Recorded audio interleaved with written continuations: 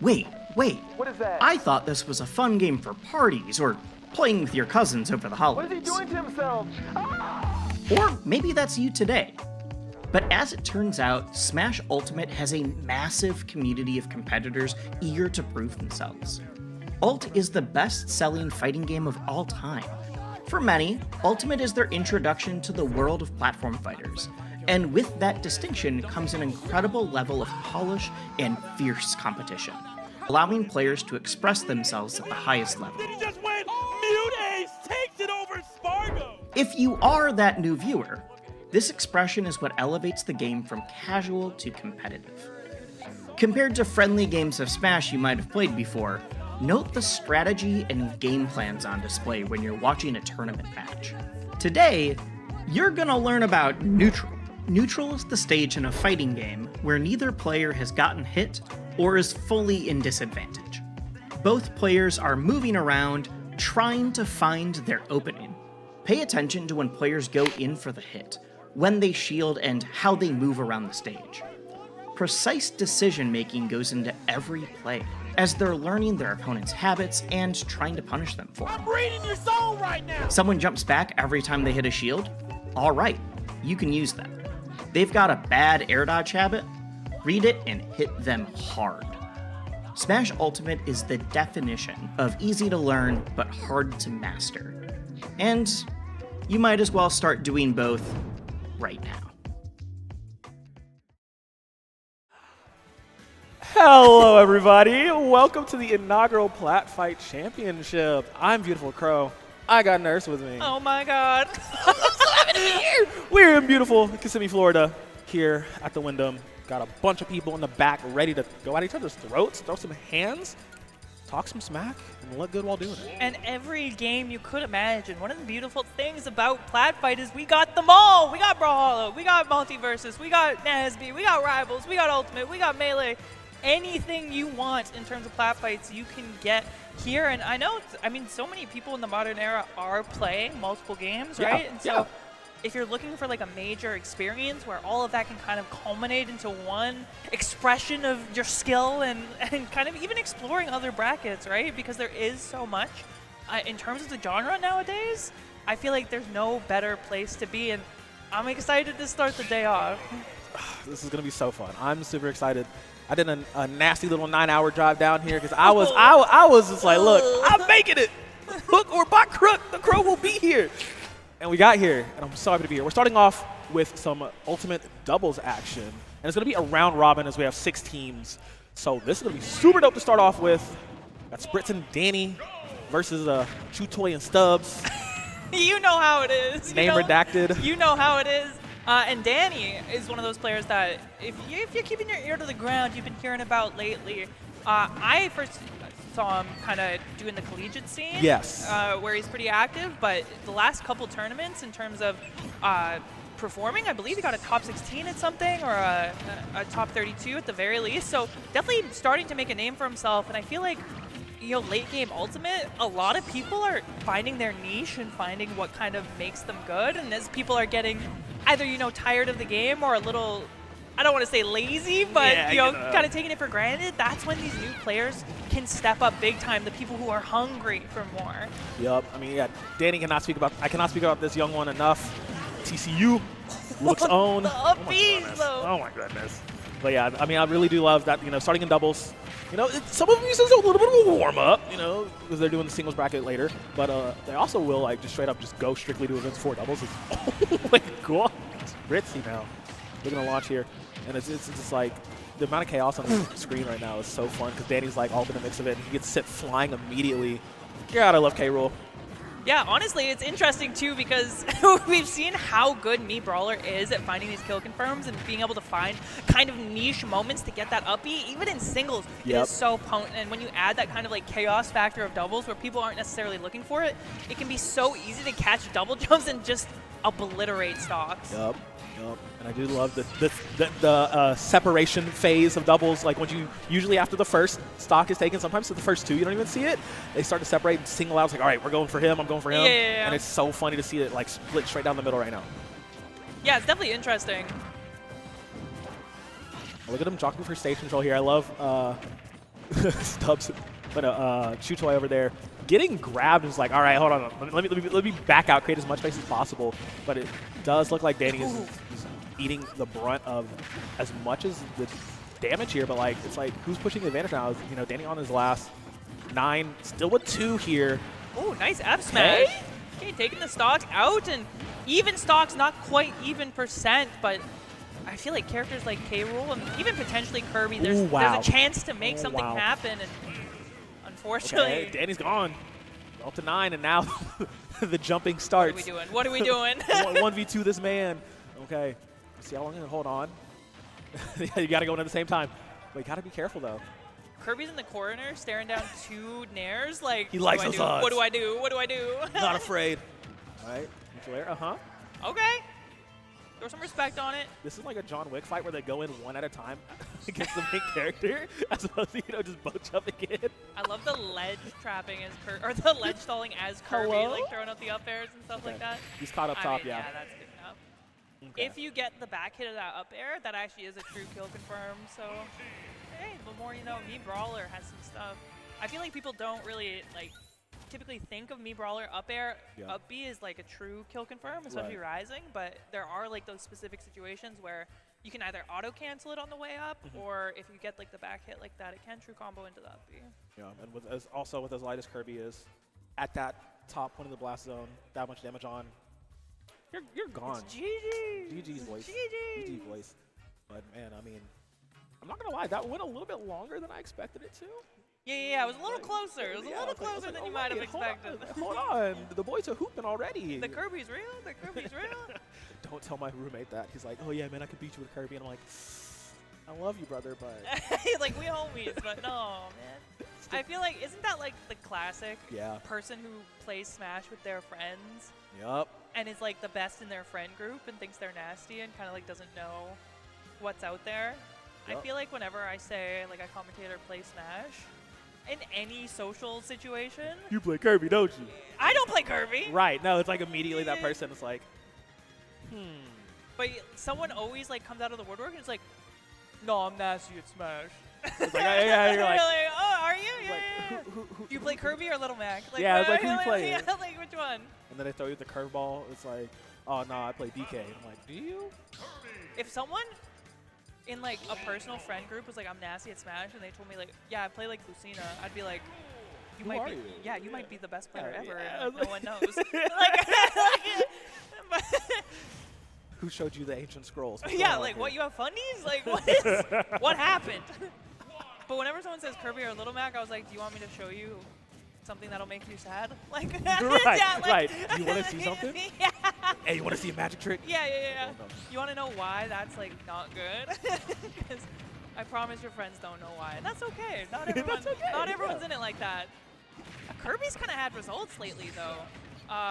Between J-Jaw and the Mexican Kirby, Gilhu, I think is. Oh wow, yeah, I'm you're right. I'm probably pronouncing it completely wrong, but there have been 2 Kirbys kind of putting up numbers in terms of making it to top 8s fairly consistency and winning some matchups that they should not be winning. Something's in the water, I'm telling you. J-Jaw beats Icy Mist. Like, Samus, like, what are we doing? It was a bad day. Bad on the day. I respect it. I'll never talk bad about my little Icy Mist. Speaking to this match, though, first stocks. That's the classic. That's the classic. Yep. Why are you under me? What are you doing? We're going back to Smash 64 with that one. back on the playground. Since 1997, Let's brother. go. That's how we've been doing it. Muscle memory at that point, you know? All the neurons are firing. It's like, I remember this. It's like the Alamo. All right, 2 stocks apiece. Somehow Stubbs still has his third.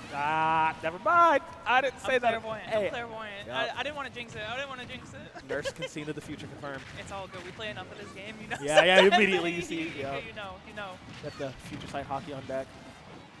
Man. Yeah, 140 on K. Rool. Not too much you can do to contest him off stage as either of these characters. Ooh. And honestly, the extended hitbox, it seems like hitting Me Brawler actually extended the hitbox into Wolf. A little unexpected, but he'll definitely take it in a situation like that. Still desperately trying to find this kill. Now deep off stage. Me Brawler, not the best recovery of all time. Danny made it back, thankfully enough. Okay. Osh. still in a very scary position on their last. Hasn't really been able to make a splash here in game 2 compared to game 1. And oh wow, The you're gonna get caught. cannon! Yo, you're gonna get caught with that one.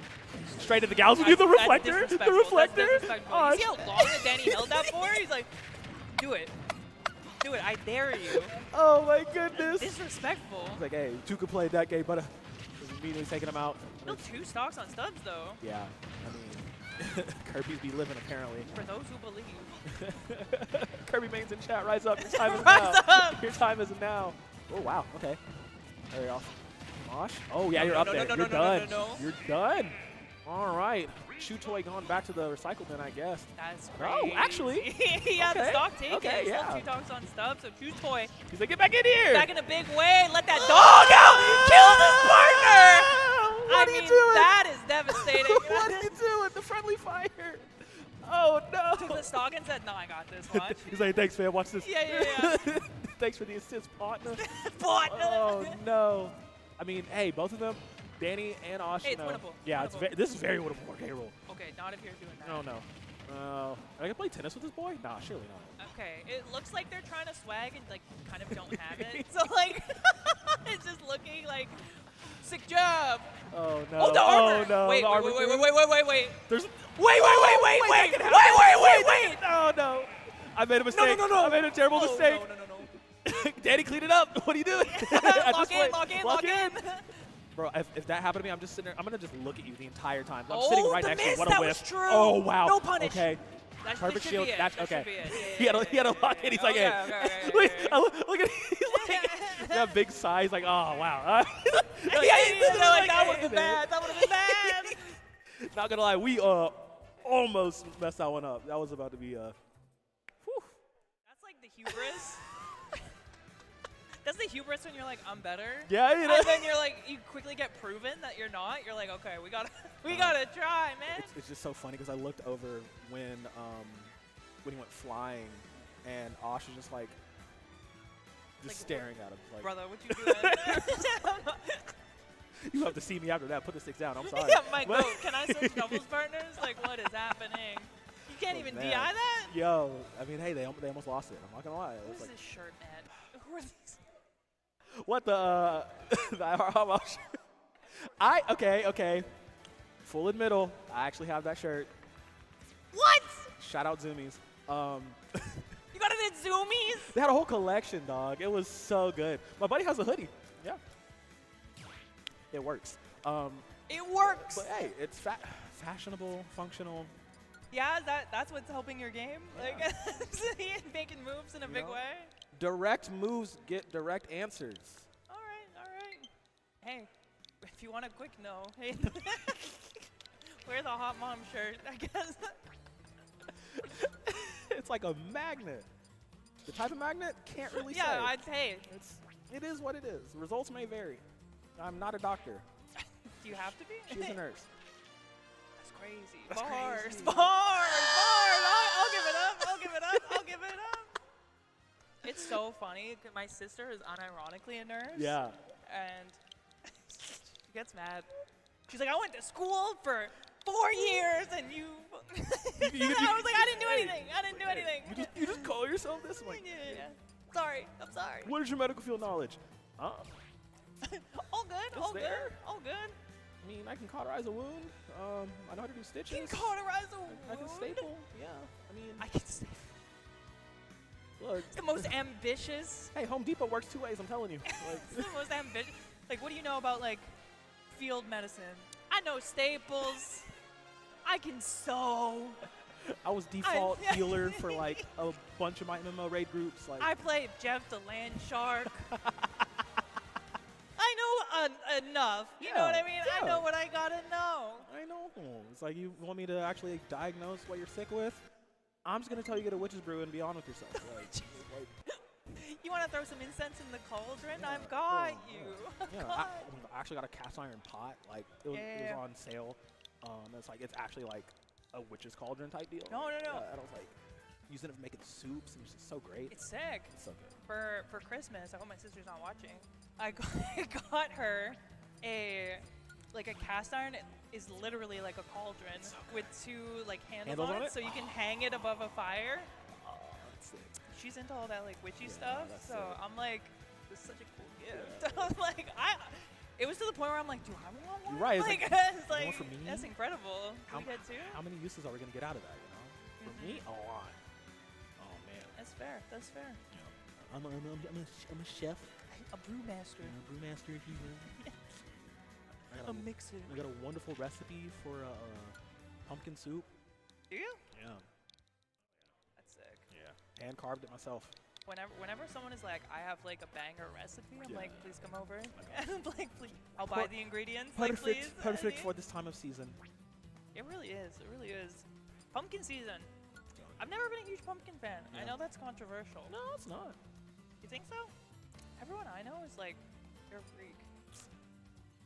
Some people like pumpkins, some people do not. I'm more of an acorn squash guy myself. Acorn squash. What is Yeah. acorn squash? So I don't even know. it's like literally think of like it's usually like greenish orange. It looks like a torpedo almost. Like, Okay. They're smaller on the squash scale, Yeah.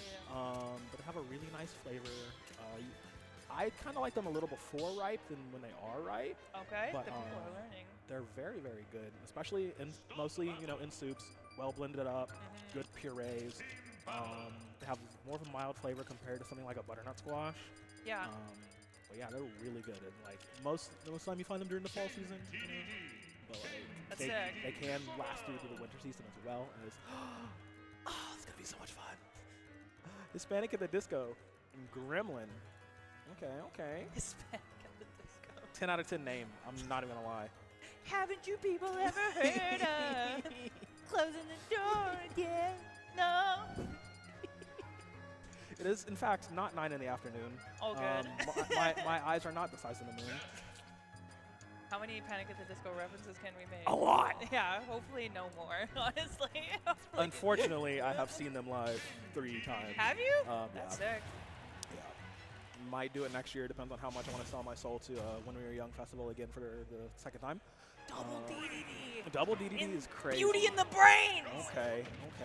Wearing the objectively best DDD color, BT does. The pink goes crazy. Which one? I was like- The pink goes crazy. I respect it. I like the pink one.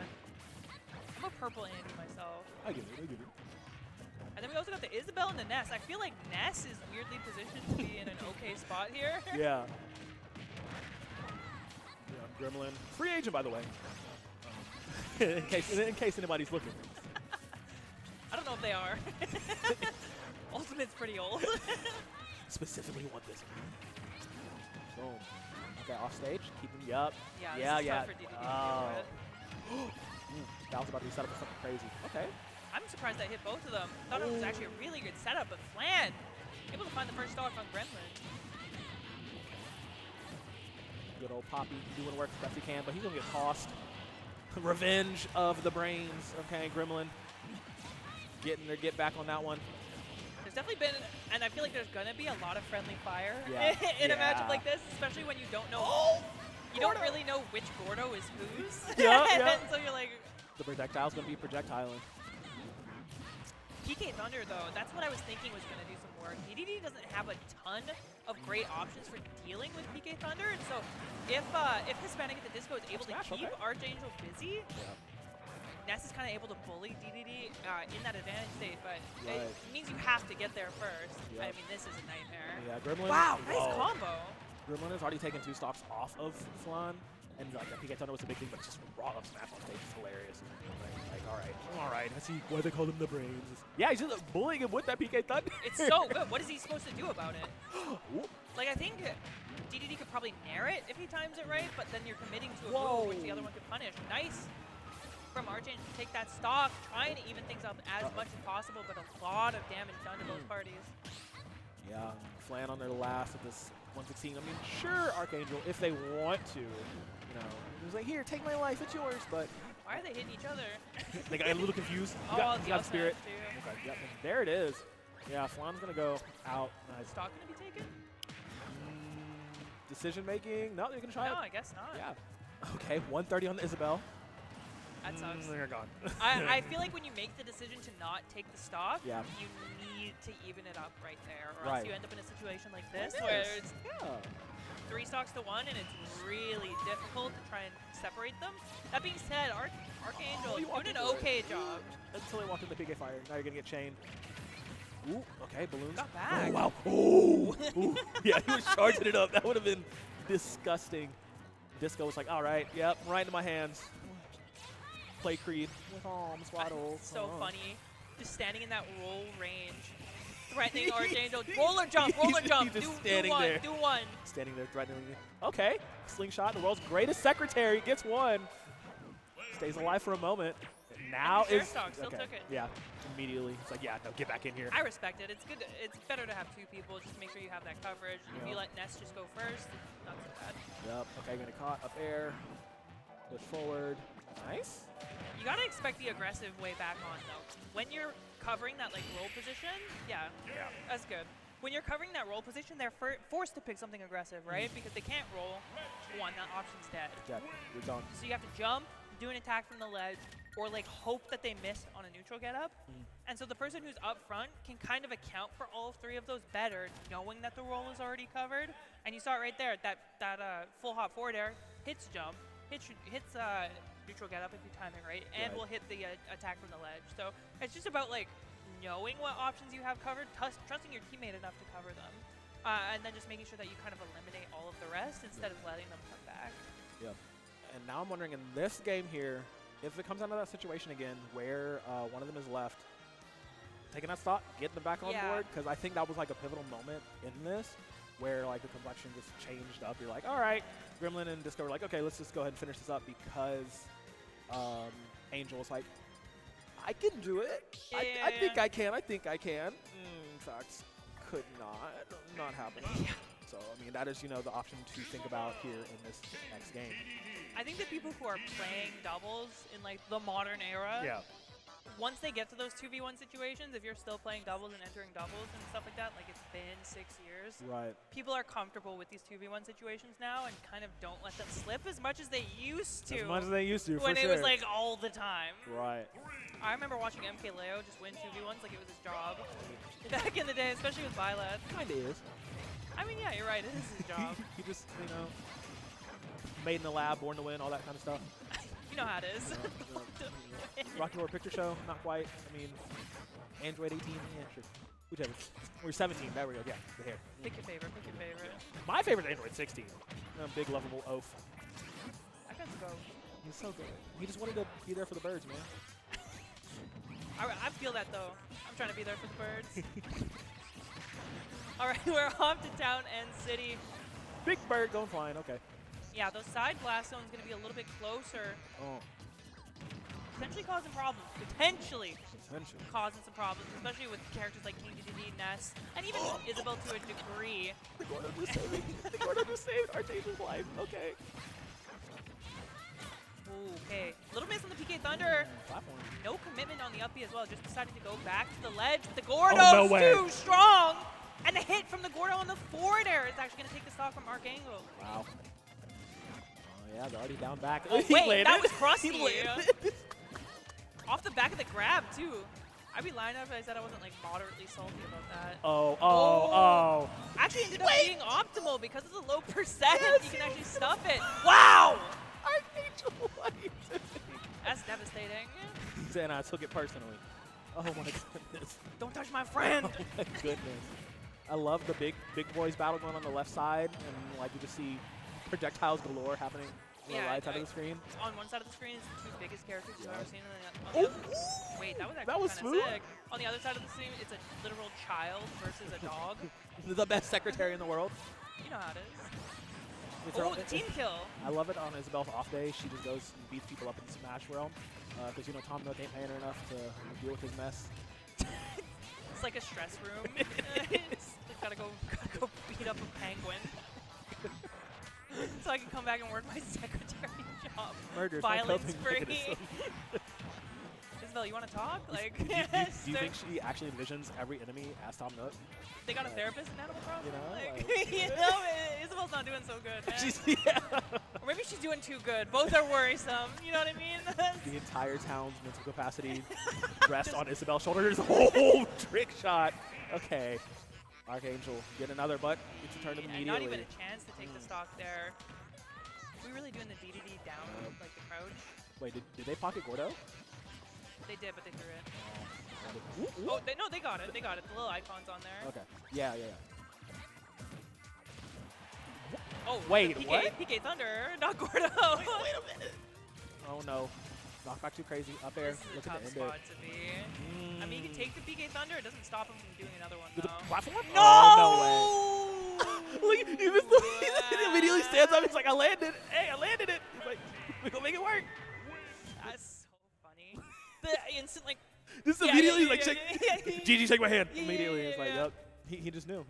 GG. That's going on Twitter, by the way. That's going on Twitter. Hope Clip that's it, okay. ship it. Yeah, Let's go. Let's go. Wrap it What up. was it? All it was Jet Hammer? Yeah. No, it's all good. That's the meticulously held Jet Hammer. He's like, I'm gonna land this. I promise you. Yeah, that was definitely in the pocket for like 15 seconds. We're like, come on, come on. To end the game, the Jet Hammer. Oh my goodness. It's like, this is my chance. Like anime flash. Like, yes. You say run, plays in the background. Plus Ultra. TikTok edits on that are gonna go crazy. No, oh don't put me in goodness. that. Don't put me in that. I was already in the edit for Toragiri beating MK Leo. Don't put me in another one. Like, no. Not ready for this fame. I don't want it, man. I don't want it. Not on the DDD. That's your actual claim to fame. Yeah, DDD Immaculate Hammer. call. Yep. I've been doing my best, guys. I think I've reached the top. Really appreciate that. Oh my goodness. The MVD? Yeah, it is Yes, MVD. in this modern era. Yep. Who are you sitting down with? Seabreak. That's Seabrick? I have not seen him in a long time. Me neither. No. It's one of the OGs. Both these guys are OGs. I feel like that's probably why they're teaming together, but... I feel like when you go back to like the Brawl era Smash players, I think it's finally we've gotten to the point where a lot of those guys are kind of like, all right, Yeah, how much more Smash do I want to be playing? Like, yeah, let me take a little bit of a back seat. Let's just slow it down a little bit. But yeah, mostly just be chilling in doubles or going on more locals whenever they have the time to.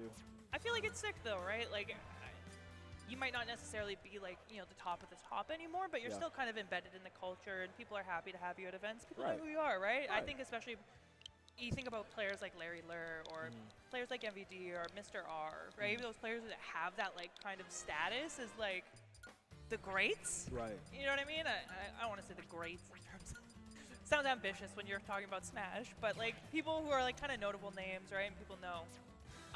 Even if they're not doing as well in bracket as they were, and that's not to say they're doing bad, but they were top 10 at one point. It's sick to have them at events just for the culture. Yeah. I love MVD so much. He's one of the most charismatic people. He's just so much fun. Like, this lovable lad. I believe he qualified for a different event here, I want to say. I need to check that. Did he?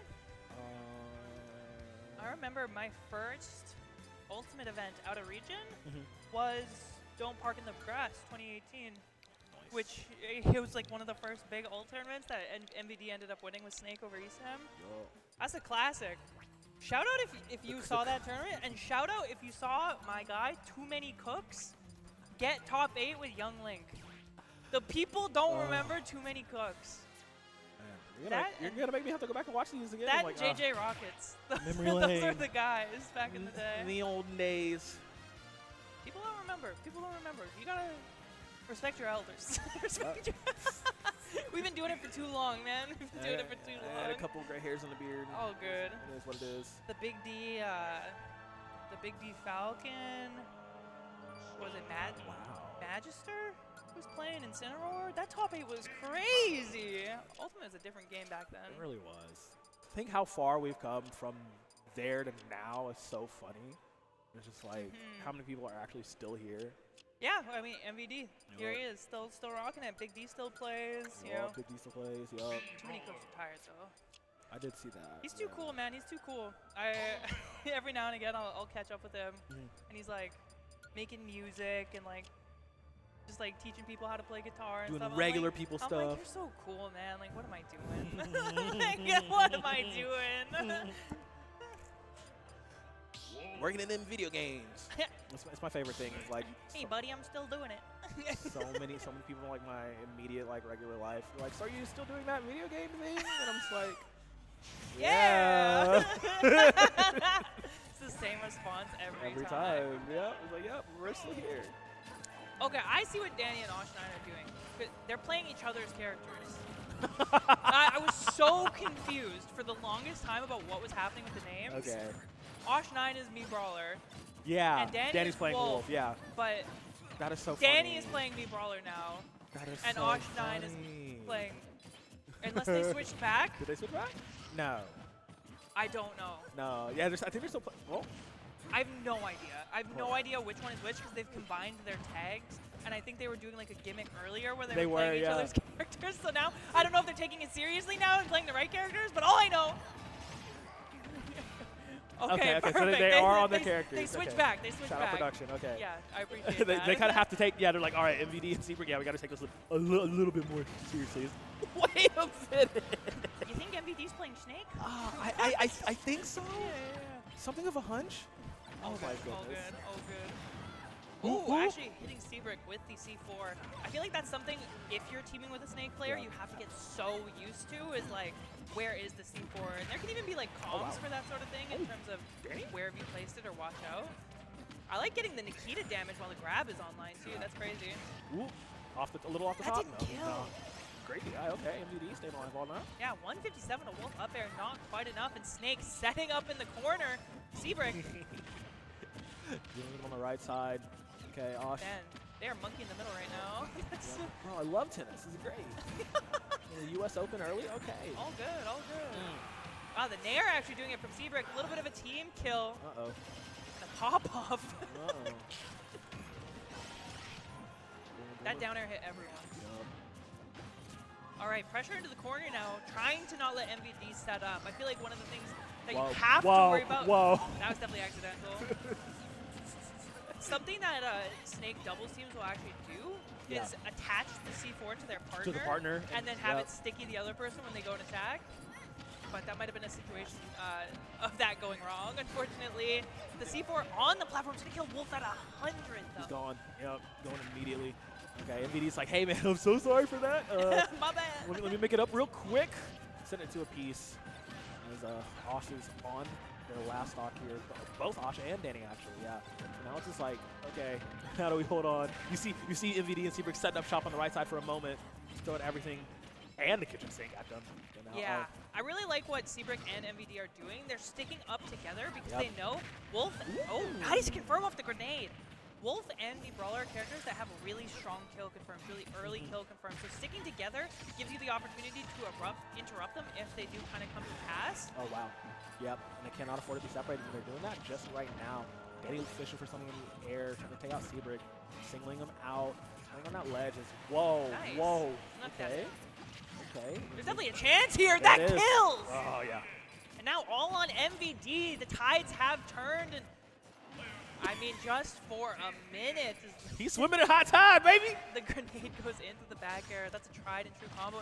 I don't think that was the best DI on it either. I feel like that definitely could have been, you know, Osh9 probably could have lived that percent. That being said, Wolf, not the worst character in the world versus Snake. It's going to be really fun to see if he can bring this all the way through. Because, I mean, he was already sitting at 90 like the entire time that MVD came off this last stock of his. And now it's really just closing it out, paying attention.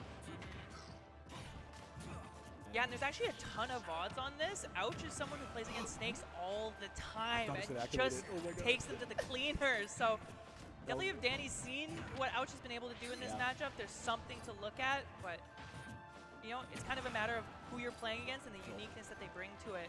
Right. Back air definitely will kill at this percent, but I don't know if an up tilt, even another one, is going to be enough. It's definitely for Wolf, not for Snake. Yeah, for Snake, it will Snake, be enough. Yeah, Snake's got it. Wolf, maybe. Ooh, wow. Oh, Danny, yo, the quick hops, he landed immediately on that mine. I was really having to pay all the attention. This is so scary. Yep. Oh, and actually allowing MVD to mess up there. Doesn't read the air dodge, but catches MVD swinging. Okay. And what was looking like a dominant game for MVD and Seabrook actually goes the other way. It was so interesting because I think it was like that last 2-minute mark, I want to say, like right when Seabrook lost their last stock, immediately, like within that 8-second window, I want to say, MVD lost his second stock. So like there was no chance for like a tag in, bring me back in. Nothing like so that. there was no chance, like the rhythm was already set. And like we saw Osh and Danny like hey, pause real quick, new game plan. Yeah. let's just run to these fools, like, you know. So like their change in pace and tempo really worked out in their favor in that final minute between MVD and Danny, which is It's careful, very careful. And I actually think MVD played it well, right? You saw him slowly taking stage with the grenades, pushing Danny into the corner, but I think it was that final moment of blowing himself up with the grenade. Yeah. Gave up all of the stage space that he had actually earned and set himself up in a scramble situation that he just ended up losing. Yeah, and it was really scary because like there were multiple moments where Danny was on, on the mine in a moment where, could have taken a stock, but it just hadn't happened that way. And now MVD and Seabrook here, game number 2, seeing if they can, brush that off, be like, all right, reset, Yeah, let's get it going. Yeah, we're good. I We're vibing. think something either MVD or Seabrook or both really kind of needs to work on is how often Seabrook is getting hit with grenades in C4. Yeah. We saw multiple times last game, Seabrook lost his stock. He lost the stock, right, yeah. To a C4, and then actually lost his stock as well to a grenade kill confirm. So it was a little tough. That being said, you're kind of willing to take the trade in that particular situation just to get the stock offline. Yep. And quick 2 stocks taken both on Seabrook and on Danny is wow. Okay, yep. Confirm off the top. He won. It's amazing. All right. And this character's mid-tier, by the way. Yeah, has those moments of brilliance, as they say. Many people are saying this. Oh, nice. Wait, Nair he's from the still ledge, alive? actually Oh, 2 he's dead. frames, and then Both of them, Osh9 sends himself to hell. Look, Sayonara. My people need me. We can't have people thinking me brawler is good. hey, he giveth and he taketh away apparently at this point. Hey, if you jump off stage in Nair, yeah, You're you might going not down. get back. You might not get back. You're yeah. going down. I got respect for that. Not quite a blaze of glory as he intended, but I mean, I like the confidence, though, right? You Yeah. can see Osh9 kind of not phased by it, still willing to go off stage against Seabrook. And B-Brawler, not a character you typically associate with that off-stage presence, but I like it a lot. Danny, on the other hand, still 3 stocks to his name. yeah, that man is breathing heavy. Okay, Seabrook's like, no, too good for too long. Yeah, Wolf yeah, Nation stand yeah, up. MVD's sitting at 151 here, very scary. Potentially going down to his last stock, like if they can get their hands on him. But Seabrook's doing a good job of, getting the aggression of both Danny and Osh here. Yeah, and I think Osh9 is playing the... Oh, they're standing with Whoa, that hit everyone. Everyone went up. Okay. I think Osh9 is playing the shot put version of Me-Brawler. Yes. Something interesting that Me-Brawler can do against Snake, if you play the Power Punch version, Okay. it's not called Power Punch, but whatever, the neutral beat that's a punch. Yeah. It has armor. And so Yes. if you hit Snake with it, it'll actually tank grenades on the way down. So something that's like uniquely good against Snake in particular, if that's something you're comfortable with doing in matchup. Okay, that's Seabrook, and they're looking for him off the top. And I mean, that this should, is so hard. Barely living off that one, man. Tickled the blast zone for a moment. Jump back is okay. Get the tilt. Do you let him take the stock, or do you let Danny just close it out? Yeah, he takes the Yeah, stock. he's like, yeah, we're bullying this fool. He's on his last one, 125. Oh, Gotta end it. don't! No way. No way. All right, well, that's if you want to give him a chance, that's how you do it. Oh, bro. If I'm Osh9, I'm a little frustrated, right? Like that's the only way he can get back into the game, Yep. and that forward air is not even true. So thankfully, Okay. Danny able to close it out, but Osh9 caught slipping a little bit because Yeah, I that mean, was- you know that's what he's going for, right? Right. He has to. Right. That was a little overzealous. All good. Took the hot pocket out a little too early, but It's like he kind of went like, hey, if we lose, how did we get there? Let's do that. oh man. Let's do that. How can he kill me in 0? Back throw fair? It- Let's head to the ledge. It's literally like, hey bro, don't worry, I got this. Watch this. I'm watching it. Yeah. And you're letting me down. No. Like, I was like, I want you to know I'm gonna invite you to my funeral so you can let me down one last time. Like, that's where we're at right now. But man, It's like when you're trying to show off to your friends and you're like, hey, check this out. I'm nutty. Hey, check this out. me when I try to grind that rail in 3rd grade. Did not end well. It's a core memory for you. That came out like Very from the heart. Yeah, that core was- memory. Very much a core memory. It went straight to the core. All good, all good, all good. But Danny and Osh avoiding Really nice, yeah, good absolute win. disaster twice in a row. Yeah, well, like the first game was a comeback that ended up being Yep. nice. The second game was like, don't toss. don't toss, drop yeah. it. Oh man. But yeah, we're gonna keep going on. Still round robin, I believe. There's 6 teams, not 7. Nice, yeah. Honestly, Danny and Osh and I, we were talking about it a little bit earlier, but in terms of singles, both of them are players that we expect to be doing well at this event, right? Both seated fairly highly, but I think even on the major level, not as common a name, but if you've been paying attention and you've been kind of like either watching brackets or grinding in brackets, they're names that are becoming more familiar. Yeah. More familiar for sure. For sure. Like I said, I absolutely love Danny over at Lubbock, I believe, in collegiate. Yeah. And like doing a real fun time there. Like I said, just been having a blast watching them, like especially like this past year. It's crazy. That being said, Battle of BC absolutely is coming back. Battle of BC 7 is coming back March 28th to March 30th in Vancouver, BC, Canada. And you can get $5 off with code Platfight if you go and register right now. And I have to tell you, right now, Battle of BC is an event I have been to since Battle of BC 2 every single year without fail. And every single year, it is the highlight of like the events that I go to. I would not miss Battle of BC for anything, whether it be for the Vancouver atmosphere, the Canadian player base. And honestly, you know, Battle of BC has a history of flying out like weird, kind of like up-and-comer type players to kind of make upsets in bracket and make it interesting. It is the event to be at. And with Rivals 2, Melee, Ultimate, Street Fighter, Tekken, I feel like there's something for everyone at Battle of BC. And I mean, there's no better excuse to go to Vancouver. I might have to make a run out, but of course, before I do so, I'm gonna get some new threads. Platfight 2024 merch shop. Check out the official merch of Platfight 2024. We got shirts, got stickers. If you are in chat, use the !shop. It will bring up that link. Support the shop event directly. Beautiful merch made by the community members, based artists like Takun, Guppies, Shrug Club, and Porky. Like I said, shirts, hoodies, totes, stickers. Got the bags. Look, the Plat bucket hat. I saw that. I was like, yo, that is so sick. The Orcane mug and the Zetterbird pop shirt is actually crazy. I'm definitely picking some up for myself. And also, check out the exclusive skin drop. You can get the new Platfight Slam Dunk Rando skin for only $5. There's only 1,000 available. You can get it at platfight.com/shop, and all of the proceeds directly support the event. So definitely get yourself a cool skin. Only $5. That's cheaper than your average Rivals of Aether skin. Look, only 1,000 available, so like, you gotta make sure you scroll all the way down to the bottom. You want to flex on your friends? You got it. You got it. And shout outs to Zenny, actually, for coming through sponsoring Platfight.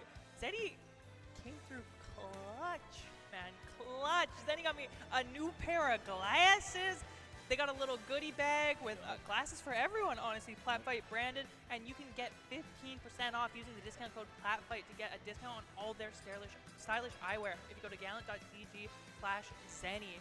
The huge shout out to Zenny for making this event possible, and honestly being such a cool sponsor, right? I feel like glasses are such, I mean, look, yeah, I think people on the screen got glasses. You know, yeah. I got glasses. Everyone got glasses. It's Yeah. such a cool thing, and even if you're doing it from like a need perspective or a stylish perspective, you know, when you have like cheap options, there's definitely different ways to go. So huge shout out to Zenny.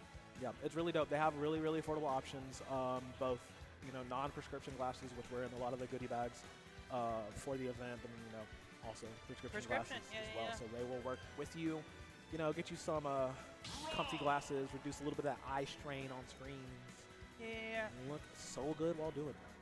Yeah, and they got a bunch of cool stuff, like you can tint the lenses different colors, like super customizable. It's stylish. It's 2024. Oh, no. We're wearing glasses for the culture.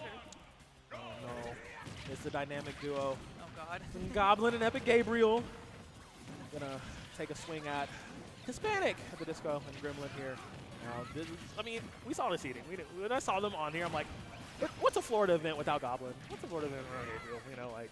Yeah, I feel like they're kind of staples at this point.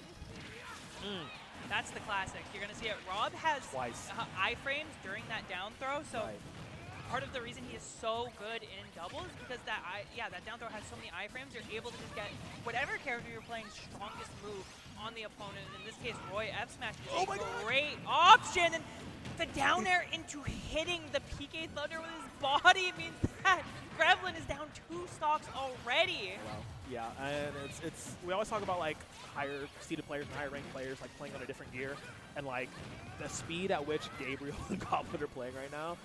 Off rip immediately, you know, taking those initial 2 stocks from both Disco and Gremlin. Nice, 2 frame. Yep. But it's just the fact that, you know, they're not wasting any time at all. Yeah. It's almost like a confidence thing, right? When you've played the game enough and you get yourself in advantage state, you're actually not thinking about what comes next in advantage state. You're thinking about what your opponent's doing. The punishes become so automatic and so optimized for what is the best in that moment. Yeah, they're just throwing off a lot of. Okay, that's just gross. Okay, just getting full charge on the smash. All right. Oh, good spot dodge down smash. He's playing ultimate. The neutral air 2 mistech from Gremlin means that whole stocks lost. Gabriel's still 3 in the bag. They're bullying this man. Let him breathe. Yeah, that's what happens when you're DDD in the last character in doubles. It's all good. Trying to commit off stage. This is such a scary spot to be in, though. No real good option off the ledge here. The footstool? What are we doing? I told you they're bullying him. Just trying to take his lunch money. Found a stock, but so many more in the tank. I wish I could say it was looking okay. And I mean, 86. He's a big boy. All right, these guys are trolling. They're standing there getting hit by Gordo. Who's mad? End it! It's not this serious! Goblin wants to give it to Gabe, but Gabe's my gosh. not quite doing it. They're like, oh, that might break shield. No! And did it just before, got to roll through. So this is what happens too when you don't play doubles enough necessarily. You know what you're supposed to do. You're supposed to set up that situation where you guys are covering everything in the corner. Is there iframes on that? Yeah. It looked like it, yeah. But you end up not doing it perfectly and kind of finding yourself in situations where you're kind of getting tit for tat at the ledge because the person's just camping the ledge. They don't know what to do. You're not going to be able to move. You can barely even breathe. Goblin and Gabriel, though, able to sort it out at the end. That down throw so reliable. Turns a down throw kind of at any percent above 70 into a kill confirm, especially in the 2v1, where it's so hard to even avoid the grab. So Rob, definitely a great doubles character. Definitely. Even though people would typically be like, oh, he's like big. Shut up. We're 6 years into the game. If that mattered, it would have mattered. It would have mattered. Rob being a menace in singles, absolutely. Rob being a menace in doubles, also, absolutely. It's especially like when you work with another player, and like the amount of different. You're gonna see so many different combos with him and Goblin. It's gonna be massively annoying in that regard. You don't even have to see so many different ones, right? Like the can, down throw F down throw smash is so reliable. It's like, why not just go for it? Works 100% of the time. Okay. Projectiles off in the first moments of it. Getting high percentage on Gremlin. He did not have a fun game number 1. Kind of got packed up and sent on express shipping out of here. Yeah, it was a couple of particularly unlucky stocks, especially that one on the side of the stage down there in the PK Thunder. So hoping to look a little bit better on the back end of this, but what's happened is now they're playing 2 1v1s, and unfortunately you're playing 2 1v1s against a couple of the best players in Florida. So I think part of the appeal of doubles can be, you know, putting enough variance or like injecting enough whimsy into the situation that you can kind of overcome that like singles difference. But yeah, I mean, look, somehow in that last it's working. Yeah, Disco got the 1v1 up against Gabriel for a moment. Oh, no shield break on that either. I'm very surprised. Yeah, he gets it down to like the last about chip is. Oh no! Whoa! Friendly fire kind of saved Disco for a moment, but cost Gremlin their life. Oh, good. Disco 170. The neutral air from Rob actually saves him as well. All these accidental saves in the weirdest way. Oh, yeah. Okay, the armor gets through the down air as well, but the up tilt finally going to take it. But if you can have another stock like that, you're in a very good position. Yep. Okay, everyone's at 2s at the moment. Okay, Gremlin's in hell right now. Just Ralph with him on the bus. He's just, I'm in danger. Yeah, get me out of here. Get me out of here. Help! Oh, another friendly fire from the PK Thunder. Just saw DDD and was like, nah, I hate you. What's for game 1? We on a team, but I will not be disrespected. Look at me, I'm the captain now. Trying to push through. Okay, back throw. Yeah, that should kill. Okay. Nice. All right, all right. Gremlin got Goblin down to 1. Yeah, really good answer back in this game, too. And what we're seeing is not nearly as many super early stocks being taken, right? Sure. I feel like last game was definitely, especially the first couple stocks, was just a disaster in terms of losing stocks way too early. And the Gordo deep off stage. Is there gas? Oh, wow, he's there. There, does it. Okay, Nair's going to work. Yeah, but Combo immediately into spins PK it, though. Thunder. I love that. Okay, very good. Yep, keeping him alive. But now Goblin and Gabriel down to their last. See, the thing is, Disco is out with 165, but we saw him live to 195 last time. Yeah, this stock got 30% left on it. We're He's down, still all good, all good. He's chilling. Okay, never mind. Never mind. Never mind. That would have killed 70% ago. Oh, goes for the PK Thunder too. Keeping Goblin honest. Definitely would have killed at 105. The jump taken though. Difficult spot to be in. Goblin though. It's too far.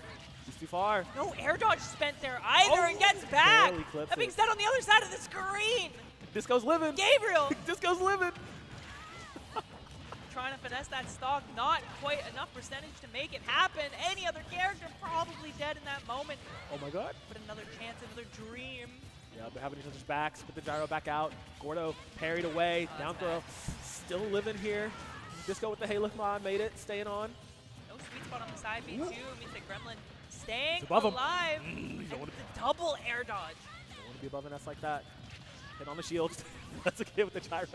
Oh, now he's done. You Yep. need to punish for Wait, it. wait, Yes, wait. Yep, that's okay. guaranteed. Yep. Immediate If you punish. know your friend is gonna die, make sure you get the Make next sure you get it. best thing. Yep. The back air comes through. Now, Wrap it up. Gabriel off stage, the air dodge to the ledge. Downer. And the neutral air, a true classic, old reliable. Yep. Back air sending him back off stage. He's gonna air dodge again. Down. Okay, okay. Good DI. Yep, staying alive on that. Great shield off of that. You back throw? Back throw. What? He's Off the gone. top? He's gone. Off Okay. the top? Am I crazy? Am I crazy? Okay, okay. Hey, they took it. Okay, That's how we win those. okay, Look, okay. I look like look how look at Gabriel No, he and Goblin are like, he looks pissed. he's like, all right. He's Yeah. like, Interesting. Yeah, he's yeah, like, yeah. What do you ban? What do you What do you ban? Like, Yeah, yeah, yeah, yeah. Go next. Has Ness What am I back throw doing? always done that? Is that what that does? Oh my god. Interesting, right? Like, because I thought I was Rob, thought it was right? Rob here. Yeah. I thought it was him. This is so funny. Like, Goblin is literally just like, all right. This is, He's like, all right, I gotta play more doubles. all right. I love this Steve fake out too. Like that was like gonna get a reaction or something. Like Can't be hovering like that. that's mental gameplay, mental damage. You don't know my Steve? Steve has caused me a lot of mental damage, I can confirm. Oh, good. You know my Steve, but not my story. Oh, that's bad. Children yearn for the mines. Oh yeah, I think. That's worse. I think Okay, they took the end of game 2 a little personal. I'm not gonna lie. I think Goblin just like called Gabriel's mom. Was like, He's like, wrap it up. this guy's not trying. Like, we got Okay. Give him a chance. Let him breathe. What are you doing? What did they say? What did they say? between the games? What happened? It was just a look. It was literally just a look between the two of them. Like, all right, let's go. It's that look of like, if we lose this, we're not friends anymore. It's like, all right, lock in, lock in. Okay, I mean, look, Disco's gonna get his revenge on Goblin, send him flying for that Okay. first one. Disco is committing so deep off stage and actually went fairly unpunished for it. Yep. Yeah, they have to have a combo. Oh my goodness. Disco almost like looked like he wanted to combo Gremlin off of Gabriel, so he thought about it for a second. It's on his last Nice. tier, and he actually Good gets it. call out. Okay. Good call out. Good. Back on the aerial. Taking that one. Ooh, good save as well. That absolutely would have killed to put them in such a tough situation. Now, at the very least, a dream, especially if you're able to catch Goblin slipping here to get him attacked. Gonna get him back safe though. It should be a punish. No tech that is gonna take the stock. Unfortunate. Oh, they spin it immediately. Okay, Good. they really want to try to get this done, and Disco's like, okay, bro, I can do this. Gremlin at 139 is in a very, very scary spot here. Yeah, especially against Rob and Roy. That's not a lot of juice left start on that stock. absorbing all them lasers. Low key though. It could help. It could help. Man, Disco's putting in work. Yeah, Disco's definitely taking the front lines on this and being like, get down, Mr. President, get down. So this is not the death of the Bachelor. Will not be going. Whoop. A little bit of a commitment. Weak spots from Goblin, and eventually the weak spot will do it. Oh no. Such a tough position now. Any grab will do the trick. Have you played Halo Reach? Remember that final mission? Yeah, that's what that feels like in this moment. Stay alive for how long? The real ones know. The real ones know. Oh man, this What? guy, wait, that's a wild swing. That's disgusting. Managed to take one. He's, hey, they quote the great Marshawn Lynch, I'm gonna get got before it gets got. He manages to get one. Staying alive I put the here. team on my back though. I'm Greg Jennings.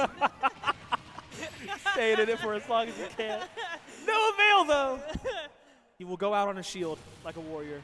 I mean, yeah. So I mean, when you compare games 1 and 3 and kind of game 2, Hey. honestly, like it really came down to those early stocks. Again, early in the game, right? Yep. That game in particular, Gabriel was able to take 3 stocks within basically the first minute, which, I mean, that's just a tough spot Love to be it. in. Even if you are playing well for the rest of the game and kind of making that comeback, it's really, really hard to come back from like an immediate 3 stocks taken. And so it was a good try, a valiant effort, but I think if you want to win that, at the very least, you kind of saw a path with that game too, in terms of, okay, hey, if we don't lose those stocks super early, if we are able to set up our game plan from the very start, it actually ends up being pretty competitive. Yeah. I mean, game 2 was just so crazy. Like, the final 2 minutes of that were just... It's tough. It's tough. Disco was putting in that work, I'm not going to lie. But it's just, some of the friendly fire was just a little funny. A little. A little funny. I love playing doubles with DDD. Gordo was my favorite move in the game. Kind of like playing doubles with Snake. Man, there's so much to watch for. But I do believe, let's see. Okay, so Goblin and Gabriel are going to stay on. It's going to be Osh9 and Danny. Okay. Makes sense. Okay, yeah, makes sense. The winner circle. Yep. The winners. The winners. The winners. That's what the people want. DJ Khaled. Bum, bum, bum, bum. Okay. Oh, Three out of 4. VO5 winners finals. Okay. Okay. Ran it all the way to the winners finals. Love that. I think this will be interesting. I think we're probably going to see Osh9 and Danny stay on the proper characters as opposed to no shenanigans. shredding my brain once again in terms of who they're playing. No shenanigans. And after watching what just happened for Goblin and Gabriel, yeah. nah, don't show me this. Don't show me this. Ooh, Charmander. Machino. Okay, Vanillish. This is nothing to me. Nothing. You're poor. You're poor. sorry. Come at me when you got the real boxes. Sorry. Let me know when you pull up with real boxes. I got toxic. One pack. What? One pack. I will go to Target and buy 3 boxes right now. Let's go. What pisses me off more is there's packs here. Yeah, there are. The merch? In the merch, yeah. There's packs. You can have physical cardboard. Go to the vendor's alley. BT Dubs. What are we doing? What are we doing? Are they still pulling more? That'd be crazy. Here's the thing. I would respect it if you pulled like a pack on stream. And Yeah. Like, yeah, let's do a little opening together. You're showing me virtual cards. Hey, the most CGs count too. Not gonna lie, I spent a hefty penny in a original Pokemon TCG. You got it. I'm not built like that. I played Master Duel for a little bit. Yeah. And then they were like, oh, you got to start spending money. And I was like, oh, nice. A limited edition from the This is from the starter old. deck? No, this is from the the box 10. set. Yeah, the box 10. The 10, The original 10. Mwah. I used to have, before I had the flip phone, Yeah. I had a case like that, and I had a collector's rare Hungry Burger. The people don't know about Bro, people collector's rare don't Hungry know Burger. about it. Oh my It goodness. was so funny. They announced it like 2 years ago. They're like, Yeah. yeah, we're making Hungry Burger a collector's rare. And I was like, So I crazy. have to have it. They're so bold for that. Like, It's a $50 well spent, I'll tell you that yeah, much. they were bold for that one. Oh my goodness. Yu-Gi-Oh's classic. I feel like it's hard to get into though, especially now. There's like a pretty big price barrier Yeah. in terms of like Definitely harder to the get into. good cards are super expensive. Yeah. I still be having fun on Master Duel sometimes, though. Master Duel is fun, especially if you're glory playing like Campfire Dragon in the modern era. I still somehow get by with heroes, so. They're always going to live. Literally always. Yeah, they're always going to throw some like level of support their way. Oh. Okay, okay. Oh, off the top platform, that might kill. Wait, yeah, is he done? 58% is good enough. You get caught by me, bro, on that top platform. He's going to take you for a ride. Yeah, you're going up. You want to see the sky? I got you. First class, baby, straight to Mars. And we were kind of talking about it before. One of the strengths of Mii Brawler in these settings is it gets so hectic, it gets so crazy that you're not necessarily expecting your double jump to get called out by Mii Brawler up B, and that's like where he thrives on taking those super early stocks. Yep, and on this build as well, you're going to see him random shot put just in the corner. All good, all good. Oh, almost right there, but nice, good commitment off stage. Now Gabriel's like, hey, get out of here. Okay, revenge for the first stock here. Ugh, Goblin at a high 123 here. Him and Danny have been boxing a little bit in the corner. And the nice punish with the up smash, just good enough to take the stock. I thought maybe the back air would come out, but it honestly might not have even killed. So good stuff from Osh9, recognizing the move that will for sure kill. Yep, and to reiterate, this is Winners Final, so it will be a best of 5. So they could be playing for a long time. There's room for error. There's room for error. Right. You can yeah, a little wiggle room, a little breathing room too. All right. Back throw off stage. The commitment forward air. Still going to make it back. Oh! And Goblin caught slipping right at the ledge. The down throw into the F smash is going to take that stock. And Osh9 and Danny losing stocks back to back. And now 3 stocks apiece on each team. Oh, man. Oh, man. It's tried. All of them are just converged in that one pocket for just a moment. And Danny's like, thanks for the setup, boys.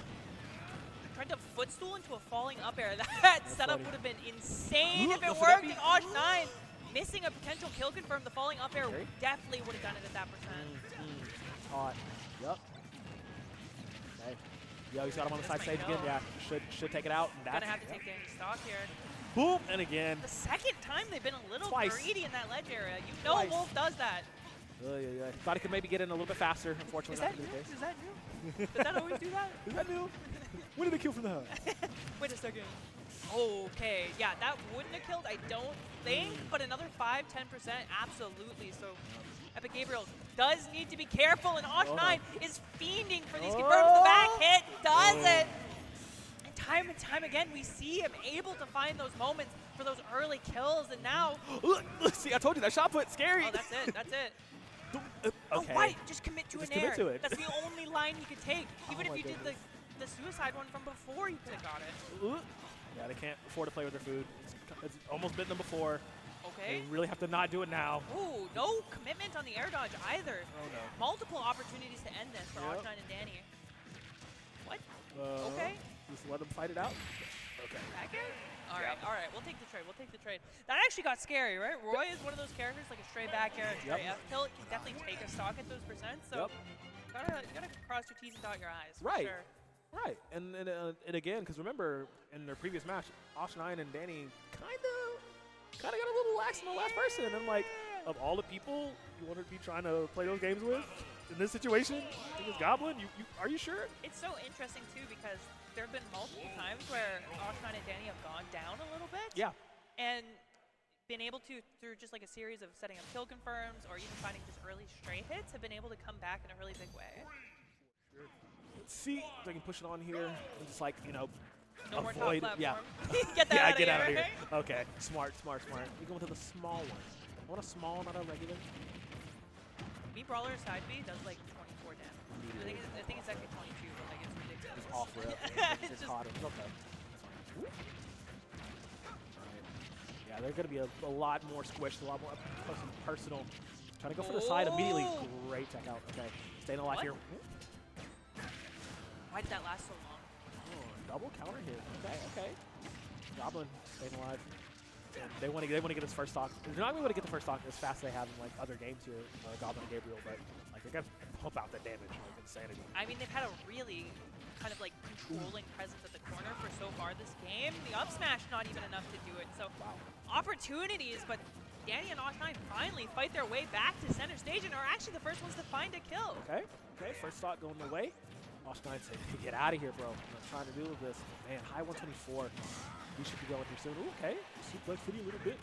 Goblin's having a little trouble catching roll-ins. We've seen a couple times where he's kind of fiending for those kill confirms. I like the offstage presence there, but he's kind of fiending for those kill confirms, especially on rolls away or tech place.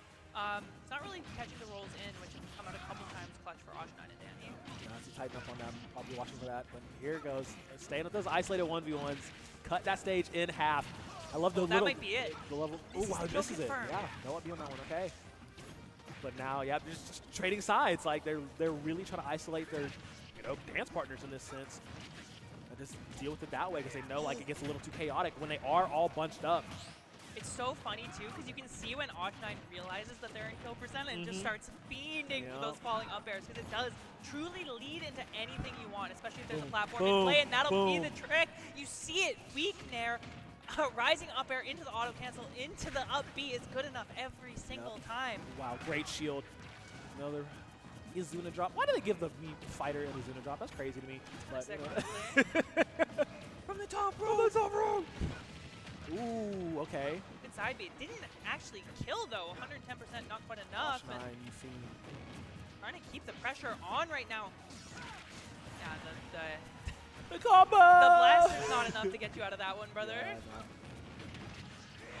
We'll take it here. Somehow, Goblin hasn't lost his shotgun quite a little bit of a minute here. Yeah, he's definitely on the weaker edge of things right now, but I mean, the problem with it is me Brawler's able to kill Rob at this percent, right? And so what is typically a character that is quite challenging to kill is actually threatened a lot more often than he normally is, which means stock tanking becomes so much more important, but it also becomes a little strange in terms of the character that's doing it. Okay, Goblin stayed on that last stock for as long as he could here. Now, this is the point where Osh9 and Danny, they have to, just end it. They can't play. Yep. This won't kill unless he DIs in. Yeah. All good. Yeah, all good. Only 65. He's chilling. Man. The next one will though. Yep. Air dodges off stage. Really good recovery from Goblin, staying off stage just long enough to make everything happen. And the kill confirm on Danny, unfortunately, has another stock. The air dodge caught, and I think actually could have probably committed with a down air there if he wanted to. Has to regain neutral control. Not going to happen. Got to keep him on this left side. They're keeping him off stage as much as possible. 120 here, another flight. He's dead. No jump, no Nothing recovery. You can do about that. Yeah. No. Okay. That time, see, they finished it with urgency. Yeah, that's what I'm saying, right? When Roy has to recover at that angle because he's used resources, both characters who have that kind of like lingering nair are able to cover that line even if they trade. It's so good. And so recognizing that, Danny in particular, just closing out that stock, not allowing Goblin to find those stray hits. And Osh9 and Danny, we were talking about it at the very start of the bracket, the up-and-comers looking to cement their place 3-0 in the grand final side of things right now. Yep. It's going to be fun because now we're back on Plat Stadium where we have seen yeah, me Brawler's still good on this stage. They're just like, they've done some terrible, terrible things in the opening minute here. That's definitely true. That's definitely true. See if they can keep that going, but nah, Osh9 and Danny are like, Yeah, not some basic hombres. They're going in. They're doing so much work immediately. Everyone gets hit by side B. You know how it is. A little bit of tornado. Commitment from Goblin on the up B, and honestly, Gabriel has been hitting Goblin with a ton of neutral Bs. I think that's the third or fourth one I've seen this set. Yeah. So a little bit of miscommunication between the squad, and a little bit of miscommunication between Osh9 and Danny as they both get hit with the up smash. Flying through. Still staying alive though.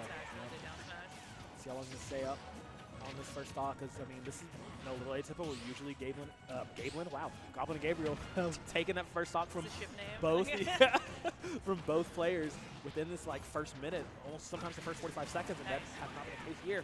But finally we'll get one off of Danny. But I mean Goblin is so high at the 142. This is scary position for him to be in.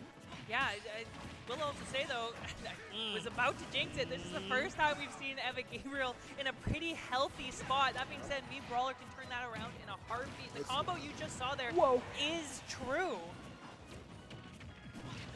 Okay, Danny. Yep. Back throw. Okay, you got it. He's gonna get grabbed by one of them. He's sitting on the ledge. Got the rob there. Yeah, juicy grab. Opportunity. Make him send him flying immediately. Wow. Stat spot now.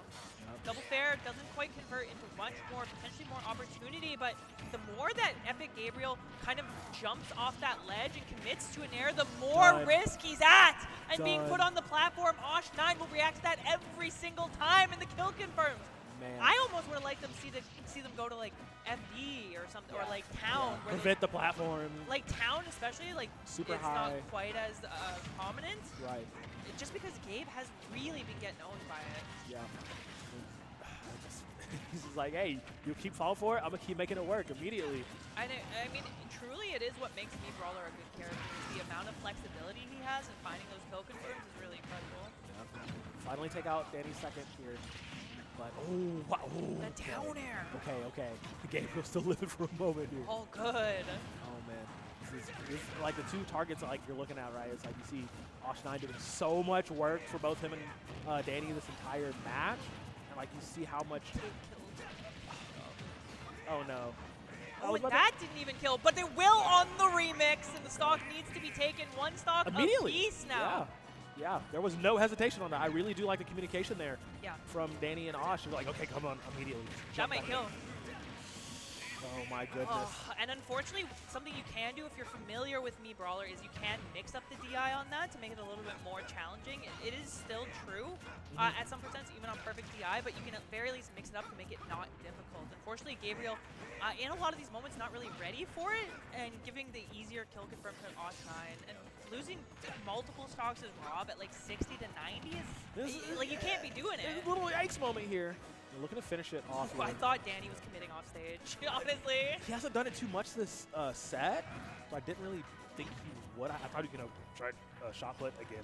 But, I mean, once again, it's always down to Goblin in these last moments, and, like, they just have to, you know, genuinely stay on him.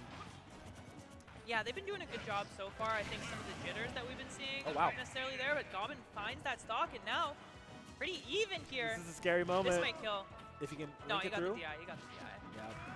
Very nice job holding onto that second jump as long as possible, not reacting to what Osh is doing. That tech was so clutch, too, because Osh was so ready, and the high recovery goes really unpunished. Yep. Daenair? Okay. Nice. Nice up B connection. He's fishing for it. Wow. He had the read to Osh9 a couple of moments here. Goblin. Don't drop that shield. Very clearly scared of this Nair. Yep. Oh, this is bad. Oh, no, This that's is very bad. That's going to be it. And because the jump was caught, the shot put is guaranteed. And that's going to shot put both of these guys in the grand final side of things. Congratulations to Danny and Osh9. For getting to grands, man, what a run so far. And I think definitely, I wouldn't have said that they were the favorites, but I definitely would have had them as like a dark horse. Right. Dark horse team coming in to win, and they're kind of proving us right? Yeah. Like, I mean, I loved, like, when I was looking through them, like, the pairings. I'm like, okay, you know, like I said, I typically see Goblin, Gabriel, MVD, and I'm like, okay, yeah, Oh, okay, you cute. We got, okay. I see you, Danny. Okay, I see you, Osh. Very nice. I love the cute little mixing of the names, you know, synergy on some like Gotenks level stuff, you know, it works. So far, it's been working. Hit him with the leg. It's been working, and like now, you know, sitting in the grants. Now we're going to lose quarters here. It's gonna be fun. I got respect for it. I definitely think, in terms of like team synergy, I don't know if they're doing anything that is too like particularly like, oh yeah, they've been practicing that. Right. But I think one of the best things about that team in particular has been their awareness in doubles. Both of them have been finding opportunities off the back of like that chaos that have been allowing those early stocks, which really turned the tide of what is possible in doubles. Yeah, I mean, I really have enjoyed like seeing it's like the opening where it's like they're opting into, you know, as much as possible, but their wherewithal and the knowledge to know the timing of when we're like, hey, let's just split apart for a moment. Let's get these isolations, let's get these isolated 1v1s, and like do as much damage as we can against, you know, prospective opponent, and it's been working. Yeah, it's been working. That like the fact that, you know, they kind of 3-0 the last one, it's like, let them know. Okay. Let them know what's up. Great. Knowledge is power. Knowledge is power. All right, so we got Hispanic at the Disco and Gremlin versus Stubbs and Chew Toy running it back on the back end, losers quarter side of things. We've seen both of these teams play so far. Did they play each other? Was this the double DDD that we watched earlier? Is this a run back? Yes. Yes. Yes. Yes. Yes. Yes. Yes. Because Disco was Not an hour ago. yeah, Disco was doing his best to show off the pink fit, and yeah, if this is losers quarter, so we'll be 2 out of 3. We're back to that, but And so yeah, running it back into the losers quarter side of things, it'll be interesting to see if the same result comes about. I feel like one of the interesting things in brackets, especially when you get deep into it, is you get people running into each other who have already played. Yep. And I think it kind of showcases not just the variance in Ultimate, but the variance in like esports in general in terms of, is someone having an off day? Is someone having an on game? Is somebody having a great like a great stock, or did they find something like quote unquote lucky? Right. There's a lot of things that can be injected into like a single game that don't necessarily tell the full story. Right. And so yeah, I think there's cool chances for people in the run back to be like, I messed up, but I know what I messed up on, and I'm going to show you why I'm better. Yeah, it's those, what you do in your downtime can be just as important, if not more important, than your uptime. It was something I told when I used to coach. Like, it's very much what you take from these matchups, the knowledge that you gain is like, why did you lose? But also, why did you win? What were you doing wrong? Yeah. What were you doing right? Yeah. It's these basics, little check, get the boxes all done. And it's just, we're going to have to see like how they're, able to adapt that knowledge is, I'm going to call them Team Himbos because you got the IHOP mom shirt with the Playboy jacket. Come on, man. Like, these are some adults here. Yeah, in terms of like advice like that, I do a sport performance group, and something I like to tell people is that like whether it be like as a commentator or a TO or however you're kind of involved, the actual event is like the celebration of what you do, right? So all of the preparation, all the time you put in, all of the grinding, all of the like kind of awareness that have come from everything you've done up until now, this is the celebration. This is not the time to be stressing, or this is not the time to, oh, now I'm learning, right? This is like, come show us what you've done. Come celebrate with us at this like amazing event and show us everything you're capable of. I feel like it's so cool to come at it from that perspective of like, you don't need to be nervous. You did the work. Exactly. You did the work. You did the work. This is us celebrating the work, man. Let's show the work. Sephiroth instead of Kirby. Okay. We moving up the tier list a little, unfortunately. Little bit. Just a little. Tiny little jump. All good. What happened to all the Sephiroth players? They exist. Kind of. Banished college. I will say though, like shout out to Mirage, High-key, 18-year-old phenom from my area up in Birmingham. Shout out to Alabama for a moment.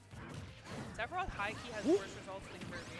Yeah, I Which is messed know. up. Which is so crazy. I mean, then again, Kirby is like the strongest being in the universe. So. Yeah, that's true. Canon, Kirby mogs Sephiroth. But Deleting unfortunately, in Smash, you'd think Kirby would not be as good. Stage here. Shoot what can get done is, I mean, can get outsped by DDD in this matchup. But it's just also like, Interesting commitment there. wow. Okay. Everybody get hit with the hammer. Oh, and actually saves him. No, he's going to do it again. No, don't do it again. We don't need another Twitter clip. The bat coming out. And the one wing, not quite enough to take the stock there. The high ceiling of Town & City. Oh, we talked about it before. High ceilings up here.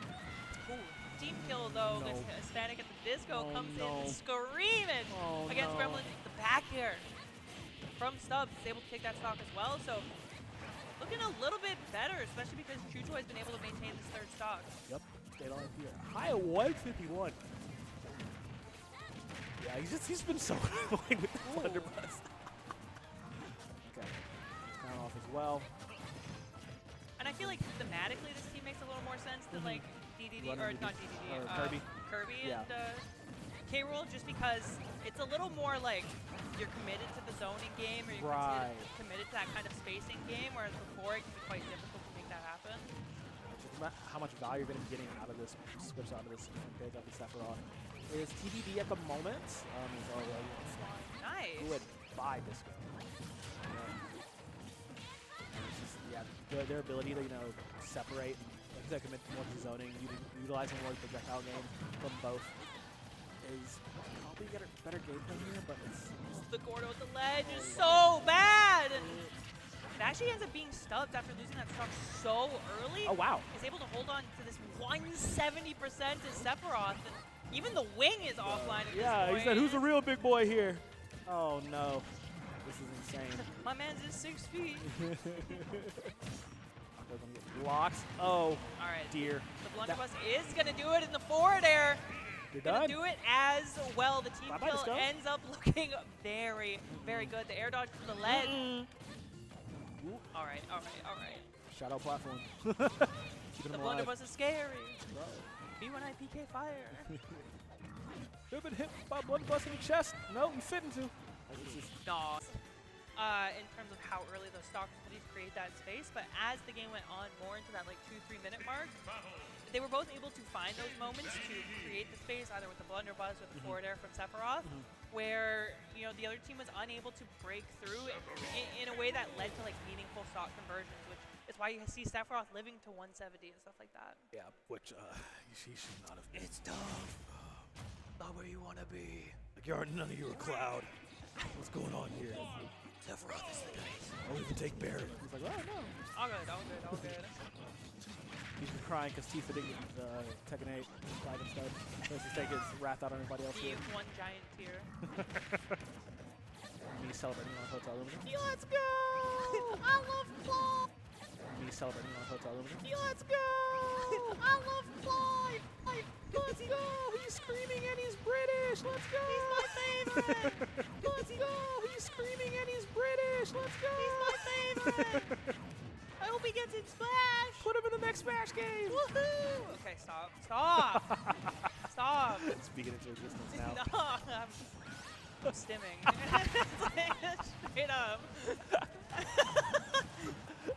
Oh my goodness, how are they already all at 100? Oh no. They're swinging, honestly. They're This swinging. game has a lot more pace than the last one. And it is, again, like looking kind of like these 2 1v1s coming through. But, I mean, you're willing to hit your teammate if it takes Sephiroth out that early. And the one wing taken offline at least for a little bit. Hitting deep off stage. And Up B, baby. you can just absorb that bad boy. Who wins? The perfect genetic specimen or one big-headed psychic boy? Yeah, one child. Oh my god, I love Gordo in doubles so much. All right, we're back. 2 stocks apiece, like nothing happened. The armor on Disco! Gabriel is steady too, keeping him safe. Man, I told you, like, Disco, whenever he gets the chance to, just outputs so much damage on his DDD, it's disgusting. Like, he's got 2 stocks back-to-back like that. Yeah, definitely. What just happened? You see, he just looked at him and said, "Nah, I won't mess you up today." That is so funny. The respect. DDD now From off one stage. king to another. That's true. That's true. That's true. The one wing online, but the Dead. DI Oh no. just good enough. Back air also air dodge. Charged up. The Oh, ledge and the counter. oh, you can't do that. It's not as free as you think. Oh my goodness. Okay, Stubbs. Making it look Really? so well, but unfortunately. Honestly. Oh man. He ran out of head and shoulders, unfortunately. So. Panic on the D-pad. Woof. Oh man. Disco swinging once again. Wait. Hold on. Fired him into the. Okay. We're operating on levels never before seen. this is- I'll tell you that much. This is new. This is forbidden tech. This ain't taught in the scrolls. It's like you got the whiteboard and like, like, the connecting wire. Like, so if you suck him up with the blunderbuss, you can shoot him into the Gordo, and then when he hits the Gordo, he'll bounce back into the PK Thunder. Like, With the armor as well. yeah, and then you arm it into the one wing, which means you get the charge neutral beat. And then he's gonna reflect off of that, and you just shoot it right back. You're like, what? Like, his suck is better than his suck, apparently. The perfect combination. The big suck, and it's just working. Oh, Sephiroth barely making that back. Thankfully able to snap to the ledge. And 1 stock apiece. The one wing is online, so a little bit more mobility and a little bit more armor means Sephiroth damage much more of a threatening situation. I would love to see some more of that up smash. It is such a space-taking tool in doubles. Again, when people are not expecting for such a big hitbox to come out, and the DI I love that. from Stubbs has been really good. Yep. And using the down air as well just to get a little bit farther. Jump back into it, unfortunately. Yep, you will be gone. Okay. Shoot twice his dash attack. All right, you Get got him it. out of here. You got it. Oh no. Okay. Look, that's a lot of chew through. I mean, Sense now too, the armor. I know we in Florida. Gator might not be on the menu, but We know it's most threatening. you fight against him and all 30 of his cousins right outside. An unfortunate SD means that game is going to Stubbs and Toy on the run back. The Sephiroth switch working, looking clean. Looking very clean. And I think definitely a couple of moments where that switch in particular changed the pace of the game enough. Even in subtle ways. Like I said, it's not necessarily like, oh, these big moves are hitting or this was necessarily happening, but like the change of game plan and being able to execute on that game plan really changed the pace of how that game unfolded. For sure. And I mean, like, game number 1 was just so... It was a lot of figuring things out, I felt. I mean, like, Disco was doing as much as he could to, like, not get the friendly fire, but unfortunately when you're playing with Ness, there's only so much you can do. Playing with that DDD, you're just like, okay, you have to watch out for Let it rock. Not only the enemy, but watch out for my friend as well. Wow, this is terrific. Meanwhile, Stubbs and Chutoy are just over here, just bogging in the corner, just like, what's up? What's up? Two kings, what it do? Yeah, I'm gonna Sephiroth forward while you do the blunder buzz. See what happens. Like, oh, boo, bro, watch this reflect real quick. Yeah, it's just like, okay. We're playing Smashy Bros. This is insane. It's like Call of Duty trick shot montage, but it's just reflecting blunderbuss shot off the reflector and hitting somebody. That just reminds me of the this stupid Call of Duty montage that pops up on my timeline every now and again. I'm like, do you really need anyone else? Yeah, and you just have 30 seconds of Mars. I think we could actually use that. Bury me. Oh yeah. Bury me. I will have to get some clipping and editing later. Like we're about to make some art. It's about to be crazy. Yeah. You got that playing in the background where you have like Gordo reflect. It's like, what are we doing, man? Oh my god. Off stage forward air DDD just. It's just you and me. Just you and me. Just DDD and Gordo. Like, it's just. Been with me with no one else. Nothing else matters. So dumb. It'll be so good. Oh my goodness. And I believe we're just rocking straight through this? Question mark? Who knows, man? Who knows? Okay. I'm here for the journey. You know what I mean? Not the destination. Yeah. It's never about the destination. Not to get philosophical on you. It's not about the destination. Unless the destination is Platfight. Command, shop, in the chat. Get some merch too. That's about as smooth as it gets. I'll say that's about as smooth as it gets. Oh, man. So yeah, MVD and Seabrick back on the stage versus Archangel and Poppy Flan. Sorry, I apologize. Yeah, Archangel and Poppy Flan. That was the other DDD team that they had played That's against. What, yeah. Yes. So yeah, the Isabel DDD on the back end of things. This is gonna be tough. I mean, like, yeah. versus Snake and Palutena. Versus Snake, that's Palutena like. is so funny. It's a little bit of a tier list diff, and it's also a little bit of a matchup diff. Isabel just got to carry. Isabel just got to carry. You know how it is. You can suck up the grenades, one of them. Ooh, Nikita. Ooh, that's cute. Are we going to a meet now? No. Nah, surely not. No. What is in the water here where people are just playing Mii's? I mean, it is Florida. Low rider. You spin me right. Break it down. Bro. Is he from Florida? Yeah. That makes sense. Yeah.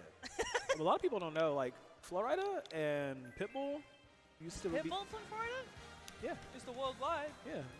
Mr. Miami? Dale. But like, it's just the fact that, like, they were, like, serious, like, rappers, and then they're, like, Were they? Then they made, like, one pop song, and they're like, there's some money. Like, this is easier. Yeah. This is so much easier. Interesting. I actually didn't know that. Mm-hmm. I'm so not... Peep first album, Pitbull, nothing like what he regularly does. Interesting. I mean, hey, if you're making money, you're making money, right? Yep. I think people, again, this is like not to get philosophical, but people often like sacrifice a little bit of what, like exactly what they want to be doing to like kind of find a niche that works so that you can still kind of like make money singing and make good money singing, but it might not be singing exactly what you wish you were singing. Hey, I'm just saying, when I retire and become a jazz lounge singer in like 5 years, like... I love that for you. I think follow your dreams. Yeah, you know. Follow your dreams. Yeah. A dark bar somewhere. Saxophone playing me out. Yeah. Cigar smoke everywhere. It's the 90s all over again. I love it. I respect it. I feel like I have so much hubris about my music writing ability. Like, I see people like put down bars, and I'm like, I think I could write that. That's just for no reason. I Puts was it in the notes app immediately. Yeah, I can't rap, but I'm like, I think I could write. Computer idea. I think I could write a banger. You know what I mean, get me on the ghostwrite. I got you. I think I got something. I think. All the production credits immediately. Yeah, I think I could make it big. It works. Do I have anything that would like prove this at all? No. My source, trust me, bro. Yeah, it's literally like Dr. Manhattan. Like, I saw it in a vision. So It's 2024. Go to character. You know what? Put Dr. Manhattan in the next match. Nurse maybe. thinks she Why can rap. It's 2050. Nurse can't rap. Like, Jesus. We'll make it work. Look, I mean, Dr. Manhattan in Smash. that'd be great. Hey, at least put him in Injustice. You know what I mean? Yeah. And just make him staggeringly OP. Like That'd be the best thing. He's just really, really OP on all of his moves, but he just like has the worst movement in the entire game. I mean, he doesn't need it. Exactly. Exactly. Just make him Ivan Ooze from the Power Ranger fighting game. Shout out if you know that one. Shout out if you know that one. I had that on VHS. That was one of my favorite VHSs because it was like the white bordered case on the VHS. Like had the thing in there. The people don't know. The people don't know about those. They don't know. Physical media reigns supreme always. I tend to buy my stuff still when I can, right? Like, obviously you can only do so much, but I like owning movies, you know what I mean? Yeah. I think it's cool having a collection and be Right. like, hey, Yeah, like let's watch a film. yeah, and you can't find 28 Days Later anywhere. So like I still have it on DVD. I saw the first clip from 28 Weeks Later for the first time, like probably last week. Nice. And I'd heard the song before. You know what I'm talking about, right? Yeah. And I was like, where have I heard this song? And it's in a movie I feel like I can't say the title of now. It has Kick Butt. Yeah. You know that one? Yeah. It's in that movie. And I was Yeah. like, I've heard this Vigilantes, before. Yeah. But it's cool. The scene was like good. I was like, do I have to watch this movie now? Yes. Okay. Let's see if Isabel can carry through. Archangel has a lot of work to put in here. Is MVD and Seabrick are just really going to gun for this immediately. And it's interesting. It's an interesting strategy, COD. Let's see if this pays off. Typically, you want to be hitting the opponent, but something you can also do is run the clock down, and you see a slight percentage lead from MVD and Seabrick means that if this does go to time, they are going to get the win. So, you know, it really is on the onus of Archangel and Poppy Flan to start engaging in moments like this, really. Right? It's like you kind of want to make stuff happen. And so now, these kind of moments where you're going off stage and kind of giving up stocks, it's not typical, right? It's not what we often I'm not used to seeing it. But there are ways in which this can be advantageous, right? And so, you know, they're having a good time. It's a mental side game. It could be a morale thing. Yeah. You know?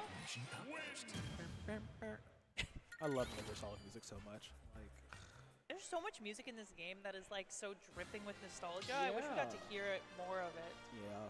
Like I wish the Castlevania stage was legal. Oh for the my God, pure, right? like, for the pure wanting to listen to Castlevania music. So good. So good.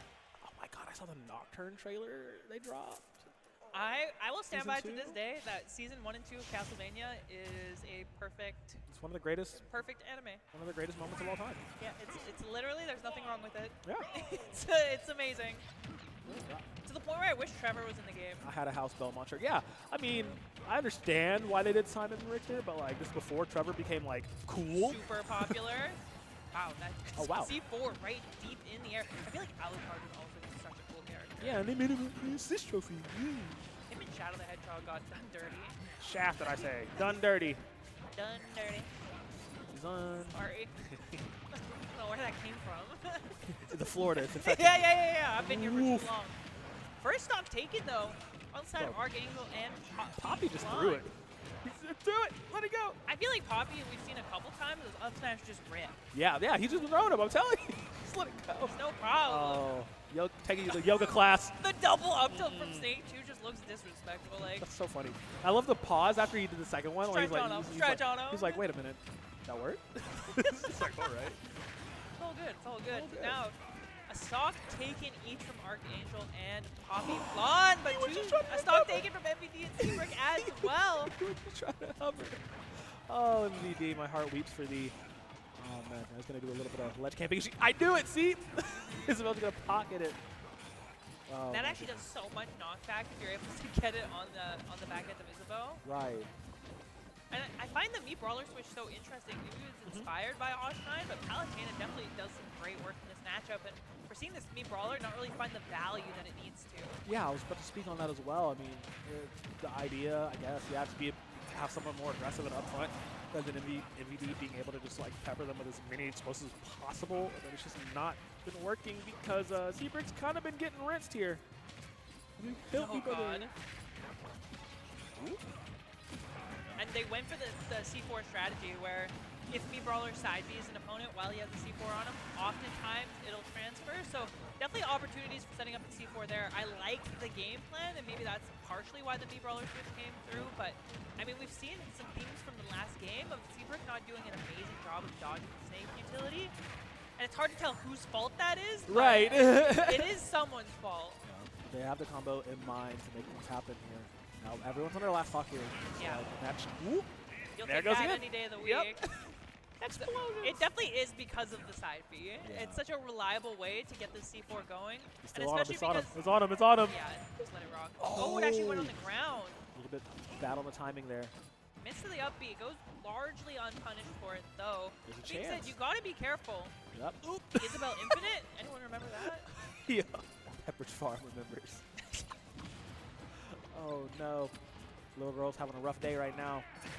Okay, Archangel actually, yeah, surviving. Yeah. Wait, what you a did, save. MVD didn't blow it up at the arc of the side B, so actually probably affecting Archangel's ability to live there. Now MVP in a 1v1 situation, gonna have to clutch. Yep. It should be okay. But they're supposed to be best friends. Oh, the get-up attack is crazy.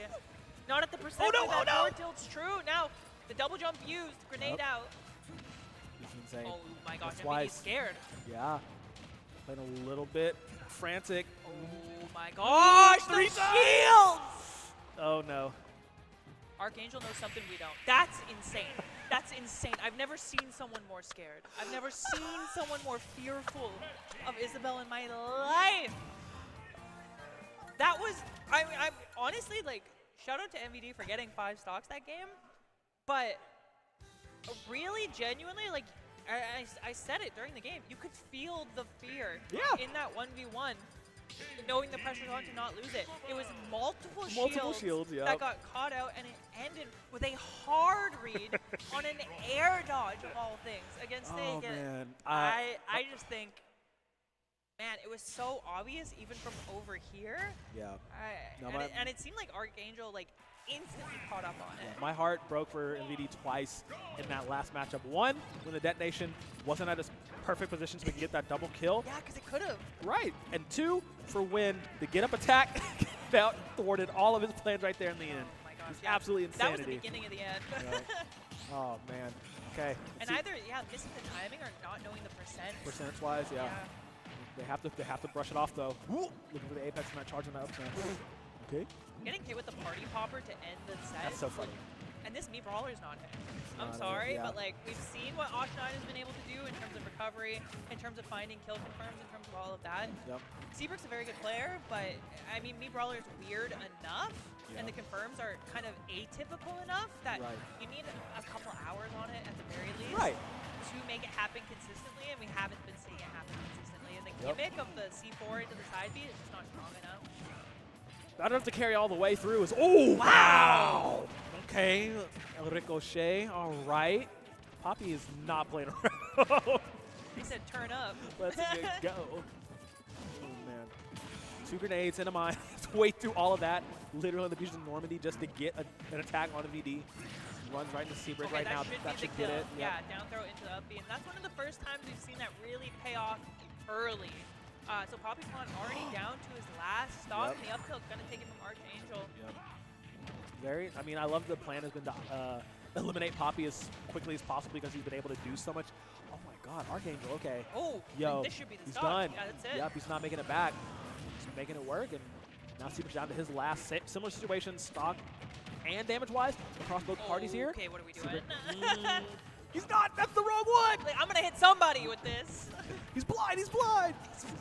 Flash out. He's doing everything he can here. Poppy with those hairs. He's just bro, the hammer is swinging All good. All good. Wow, and actually comboed into the Gordo. from downtown all the way through. If you had told me that was going to find value, I would have called you a liar. it just kept bouncing and bouncing, Yeah, and it just yeah. happened to hit. It's like, all right. Calculated. Completely is. Ooh, wow. Nice upbeat. Not enough to kill, though. He landed on his own so Gordo. heavy. Oh, no. The fishing rod, not quite enough. And MVD overcommitting.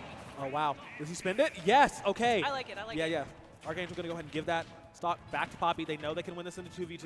Learning from prior mistakes, perhaps. Yeah. Oh, the Gordo out of the shield. Okay, I didn't mean to say it like that. Sorry. Like, it's okay. Those that get it. Those that don't worry about it. Those who win. Ooh, Oh, wow. and unfortunately the C4 going to come through, converting at just the right moment. And now, oh my god. Oh, okay, MVD said not this time. Not this time. Not this time. Look at Yeah. Seabrick's like, I'm not picking this character again. I'm not picking this character. Get me off this right now. Anyway, Palutena. Oh, man. That was insane. I mean, it's just a run-up. Just I'd be crying. Isabel's one of my favorite characters in the game just because of the sheer lunacy of her as a character and the stuff that she gets away with is so funny. It's definitely ambitious. It's definitely ambitious. I love it, though. Is he going to switch off? Seabrick? We're thinking. No. Interesting. Okay. They're Commits going to it. hard commit. Yeah. I mean, honestly, did find a little bit of value that game. Was able to take out King DDD like 100 after the hit, and then like 130 with the up smash. So not letting him live till those like 170, 190 ranges is really where you want to be. So Right. maybe it was a bit of a comfortability thing in terms of getting used to it. And now we're at that position where we kind of are. That's a risky up B. I'll tell you that much. Nope. Okay. Seabrick really going to have to, prove this value all the way through in this decider matchup here. C4 was on Archangel. Jab. Good, really nice. Now they're really playing like more collected, I would say. They're really trying to get these isolations off. It's nice catch. She's got a bomb! Get down! Called in a threat! Oh no. Nice conversion on the up B off the back of the neutral air as well. That is what you need to be doing. Yep. Killing DDD at 84% is such a boon right now. Yep. All right, MVD and Seabrick sticking on their first. Wow, he's going to take him off that one. Yeah, you're going. Okay, so that's what they've been going for. Yeah. Side B, grenade, up okay. B. Okay. That killed at like 30 Yeah, he was- before the hit. He was this literal spring chicken is going into the stratosphere. I think we could send chickens to space. I don't know. I don't know. Just not Isabel. Go hard in. She might take over a planet or something. He just learned how to swim. Swim. Swim.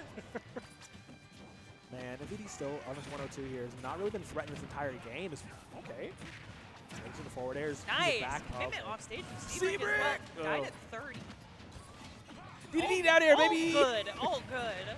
Oh, wow. This is scary. Yeah, this is the last stock for both Archangel and Oh, this might Poppy. kill. This is going to be it? Yeah, he's done.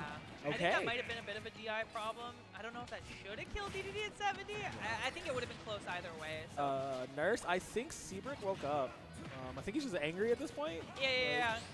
Like, stop trolling me. He's Like, like, bro, let's get out of here. I'm done. I mean, that is so good, right? Being able to do the throw into the C4, Yup. into the up B is so strong. No! Oh, and My the air dog God! read to the neutral B.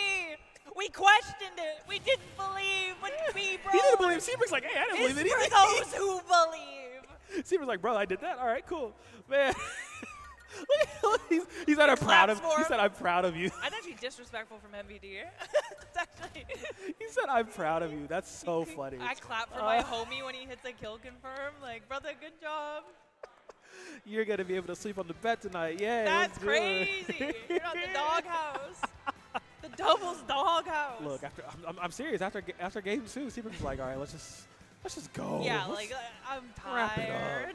Like, oh my goodness, that was insane. But I mean, really good effort from Poppy and Archangel. Yeah, Like, definitely. It was close. It was close. Super close. Game 3 didn't really look that close. Okay, yeah. Yeah. The others were that close. Babes, How's it going? Y'all see what I have to deal with? That's crazy. That's We were crazy. just talking about Came on that. here to disrespect his team. We were just talking about that. we were like, bro, it's like after a game 3, he's like, yeah, you get to sleep in the bed tonight. You're not in the doghouse. Yeah. I was like, 1 kill confirmed and we're clapping. Like, it just. I was like, nice when you show up, David. Yeah, that's so funny. Wait, yeah. Oh my god. Oh my goodness. It's rude. I said it was rude when he did it on cam. He came and did it on the mic. That's insane. That is insane. But that will be it for us personally. We have top 4 coming up after a short break. But yeah, It's a doozy. that was a doozy. I'm gonna need to lay down because I'm getting lightheaded. Need some more water. But I mean, hey, there's more Platfight coming up after this. See you in a moment.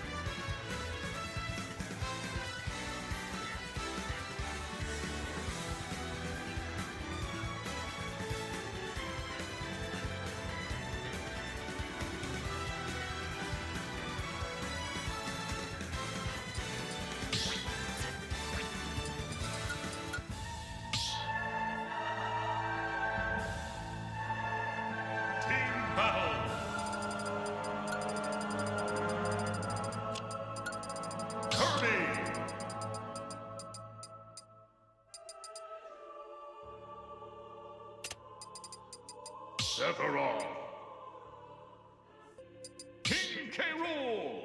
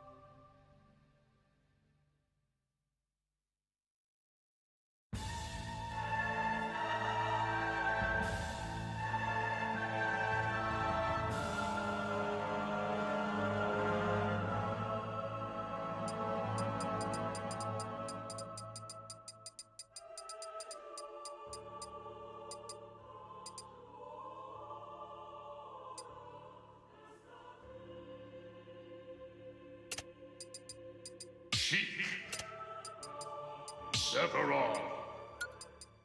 Sure, you've heard it before. Wait. What is that? I thought this was a fun game for parties or playing with your cousins over the What is he holidays. doing to himself? Ah! Or maybe that's you today. But as it turns out, Smash Ultimate has a massive community of competitors eager to prove themselves. Ult is the best-selling fighting game of all time. For many, Ultimate is their introduction to the world of platform fighters, and with that distinction comes an incredible level of polish and fierce competition. Ult strikes a balance between remaining beginner-friendly with its controls and accessibility, while allowing players to express themselves at the highest level. Did he just win? Mute Ace takes it over Spargo. If you are that new viewer, this expression is what elevates the game from casual to competitive. Compared to friendly games of Smash you might have played before, note the strategy and game plans on display when you're watching a tournament match. Today, you're gonna learn about Neutral. Neutral is the stage in a fighting game where neither player has gotten hit or is fully in disadvantage. Both players are moving around, trying to find their opening. Pay attention to when players go in for the hit, when they shield, and how they move around the stage. Precise decision-making goes into every play, as they're learning their opponent's habits and trying to punish them for them. I'm reading your soul right now. Someone jumps back every time they hit a shield? Alright, you can use them. They've got a bad air dodge habit? Read it and hit them hard. Smash Ultimate is the definition of easy to learn but hard to master. And you might as well start doing both right now.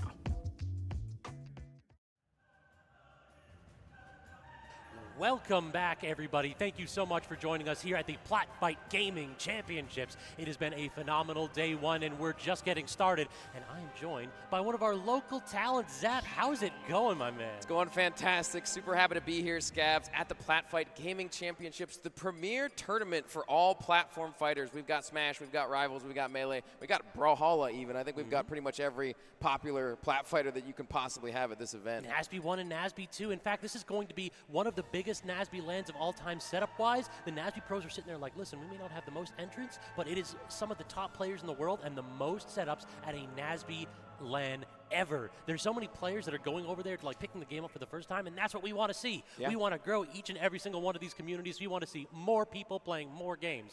Y'all, I hope you don't have too much free time because we want to take it all.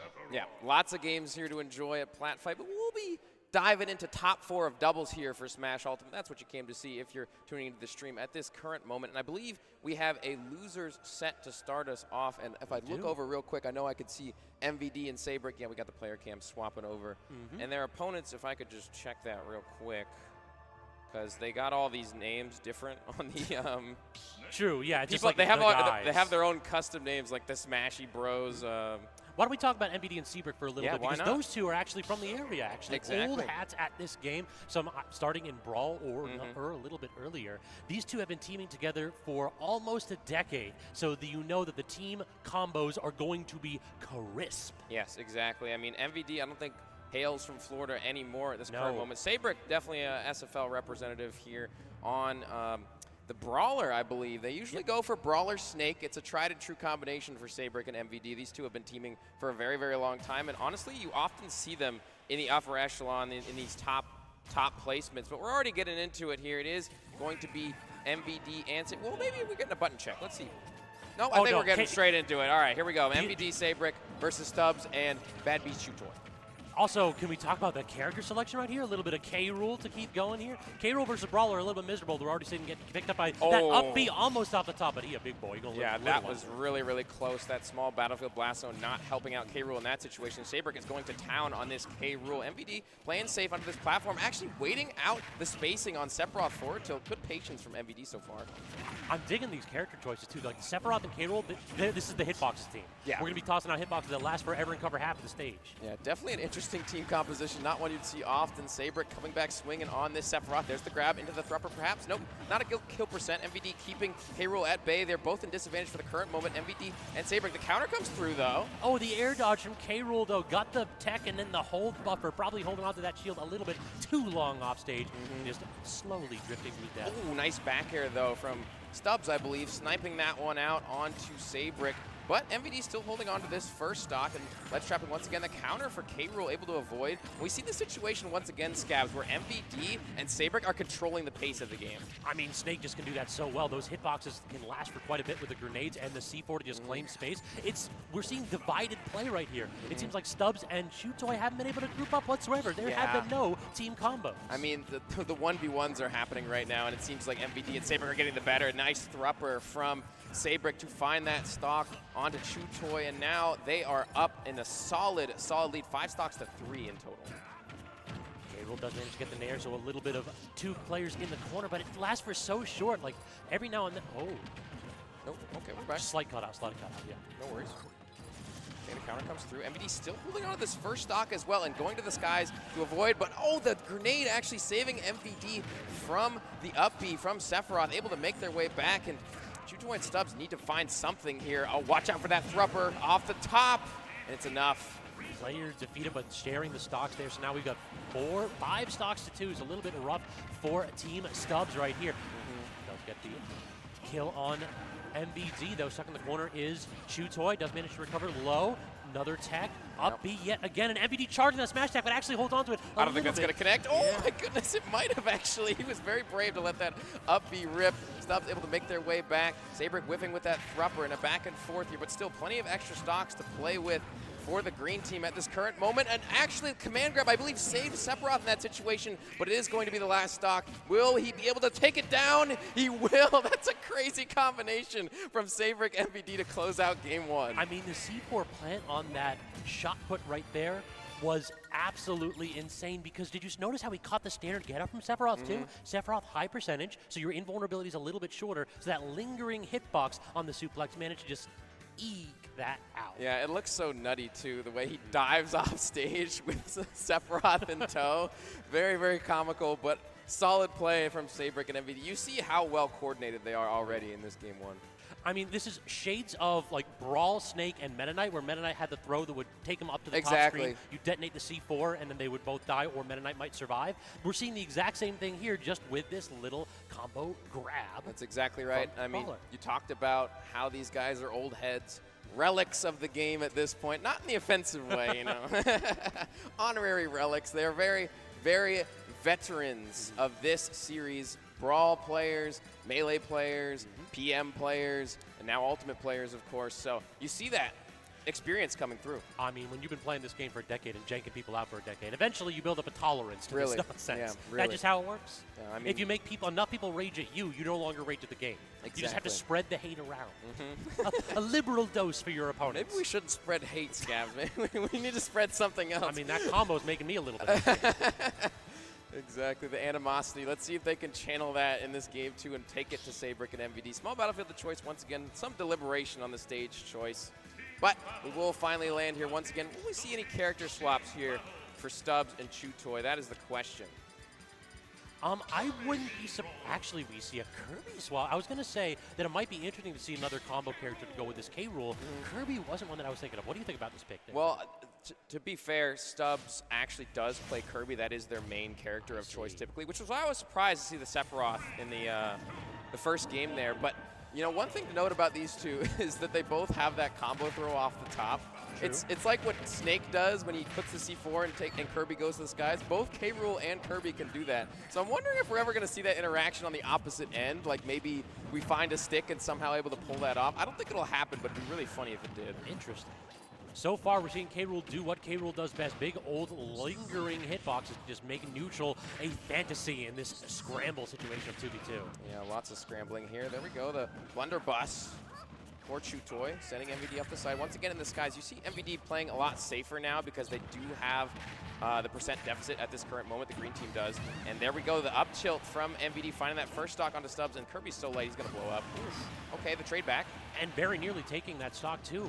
It feels as though K-Rool getting a little bit better start this time. That first game, just he was at disadvantage for so long that Shoetoy just could do absolutely nothing, it felt like. Tries to break up that, but not going to work out. Pulls him off stage, but Sabrick manages to recover. Yeah, that was a dangerous situation for Sabrick, but held his patience, able to return to the stage safely. And once again, MVD in the skies, stock tanking for his teammate. He actually grabbed him out of the down smash. Are you crazy, MVD? That was ridiculous. Bold move. You messed that one up, and you are toast at a very early percentage, let alone 166. But good stock taking so far from MVD, and great intercept, too. That up smash would have caught K. Rool standing. Yeah, I actually like how MVD held the forward smash. Oh, I was about to talk about how the grenade saved him, but it actually killed him that time around. Unfortunately for MVD, will fall victim to his own neutral special. But this game's looking a lot closer now, actually, with them being up a stock for now. But just as I say that, of course, Stubbs does lose their second stock. Still, though, not too shabby in this game, too. First stock off of Chew Toy as well, just with that up tilt. Snake up tilt, just such a boon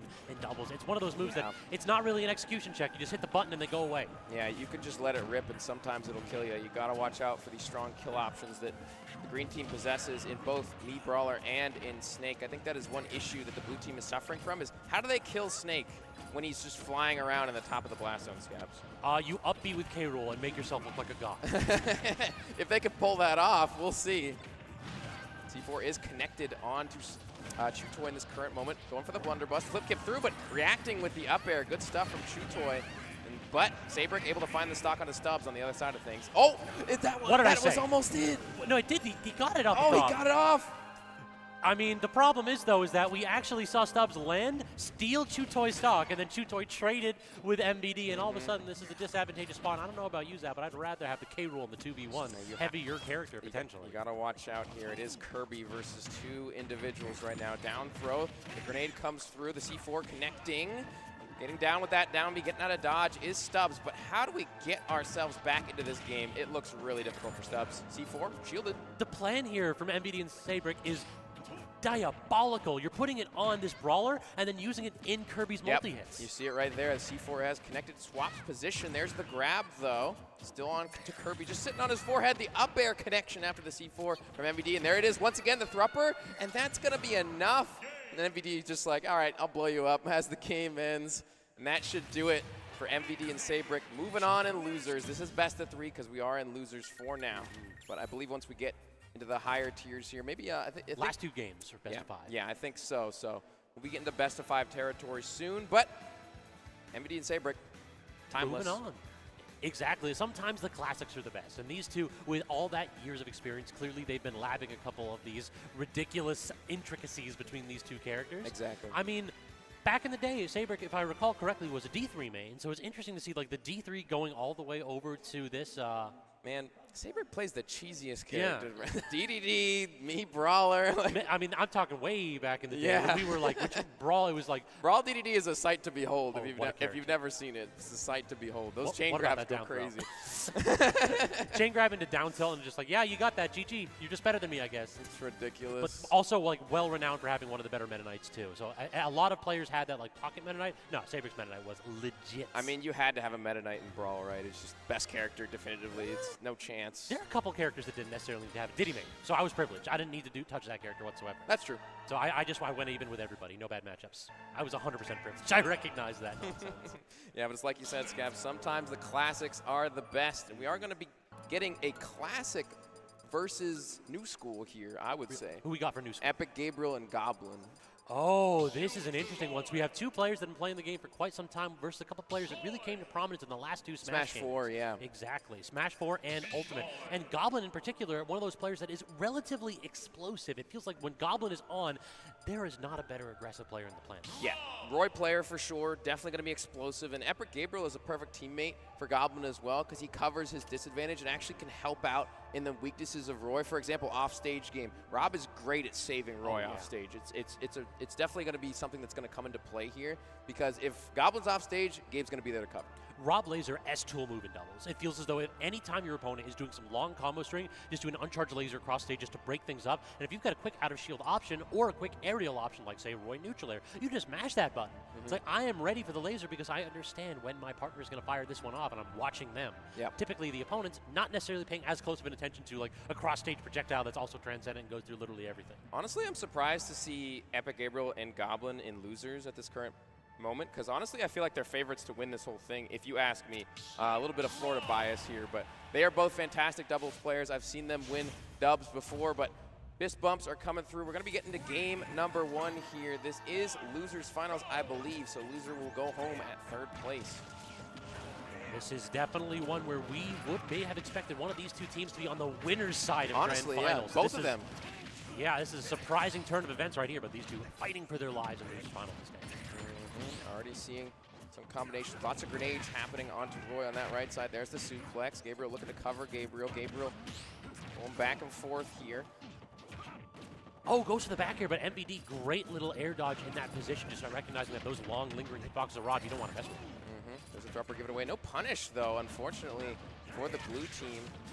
Okay, fully charged F smash from Goblin, almost connecting on MVD. MVD reacting, getting that F smash. There goes the gyro. The thrupper comes through, but Goblin there to cover. Going off stage as well. Goblin is swinging. You see that aggression there, Scabs. Exactly what I was talking about. This player loves to scrap, and we are seeing quite a bit of it right now. No camping game from this snake is available. Just a little down tilt with the attack. I'm loving these tiny two pieces. Yeah. They aren't even like big extended strings. This is just like I'm gonna hit one of my tilts and I know the angle to respond. Yep, so far, blue team up a stock for the moment, but high percentages here for both Gabriel and Goblin, 112. But Rob is such a large and in-charge character that this weight is going to keep them alive for a little bit longer. Goblin in danger here on the right side. The laser comes through the cover, the gyro as well. You see that coverage from Gabriel in that situation, getting Goblin out of dodge. Okay, the side B double-edged dance was a little bit too laggy. That up smash connecting for Sabrick. Just kind of run up to it too. Sabrick recognizing that there is a ton of lag if you whip that last hit.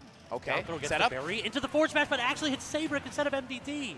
So it ends up being a stock trade as that immediately get out of disadvantage, and I'm going to hit that up tilt block though. Watch out though, the C4 is planted onto Sabrick in the current moment. Should swap over to Goblin, but it's back and forth here, the scramble situation. Where'd that C4 go, Scabs? I've lost it. I have no idea. I need a thicker pair of glasses. And he hit me up.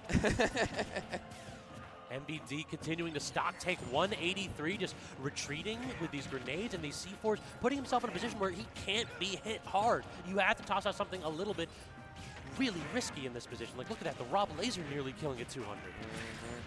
Okay, the C4 setup not quite working out for the green team in that current moment. MVD will finally get swabbed away by that back air. Goblin looking for a jab on the shield from Sabrick. Sabrick getting out of dodge. And once again, the swap through. There's a double-edged dance, but Sabrick actually got the combo off before Epic Gabriel could combo from Goblin's side B.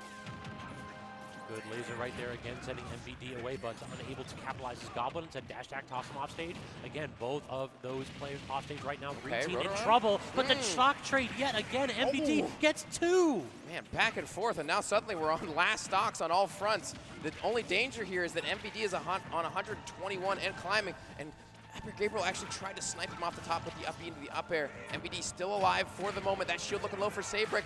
Oh, the suplex not connecting on the correct individual. So far, blue team getting the better end of neutral. This is beyond stock taking from MVD. He's just being so elusive here. Every single stock, dude's living to close to 200%, and it is so difficult to get him pinned down. Yeah, definition of stock tank here, but that forward, or up throw rather, is going to be enough to take the stock. There's the F smash, that's gonna be it. Yep.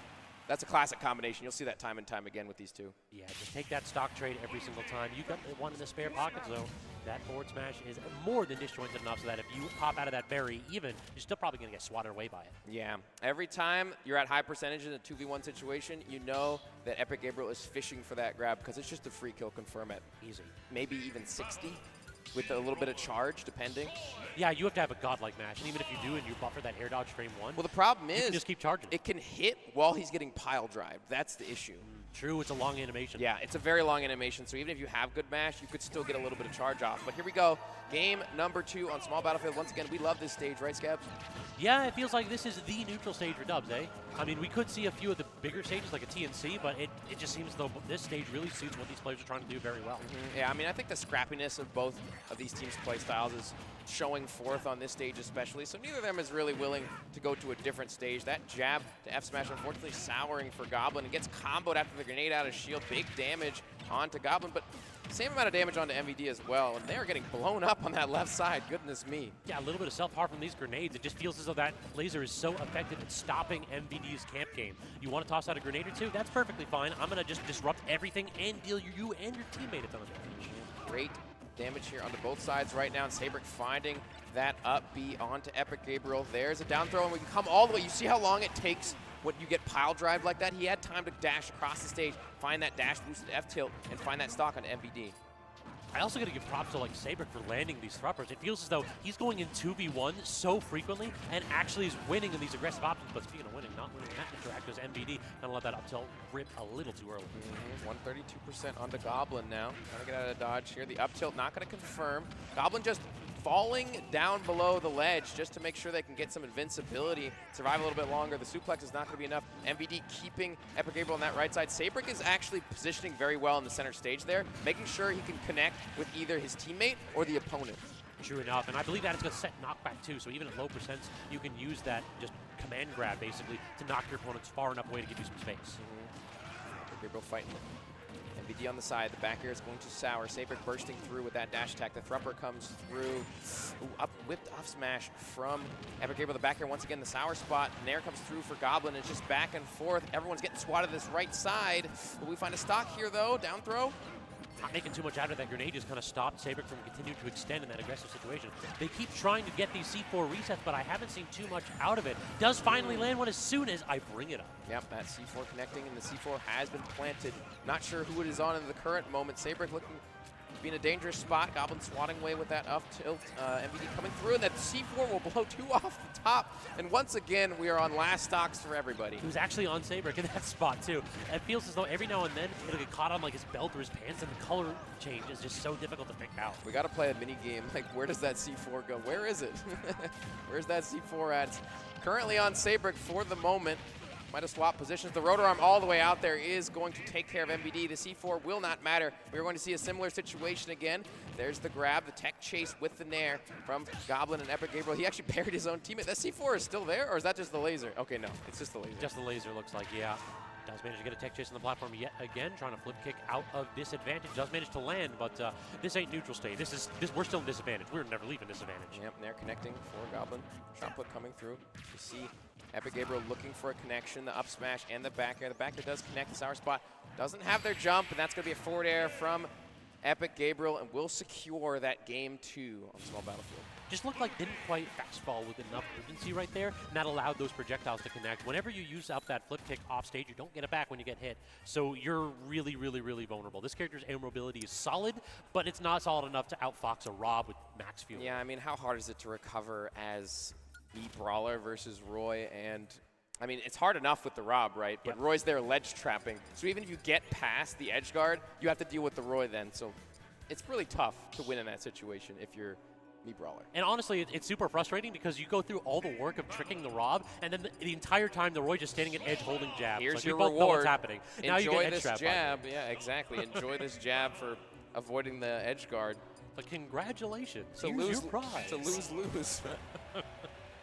All right, so locking it in, do or die situation right here from Sabric and MVD. And I gotta say, I want to see a little bit less of the C4 shenanigans. They're really helpful, but it just feels as though this team, between the Rob Laser and the Roy Speed, we have not seen setups going. It just hasn't been working out. We need to see more neutral and less of this trying to like get these tricks going. What we need is to see the screen right now. I believe they Yeah, are playing the game. All right, here we go. Back at it once again on Hollow Bastion. Game number 3 here with Epic Gabriel and Goblin really just taking it to Sabric and MVD so far. And already we see a small advantage for this blue team in the percentages at least. And Rob is just being so disruptive. Big body, big hitboxes. What you gonna do about it? I don't know what you're gonna do. We'll see. Sabric trying to find that down smash. There's a grab. That's F smash, and even connects onto MVD as well for a little bit of extra damage for that blue team. Not too shabby. Once again, up a stock. I'm loving that empty short hop from Epic Gabriel, earning that stock right there, but actually doesn't get the kill. And instead, Sabric gets something on his teammate. This is a little bit brutal right there. Nice little reversal. That was super clutch from Sabric, but also I want to call attention to the DI from MVD to survive that up air from Rob. It's a difficult move to DI, especially in these situations. But the rotor arm connecting for Epic Gabriel onto MVD will find that stock. Once again, blue team up stock with this Robert. Pretty healthy for the most part. Very, in fact. It does feel as though Rob continuing to just play the role, not only of Stockton, but being very elusive. And as soon as I say that, commits fully to like the full charge forward smash. Like, come on. Yeah, Sabric returned with a forward smash of their own, but the problem is he wasn't at high enough percentage to find that kill. The counter, though, from Goblin will find its mark on the Sabric. The up tilt connecting on to Epic Gabriel, but still at a slight deficit here, and MVD almost at kill percent as well, so it's looking pretty dire for the green team. This is do or die, like you said, Scabs. Yeah, we need to see something special right here. We need to get an early kill on this Roy. I think that is the key for success, but so far, stuck under the platform. Sabrick does get the up smash, but not the strong hit. Tries to punish the grab with the down tilt into the thrower, does connect, but doesn't kill, and then, again, Sabrick gets hard punished for their folly of not finishing their meal. Got to finish your meal in these situations, especially if your meal is robbed. You don't get many chances to finish that meal, Scabs, but once again, Epic Gabriel coming through with the forward air strings, the back air from Goblin connecting onto Sabrick. Sabrick is reeling here, still holding onto this stock with 100%. Projectiles back and forth. Rotor arm, the wrong direction for Epic Gabriel, so Sabrick able to get out of dodge. Goblin once again comboing, has the grenade in hand, and able to dodge the up smash as well. And there's the stock onto Rob, but this is looking pretty close. They could still do it. We gotta get rid of this Roy expeditiously. Already off stage. Goes great save by Gabriel. Read from Sabrick, he missed the command grab though. The back air connecting onto MVD, and now MVD trying to make their way back to stage. They have to deal with a ledge trapping Roy. Oh, the air dodge was given away, but Goblin wasn't ready for it. This is a nail-biter situation. In fact, there's two as both players just devastatingly struggling to get back to neutral. Oh! The up tilt not going to get hit. Oh, the spaghetti! Sabrick, what happened off stage right there? Oh, but now it's a 1v1 situation. MVD still alive, has the back throw, setting up that ledge trap situation, but Epic Gabriel able to avoid that with the up B and the gyro, the projectile battle. Still a lot of percentage here on MVD. F-tilt. Definitely not going to kill, but we do get the boost and the great aggressive aerial snapping Cypher with that hitbox. Now, MVD finally has the opportunity to actually play neutral, gets it to get underneath that platform. That's exactly where he wants to be. Up tilt may very well do it another 10%. The damage is there now, Scabs. MVD has brought this all the way back from the brink, and up tilt will certainly kill with all this rage that MVD has. You have to be careful, but that back air will definitely do it. Epic Gabriel clutching it out for the boys and moving on to grand finals loser's side. And you know what the problem was right there? MVD had the right idea, was playing that so well. Gabriel was playing the long con, chipping away at Snake's shield. In that position, even if Snake had managed to get that shield up, it wouldn't have covered his head in that spot. I think that was the perfect position for a back air from Gabriel. Recognized that MVD just did not have the defensive options to beat out that tool. Yeah, and you're really highlighting the precision from Epic Gabriel there. Like you said, he set it up perfectly so that he could find that back air at the correct moment, and he does so, and it's such a clutch stock from Epic Gabriel as well, because, man, 1v1s and doubles is a whole different beast. Like, singles, it's like, you know, it's always the 1v1. When it comes down to doubles, there's so much more pressure because you're like, my teammate's counting on me. I have to clutch this up. And unfortunately, MVD is not going to be the clutcher this day. It will be Epic Gabriel. Yeah, definitely an unfortunate one right there, but that does mean that we are into grand finals. So it does seem as though, like, that tried and true duo that we talked about from MVD and Sabrick, they might have had a couple, I don't want to call them gimmicks, but a couple, like, team combos. There's a little bit of cheese, you know, a sprinkle of Parmesan in a little bit of spicy Gouda. Yeah, exactly. But instead, on the other side, it paled in comparison to Rob down throw into Roy swing sword.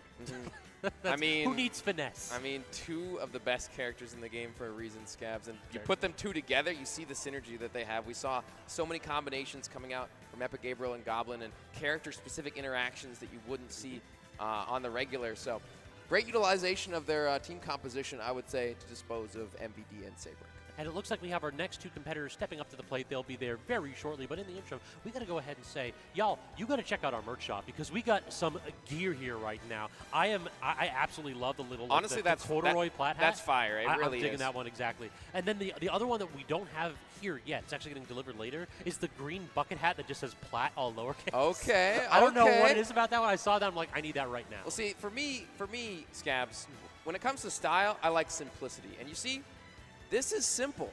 Simple and clean, one might say. That is a sick logo. It is a sick logo. The purple there as well, nice little accent, and I'm sure the bucket hat looks just as good. So I'm a fan of this merch already, and this is my first time seeing it. So. Yeah, I mean, this is Platfight folks who pouring their heart and soul into this event. We've got so many talented artists working behind the scenes to come up with some phenomenal designs. There's a bunch of them available online. Go ahead and hit that exclamation point, Platfight in chat, and that'll send you right over to our store. I believe exclamation point shop works as well. Shop as well, that it does. All right, but we do have Osh9, I believe Danny there as well, Wolf and Me Brawler. So we're going to see another Me Brawler coming up to the stage here, making it all the way to Winterside Grand Finals. So these two are no slouches. You cannot sleep on the Wolf Me Brawler combination in Danny and Osh9. These two players are young bloods. They are very fresh on the scene. Osh9, I believe, didn't even play Smash 4, if I'm correct on that. I'm not 100% sure on that, but I know he is pretty young, so I don't think he would have been in Smash 4. But definitely making waves here in Ultimate. You can see that being in Grand Finals of doubles. So I do believe that these two have fought before already, and it was a 2-0 in favor of our newcomers. In addition, they 3-0'd Sabrick and MVD. Okay, so they've beaten everybody. This is like, and it's not been particularly close. Like 3-0, 2-0, 2-0. They haven't dropped a game. Well, don't curse them, Scabs, because I've seen the adaptation from Epic Gabriel and Goblin in these doubles grand final situations before. You cannot sleep on this duo, but if the record shows anything, this is Osh9 and Danny's game to lose. So why don't we talk about this duo too, because I find this so interesting. We have a character in Brawler that wants to get those kills off the top with Thrupper and has setup moves, and then a character like Wolf that can play such good neutral that all you have to do if you're Brawler is find your moment. And just wait for Wolf to actually break up neutral. If they hit with a forward air, you don't need to hit Wolf forward air back air. You can hit forward air Thrupper, you can hit forward air grab. Like, there's so much that this Brawler can do in this matchup. Completely agree. We're definitely going to see a lot of scrapping in this matchup in particular because all of these characters are fairly short-ranged, minus maybe Rob and Wolf Laser, of course, but I don't think we're going to be seeing much of the Wolf Laser in this situation, Scabs. Nah, not too much of that shot, but either. It's just going to be a tool to help that Brawler recover. Instead, trying to get a little bit of this like patented Wolf neutral solid hitbox, but not working out too well. Does manage to land that smash attack, but not actually going too far as Danny, a very good job of like the intercept right there. Okay, blue team already up 2 stocks here, finding those connections. Danny gets a back throw. Osh9 trying to get out of this situation, the down throw, but Goblin with the get-up attack and the Blazer out of the corner. You see the defensive options coming through, but that defensive option is not going to be ledge for Goblin to escape that Thrupper. Agreed, and Danny doing exactly what they needed to do in that spot too. Just pin down the Roy. Don't let him intercept this Brawler combo string. The ledge stance comes through. F tilt for Goblin, finding some more damage. Trying to find that command grab. Osh9 trying to get back to the center of the shot put to help the recovery, like you said, Scabs. And even coming through with that nair. And then, I thought we might see an extension from Osh9 to kill Goblin, but Goblin able to avoid it with the help of Epic Gabriel. I think Osh9 did a really good job backing off in that spot too. Just did not want to overextend in that position when you know that that Roy was out of hit stun. Osh9 stuck in the corner once again, trying to get out of there. Forward throw onto Rob. There's the jab, the up air connection. Osh9 trying to disrupt, but eats the up air. That hitbox, the connection from Epic Gabriel, able to find that stock onto Osh9. And they're only on 3 stocks to blue team's 5 currently. Yeah, this is a bit of a reversal. Remember how I said that they didn't, Danny and Osh9 didn't drop a game? This is looking like potentially a quick commentator curse because we're going to need to see a little bit of this Thrupper action. Possible that they could lose their first game, but there's the back air from Danny, able to find the connection onto Rob. There's a throw into the nair. Look at the combos from Goblin and Epic Gabriel. So many nairs. He almost got the Blazer off the top as well. That was a quick 56%. And then actually the weakest of hit sends both players off stage, and Osh9 gets intercepted. Roy out of hit stun first and is swinging. Okay, 1v2 situation. We've seen this time and time again.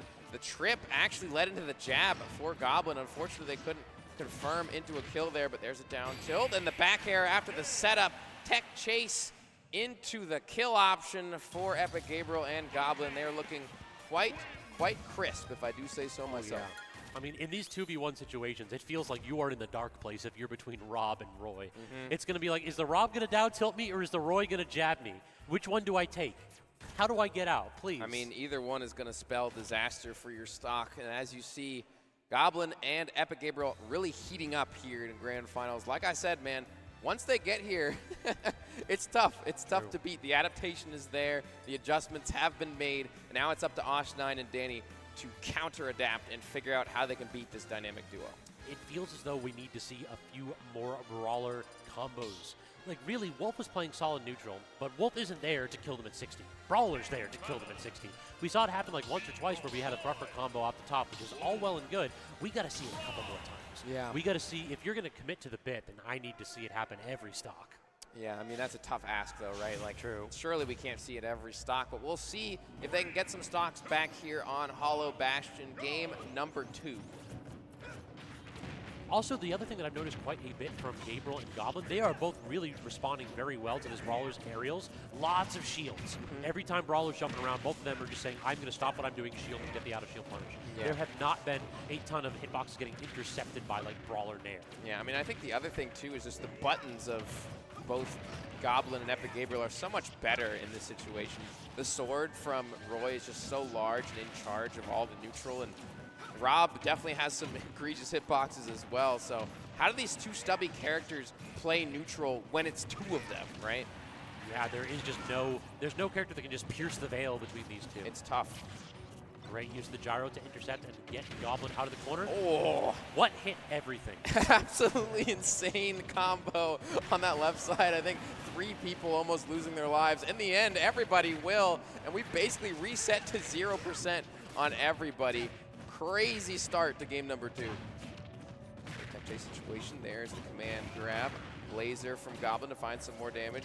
Epic Gabriel playing off the stage using that gyro to get back to cover the disadvantage. The back throw. And the rotor arm catching the flip kick. Not quite going to kill just yet. Double-edged dance into the back air for Goblin and Epic Gabriel. What a combination and what a stock. Now actually Gabriel missing that tech, but then rolls away, and Osh9 had the opportunity to get a big combo going, but did not work out. Instead, stuck in the corner, good neutral air, out of disadvantage. But again, just Goblin just there. Osh9 felt like they wanted to bail out because they did not trust pushing the advantage when that Roy is lingering in the general vicinity. That shot put covering the disadvantage of Osh9, but there's the forward throw. Danny comes through with the dash attack to cover. Goblin trying to dash attack through as well. That Nair swatting the Roy away. Now, 1v1s here on the ledge. Danny getting the better of Goblin. Can we get some damage onto Rob before he respawns? No, we cannot. Not yet. Good use of the suplex, though, just catching Goblin, hard committing to shield in that position. And now it becomes a game of, can we get this Rob out of here before the stock tank trend continues? Same for Osh9. Osh9 using their mobility to just get the heck out of dodge. Great dash attack to break up that string. Yeah, that pile driver could have spelled curtains, but there's the rotor arm for Epic Gabriel to find that stock onto Osh9. Now, stock tank is the name of the game if you are Epic Gabriel. 11% here, playing very safe. The B-reverse laser to mix up the movement a little bit. Great survivability here from Epic Gabriel. Yeah, it feels kind of like we want to 2v1 the Roy, but that is a tough ask with how disruptive Gabriel has been playing. Wolf unable to land any kind of a hitbox. Great forward tilt, does force off stage, but the laser actually knocking Goblin back on stage. Keep playing neutral. Sick. Yep, bit of friendly fire. There's the back throw. The forward smash comes through, and now, well, I was about to say it's a 1v1, but Goblin comes through because Epic Gabriel still has an extra stock. There's the back throw. That angle sets up into the up smash, and Goblin and Epic Gabriel once again putting on a clinic with these. You have to get rid of the Rob. I don't know how you do it, but you have to. Or you have to turn the tides on the Roy and just double team enough that he can't come back. You have to turn the tides on the Roy and just double team enough that he can't come back. Real talk, I want to see Danny playing more against Gabriel. It feels like Gabriel is really doing a very good job of intercepting this brawler. Oh, Osh9 able to save though, but he doesn't have his jump. He saved his teammate, but at what cost, Scabs? At a pretty big cost because he was at so low percent in that position. I'm not even sure that Danny would have died to the rotor arms.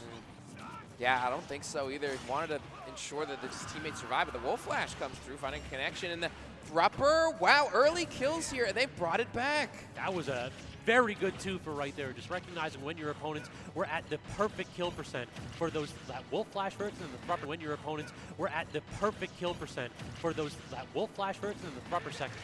Call that a 2-for-1 special because Off9 gave away his first stock, yeah, but they found that double kill. Very good redemption there for both of them, but here comes a combo from Osh9. Epic Gabriel comes through with the up air to disrupt that combination, luckily. But the counter on that back air will dispatch of Danny's first stock.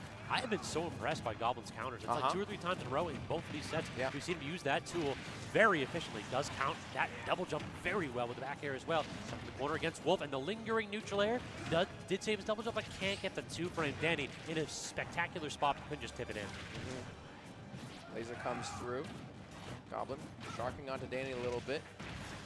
There's the jab out of the corner. Goblin once again snapping the ledge. 143. Stock tank is the name of the game for Goblin. That pile driver not going to combo that time around. Comes through with the falling there. And Danny actually held shield after the spot dodge, and Goblin reacted to that turnaround grab. Crazy stuff from how high Goblin's percentage is. And you even see the forward air after the fact, but just barely can't snap the ledge. And barely has enough fuel. I was holding my breath to see if Gabriel was going to make that one back. He never count out Rob when he's off stage, but every now and then he makes you worry. Great recovery from the blue team. Danny and Osh9 trying to find something here. If they can find this stock onto Rob, it's not looking too bad. But once again, man, like, how do we find this stock? Apparently, it may very well be time for a back air, but instead falls out of the side B. That is miserable. Up B armoring through that hitbox. Roy continuing to be an absolute menace. Toss him forward, actually. I could have sworn that was going back, and I think Gabriel's thinking the same thing. Oh, careful. Oh, wow, the combo from Osh9 actually messed up the edge guard, but still comboed after the fact anyways. The Blazer is going to be enough. The rotor arm once again not connecting for Epic Gabriel, and they are holding on to these stocks. Everybody's holding on to their stocks in the current moment, but there we go. Finally finds the back air. If they can get rid of Goblin's stock, they have a chance, but the reset is on the horizon, Scabs. Goblin just dash dancing and then tossing up big hitboxes. I love the way that he's approaching this 2v1. Does get intercepted in that position, but yeah, this is, don't get clipped with something silly. I think Wolf goes forward and plays neutral. Yeah, well, you see that right now. Dash attack, or dash into F-tilt rather. Dodging that nair. Okay, charging up that gyro in the air, taking a punish for it, throwing out all sorts of up airs, being very elusive. How do you get your hands on this robot? Playing very well in the neutral. 2v1, the back air comes through. Epic Gabriel once again clutching. The difference between the 2v1s on these teams is like night and day. Danny and Osh9 getting potentially turned around. We're going to get the up throw. Not going to hit the platform, but it's a DI mix, and unfortunately, not good enough. And that's the reset there for Epic Gabriel and Goblin. A 3-0, the first L that this other squad has taken in Osh9 and Danny. Now they're going to have to see if they can continue, well, not continue, but see if they can redeem themselves, I guess, because they did just lose their first set of the tournament so far, and it was in pretty convincing fashion, too. Agreed. Yeah, I don't want to say it never felt close, because every single one of those games was winnable for Osh9 and Danny. What it was that when the rubber hit the road, Gabriel and Goblin did not lose their 2v1s. They made sure that they had the game plan and felt like they were super, super confident in the 2v1 situations. I didn't see that from Osh9 and Danny. It felt like neither one of them knew who they wanted to run in. Yeah, it's tough, especially when you're both at high percents, right? But we do have a reset here, so another chance back to complete neutral here. Everybody's taking damage, but no clear advantage for the current moment. It's just a scrap situation here on PS2. Oh, up tilt just tech, but yeah, you needed that intercept from Goblin. Otherwise, Gabriel's in a world of hurt. Up tilt rubber on menu for sure. And double-edged dance trying to connect it again. He's just mashing that side B, trying to connect with it. Luckily, the teammate is there to disrupt that multi-hit. Okay, the pile driver disrupted again from the dash attack. And I've great recognition, honestly, from Osh9 and Danny to disrupt the combos from Goblin and Epic Gabriel. Actually gets to the neutral air after the up smash as well, but again, the hallmark of this Wolf is every now and then, I'm just going to hit a back air, though. And it's going to kill early. Careful. Goblin actually recognizing that Epic Gabriel was being sent in his direction while he was charging the up smash and didn't let it rip. I love to see the team coordination here, even if it's just a little thing like, I shouldn't hit my teammate in this moment. How did that get Danny? My goodness. How did that, like, that rotor arms, I can't believe that it snuffed out that Wolf recovery attempt. And Goblin was also there with the backer as well to find the next stock onto both Danny and Osh9. There's a tech chase here for Osh9. The thrower is not going to be enough. Almost cheesed him out on PS2, though. That was crazy from Osh9. Danny trying to just desperately clean up this Rob stock. Gets the dash attack, but it's only the weak hit. Goblin. Oh, that neutral air was terrifying. Gets the tech chase opportunity. Goes for the up tilt, but it only barely clips Gabriel. Osh9 able to recover back to stage. That gyro disrupting Danny's moving a little bit. There's the back throw, and able to find the stock onto Epic Gabriel. Osh9 sharking for Goblin, but Goblin drifting all the way out. Very brave recovery from Goblin, able to make it back, and still fighting Osh9 here. And there's the forward throw. Epic Gabriel, of course, ready with that up smash. The gyro covering Goblin as well. Such good corner play from the blue team. They're doing a good job of not allowing themselves to get absolutely destroyed in the corner, but the problem is they're not getting out of the corner. Like, right now, Danny is single-handedly ledge trapping two characters. Yeah, Danny has been maintaining center stage very, very well so far. And I think this is the way that Osh9 and Danny should be playing. Forward with the Meat Brawler and Danny playing that neutral and controlling the space. You see the coverage, you see how it's working out for them. Oh, but that's a miscue from both players. Unfortunately, the combo is going to end at a suplex off the stage for Goblin. Yeah, no recovery opportunity right there. A lot of characters can make that back, but Roy sure ain't one of them. Yep, definitely not. And we'll take that trade every day when we're up 3 stocks to 2 in the current moment with Rob on a very, very high percentage. We could see Osh9 and Danny take a game here. Big punish. Forward smash, we'll take that damage. I mean, so far, Gabriel kind of just clutching out neutral right now, but the problem is just cannot land the killing blow on this Wolf, and I feel like until you do, it is a hard advantage state to break for this red team.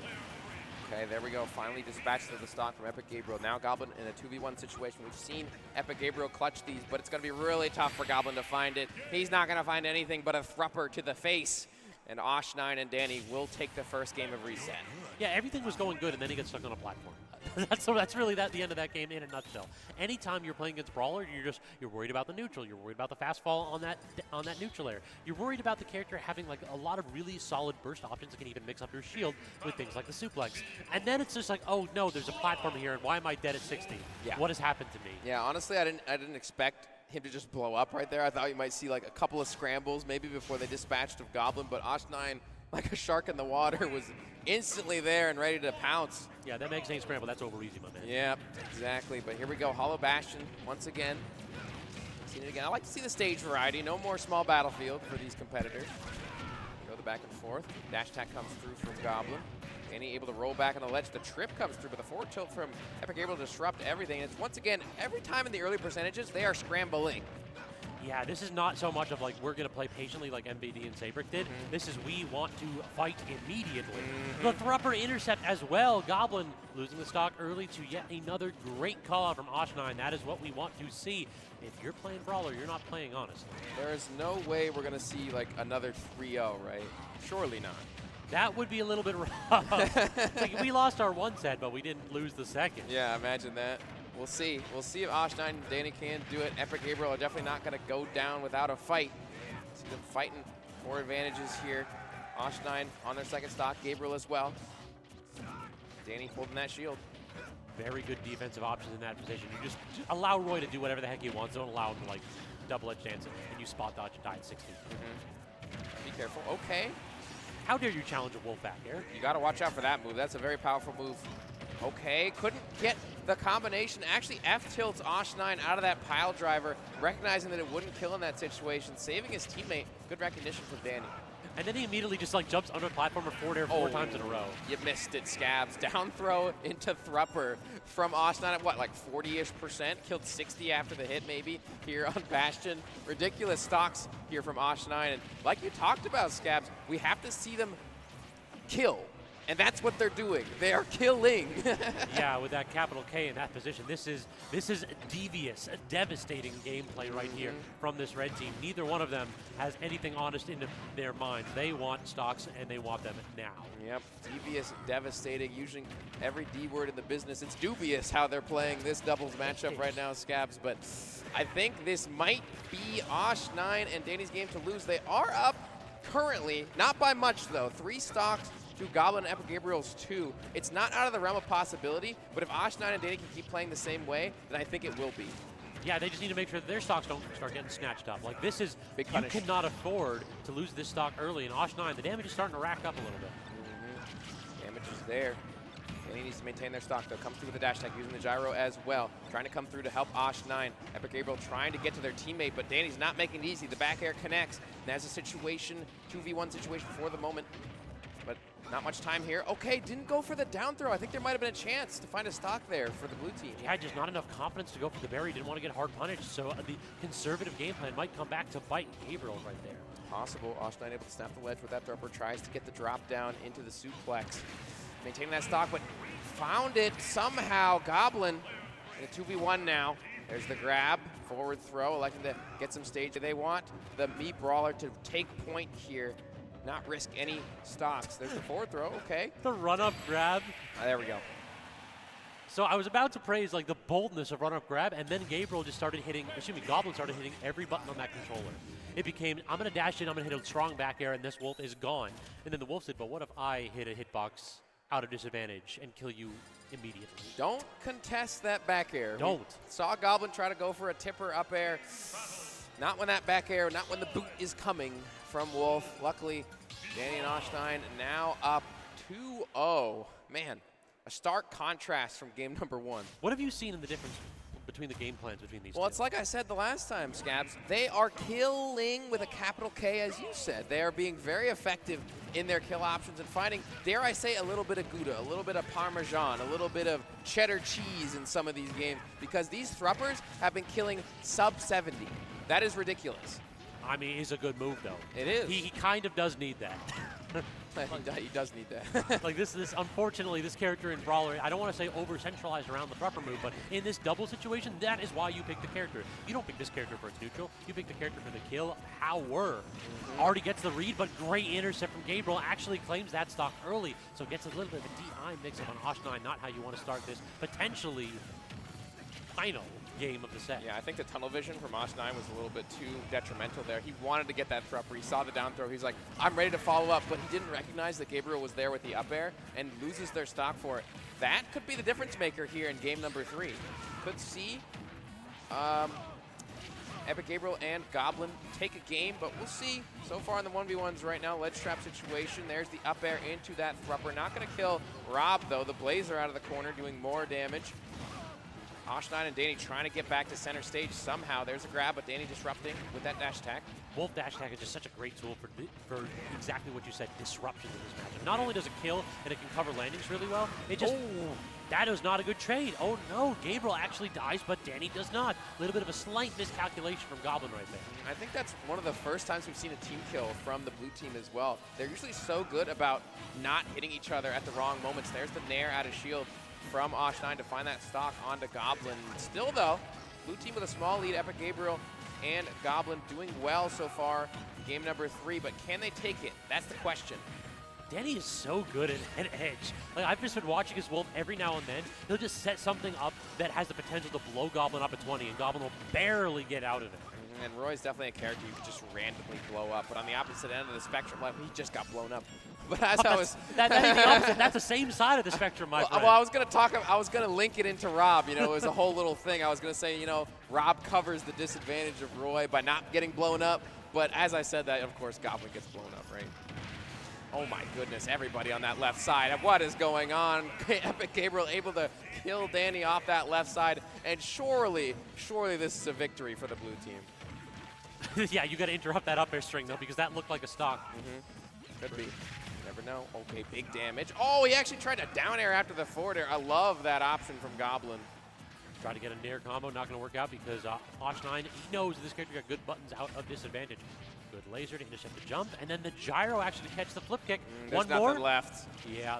Okay. One more for the road. Yeah. Like, we both know you're gone, but I think you could use another Just gift. an extra. Just a little bit of extra gyro there on your sandwich. Unfortunately. It's the season for giving. Yeah, unfortunately for Osh9, that's not a gift he wants to receive. And he will receive the gift of death in the blast zone. But Epic Gabriel and Goblin taking a game here in the reset. It was looking pretty dire for a second there, but it seems like they've found their footing. Showing more than a little bit of life right there. Like, I mean, I think that the answer so far in set 2 has just been Danny has come alive and Osh9 is finding these thruppers. And what happened in that game? Danny didn't do too much. Danny didn't really get a lot of those crazy neutral interactions. He, as I mentioned, where he had a couple good edge trapping opportunities where he very nearly killed Goblin early, but nearly don't do nothing in these matchups. You have to finish your plate, son. We'll see. See if they can finish their plate here or return the favor. There's a double-edged dance, the suplex, catching that end lag from Goblin. Trying to save his partner. Blazer out of the corner. There's the back throw. Once again, it's the scrap show. It's the absolute boxing match that happens at the start of every game. And air dodge was pivotal right there for Goblin, but gets caught by the tech chase. Down smash, catching Goblin trying to stand up in place. Yeah, and we've seen Osh9 finally kills. Danny now returning the favor as well, finding that down smash. Saying, Roy, you're not going to get an early kill. Have a down smash for your troubles. Yeah, please stop what you're doing to my teammate. There's the up air, though. Seems like Rob has been stuck in the corner this entire time. There's the pile driver. The dash attack can't get the F smash that time because Danny was too close, so elected to go for the damage instead. There's the down air from Osh9, looking for the up smash. There's the punish. And the F smash isn't going to be enough because he can't get that charge. Once again, Danny in the proper position to save his teammate. And it's a really good response right there because if Danny had gone for like a forward smash right there or anything strong, it would not have worked out. So instead, we go for the dash, we go for the weight, we allow the teammate to get hit, and then we punish afterwards. The up smash getting away from Goblin, getting comboed with that gyro, the suplex for more damage here. Epic Gabriel trying to make sure that Goblin is okay, but how okay is Rob right now? He's pretty okay. He comes down with the Nair, finding an up tilt as well. Some more damage, still holding on to this first stock. Danny as well holding on for the moment, but just as I say that, of course, we get back here, even at that percentage, it's going to be enough. Yeah, easily. This is not a character that has struggles to kill here in Roy. Getting the flip kick. Now no flip kick. I don't even know if we have a double jump. No, the interception. Air dodge as well. There's no ability to make it back. Osh9 with an early exit, and all of a sudden that lead, that red team is starting to build up, starting to dwindle. Yeah, and the Blazer was too laggy for, like the hit stun of the Blazer was too much for Danny to be able to go out there and save Osh9 in that situation. Even though he was in the blast zone for so long, Gabriel and Goblin made sure that Osh9 couldn't come back by dispatching of their teammate. But Goblin is in a bit of a dangerous position right here. Just about anything from either of these characters will do it. It's a parry weak at neutral air, and then air dodges away, so we're not in a tech situation. I really like that tool. Okay, double edge stance connecting for Goblin. There comes through. Okay, charging the down smash. Danny not able to connect it that time around.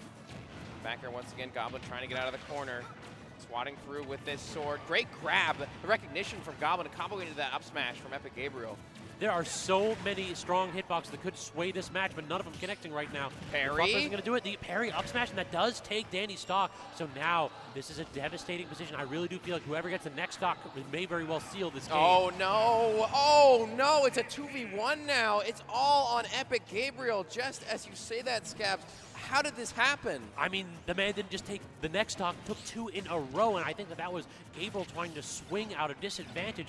Really was spelling doom in that spot.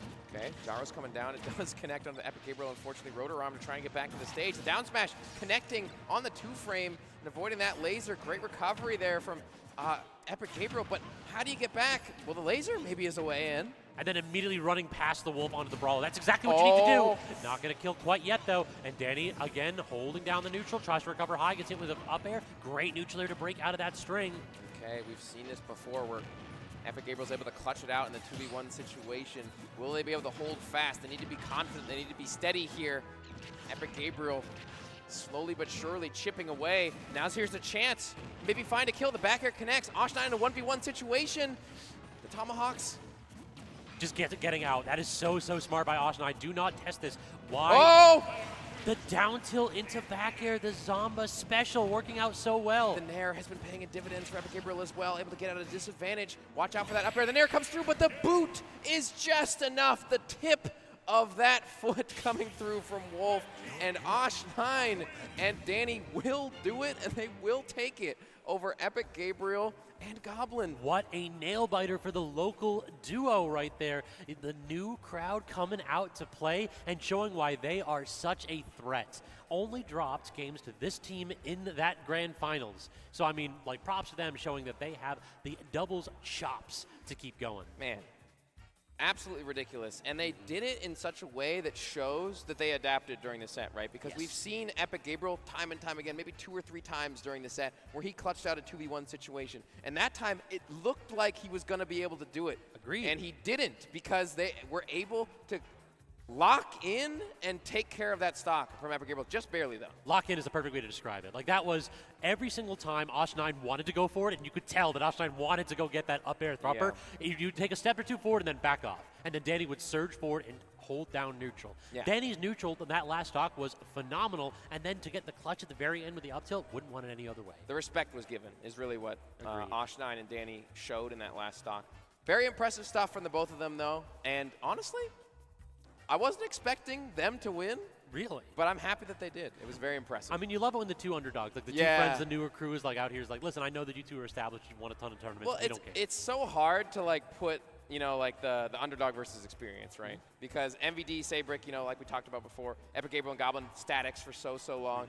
I don't know how often Danny and Osh9 have actually teamed together, but the individual prowess is obviously there with the way that they're playing. So. I think that Danny's one of my favorite Wolves to watch. I've been watching him at a couple of these events. I think I got the chance to cast him. It might have been at Supernova, and I saw just like at multiple majors, he's just put on a show of just having a neutral that is so clean. Like, some Wolves can be super explosive. Jackal is nuts. If he touches you once, you're liably dead. Yeah. But I can't see how the heck Danny doesn't get hit this frequently. Yeah. Like, he makes his character look slippery, looking like Zero Suit almost. I mean, it's very slippery the way he plays. His neutral is so good, like you talked about. And it's always impressive to see a good Wolf player. It's a dying breed, honestly. True, unfortunately. So it's good to see Danny doing well. So I think we're going to go ahead and take a quick break before Rivals 2 doubles, Rubbles, comes up next. But before we do, why don't we go ahead and give a shout out to a few of the folks that are helping put on this event, including Zenny. You hit !Zenny in chat. We're incredibly grateful to our friends at Zenny Gaming for being a sponsor of Platfight and helping us make this event possible. From now until the end of the year, you can hit code Platfight or head over to gallant.gg/Zenny to receive 15% off their entire collection of stylish, high-quality, and affordable eyewear. They've got frames starting as low as $10, and seriously, like, they're affordable for anybody. Yeah, no, they really are. I went to the website because they're actually giving us some free glasses. Shout out to Zenny for hooking us up with the glasses. But yes, they are very cheap and very stylish, like you said. I think I got some like aviators. They got some like reflective lenses on them. I think they're going to look absolutely sick. Unfortunately, I don't have prescription, but if you do have prescription, Zenny's a choice. So, I mean, I have prescription. I'm going to put these on, actually, because Zenny hooked me up. I've had this pair of glasses for, like, literally 20 years. Okay. I've had this pair of glasses for decades. They're gone for the rest of this event because, you know what? I kind of like this. He's a Zenny guy now. I kind of like this.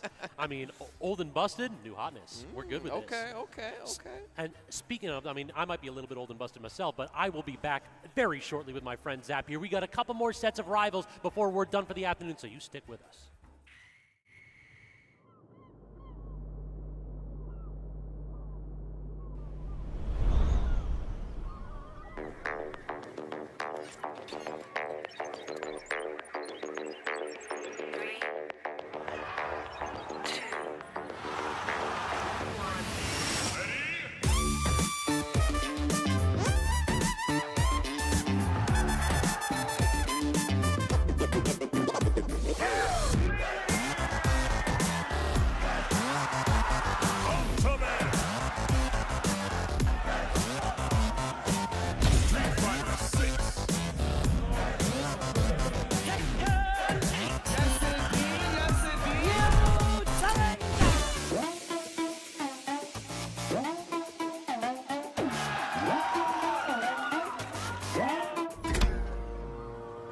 All right, hit it.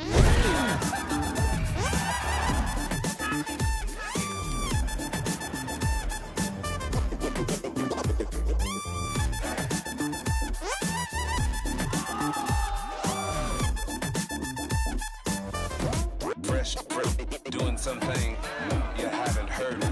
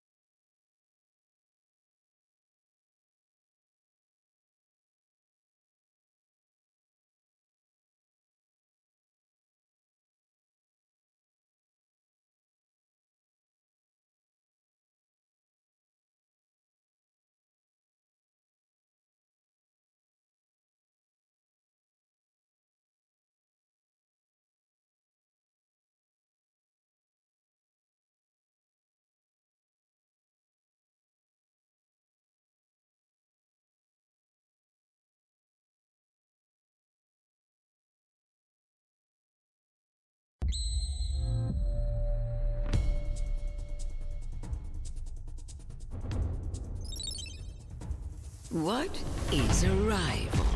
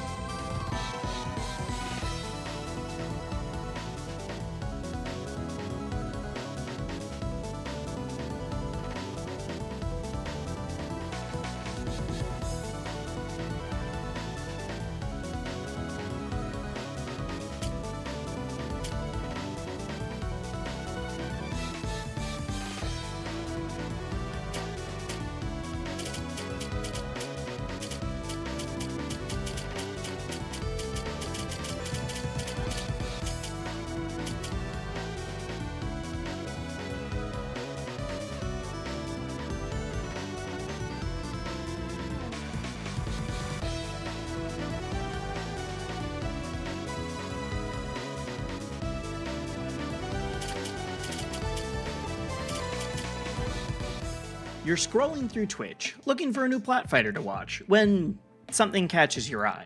Rivals of Aether 2? The pixel art game? There's a new one now? And it's in 3D?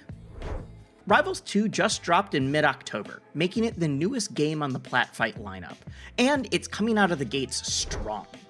Rivals 2 is attempting to be a bridge between a lot of the different platform fighters, melding accessible controls and modern quality of life features with fluid, expressive movement and game speed. Rivals is doing its own thing too, though. Aether Studios have added and iterated on a ton of mechanics to bring something brand new to the table.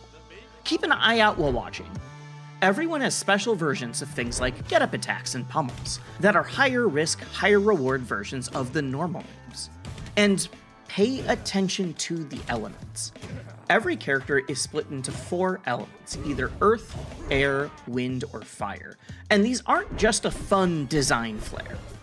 Everyone has elemental synergies baked into their movesets that add ways to combo harder, improve your stage control, might change a move's properties, or usually a little bit of all of the above. If you're brand new to Rivals, make sure you're looking out for these. There's always a little more than meets the eye. Like the lead developer Dan Fernacey said, the thing that makes Rivals shine is, well, the Rivals. Hello and welcome back to Platfight Gaming and Championships. We're going to be getting into Rivals Doubles Top 8 in just a moment here. Before then, let me introduce myself. I am Zap, joined here by Scabs, of course. How's it going, Scabs? Talk to me about Rivals 2. Oh, I love this game. It is the youngest game here at the Platfight Gaming Championships, but it's already drawn a huge following, tons of energy around the scene, both from the old Rivals mainstays to people from tons of different Plat fighters. We saw in that video over there that you had folks that are Melee players who are playing it. I know NASB folks have been digging it, MBS folks have been digging it. It really feels like this is a game that is breaching the divide, and you know why that is? Because it just feels so good to play. Well, I'm thinking you're exactly right in that regard, Scabs, because this game is fresh and clean. Everybody that plays it, including the Melee players, are liking it too. I believe we have Cody Schwab entered in this Rivals event. Cody Schwab and Cake Assault are on like winners finals. Yeah. They're chilling in doubles, so they like the game. You will too. Definitely give it a chance if you haven't yet. But getting into this double top 8 right now, I believe we have LP, one of the premier Maple players here. Also from the region too. Yeah. So we had Maple players on both sides, but I don't think we're getting Maple on both sides. Maple, one of those characters that in doubles has a potential to be so disgusting. Because if you ever find yourself in a 2v1 or your opponent ever gets a grab and you've got that Watcher's Mark on you, you can get the roots, which leads into disgusting confirms. You can basically wobble somebody in a 2v1, so you don't want to make sure to get rid of this tiny character. We're already getting right into a game number 1 here. LP and Cobra versus Y and Soul Rifle. They're going to be going with the Rano and the Burn here, so we're going to see a lot of action. They actually went for Raster as well that's Cobra. Cobra on the Raster, yeah. This is a team where between Maple and this Raster, if you get touched once, you're liable to die. Like, it is insane. These are 2 of the top characters in the game for sure, but also 2 of the most aggressive characters in the game when they want to be. Gets the wrap, but great intercept right there by the Rano on Y. And you see Raster trying to set up that slipstream, right? That side special. There's a forward strong in the air coming through to connect onto Forsberg. The edge guard situation here. Raster edge hogging, but able to teleport through with a reversal situation still. Rano able to snap the ledge and come back. Yeah, no deception right there. The clone was trying to do something sick, but it wasn't going to work out.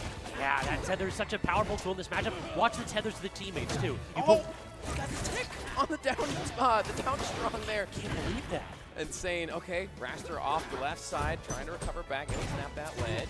LP kind of being a little bit sneaky right here. It is literally, I put Watcher's Mark on everybody, and then I'm going to chill for a little bit. I'm going to floor hog. I'm going to CC a lot of this nonsense, and then I'm going to pick my moment properly. Great recovery there from Cobra, able to return the stage from Rano. And the back and forth, comboing into himself. LP making this Maple look ridiculous, but just as I say that, Cobra gets taken down on the right side. We had a 4v1 for a little bit right there. We had Poppy. Oh, the tether off the right side. LP is playing Maple ridiculous, even tethering back to their opponent to recover back to stage. That's the benefit of Maple and Dubs. You can have multiple watchers marks out, so your recovery goes from being one of the worst in the game to perhaps the best. Okay, 2v1 situation. Forsburn and Rano comboing on the center stage. Bor's doing a really good job of snuffing out the Maple, though. Basically, that disjointed knife so good, but unable to get any kind of a recovery right there. Raster, terror off stage. Yeah, you have to be so careful if you're off stage versus Raster. Now 2v1, here comes that slipstream, the side special coming through, sniping him out with that neutral B. I did a great job of avoiding the Watcher's Mark during that entire time. Like, LP was sitting there saying, I just want my Watcher's Mark so I can wobble you, and not working out whatsoever. Why? Being very elusive here. Yeah, why making this 2v1 look pretty good so far? I mean, Rano's got the speed to deal with it, right? But here comes Raster off the stage, fully charging that up strong, but didn't connect it. What a stall, too. The little, just tiniest of stalls with that tongue to make that aerial strong not work out. Okay.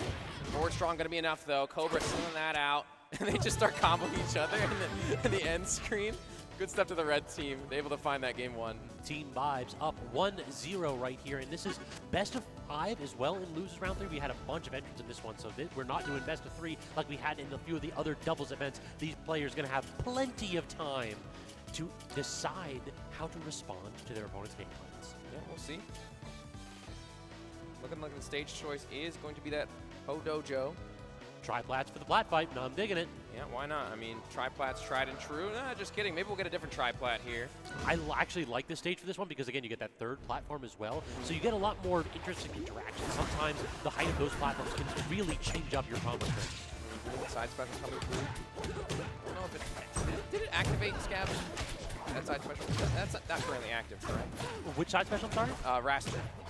Oh, no, so when it's at, like, the dark line, it's on cooldown. When it's the white line, then it's active. Right. And you can tell by the little, like, white lines all around the room. Exactly. And they recently changed it so that it does not activate on shield. You have to hit your opponent. Yes, yes. You do actually have to connect it for it to work, but you're getting connections. Forward more connected with that forward throw. Make it way back. Rano holding down this center. And it's kind of like night and day right now. LP can't get anything started. LP's been in disadvantage this entire game. A great wall tech. Actually, cheeky little hitbox attempt with that clone going off stage. Yeah, fantastic tech, but Cobra, that slipstream comboing. Rano for the moment. Forsburn able to teleport back, making their way back to stage. That's the first stock going the way of the red team onto Rano. One of my friends said that Maple's like an underscore, all the characters in lowercase letters. This character is very difficult to hit. That low profile and a couple hitboxes already, and use this special get up to dodge the up strong attempt too. Yeah, I mean, just looking at the characters on the screen, right? Maple is already like half the size of every other character, right?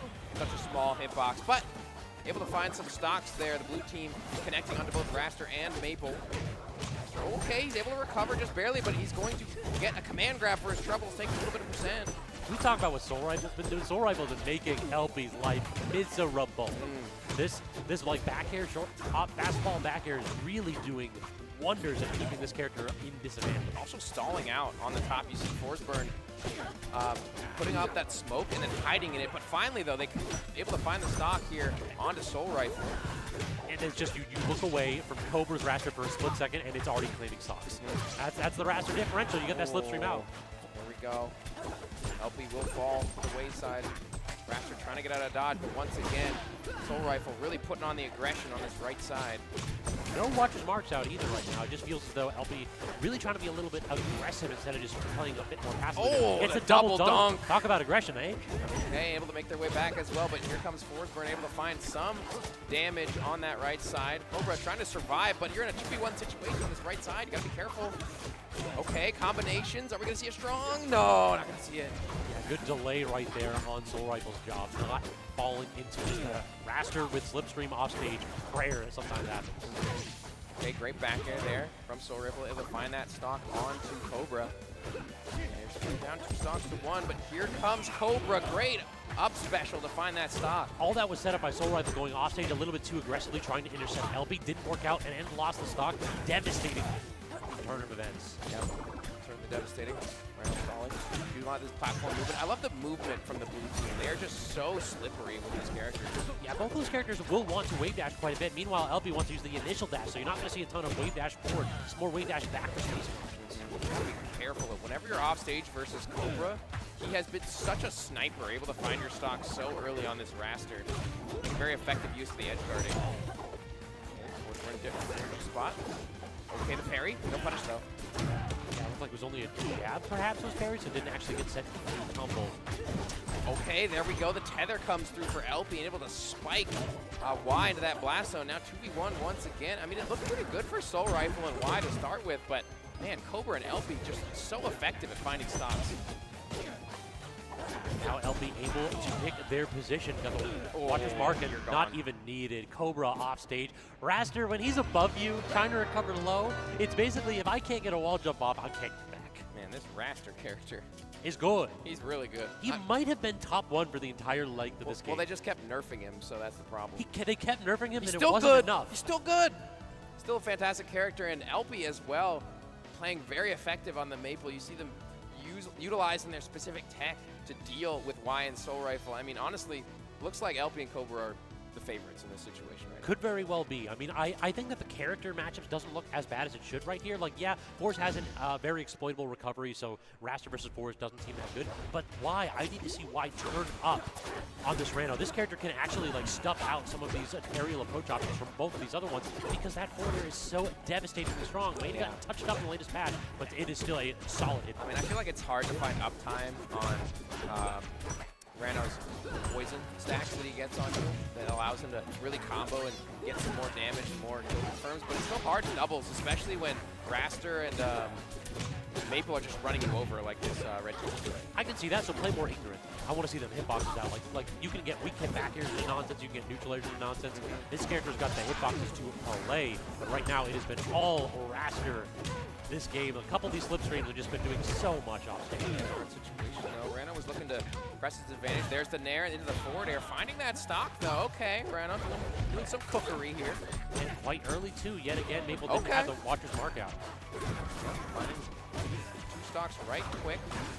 The team already doing much better so far. There's the command grab, but he immediately switches targets. You saw how Rano just ran across the stage. That was a crazy decision to make, and I think it was the correct one. I agree. Turn it into a 2v1. No need to just make this 2 singles matches. If you got your opponent in the bubble, make their teammates pay. Shield break. Do we have a punish temp? Well, the tech can come back, just barely making it back. Soul Rifle with an excellent recovery. That side special connected for Raster. Let's have the speed on the stage now, and almost comboing into that forward strong.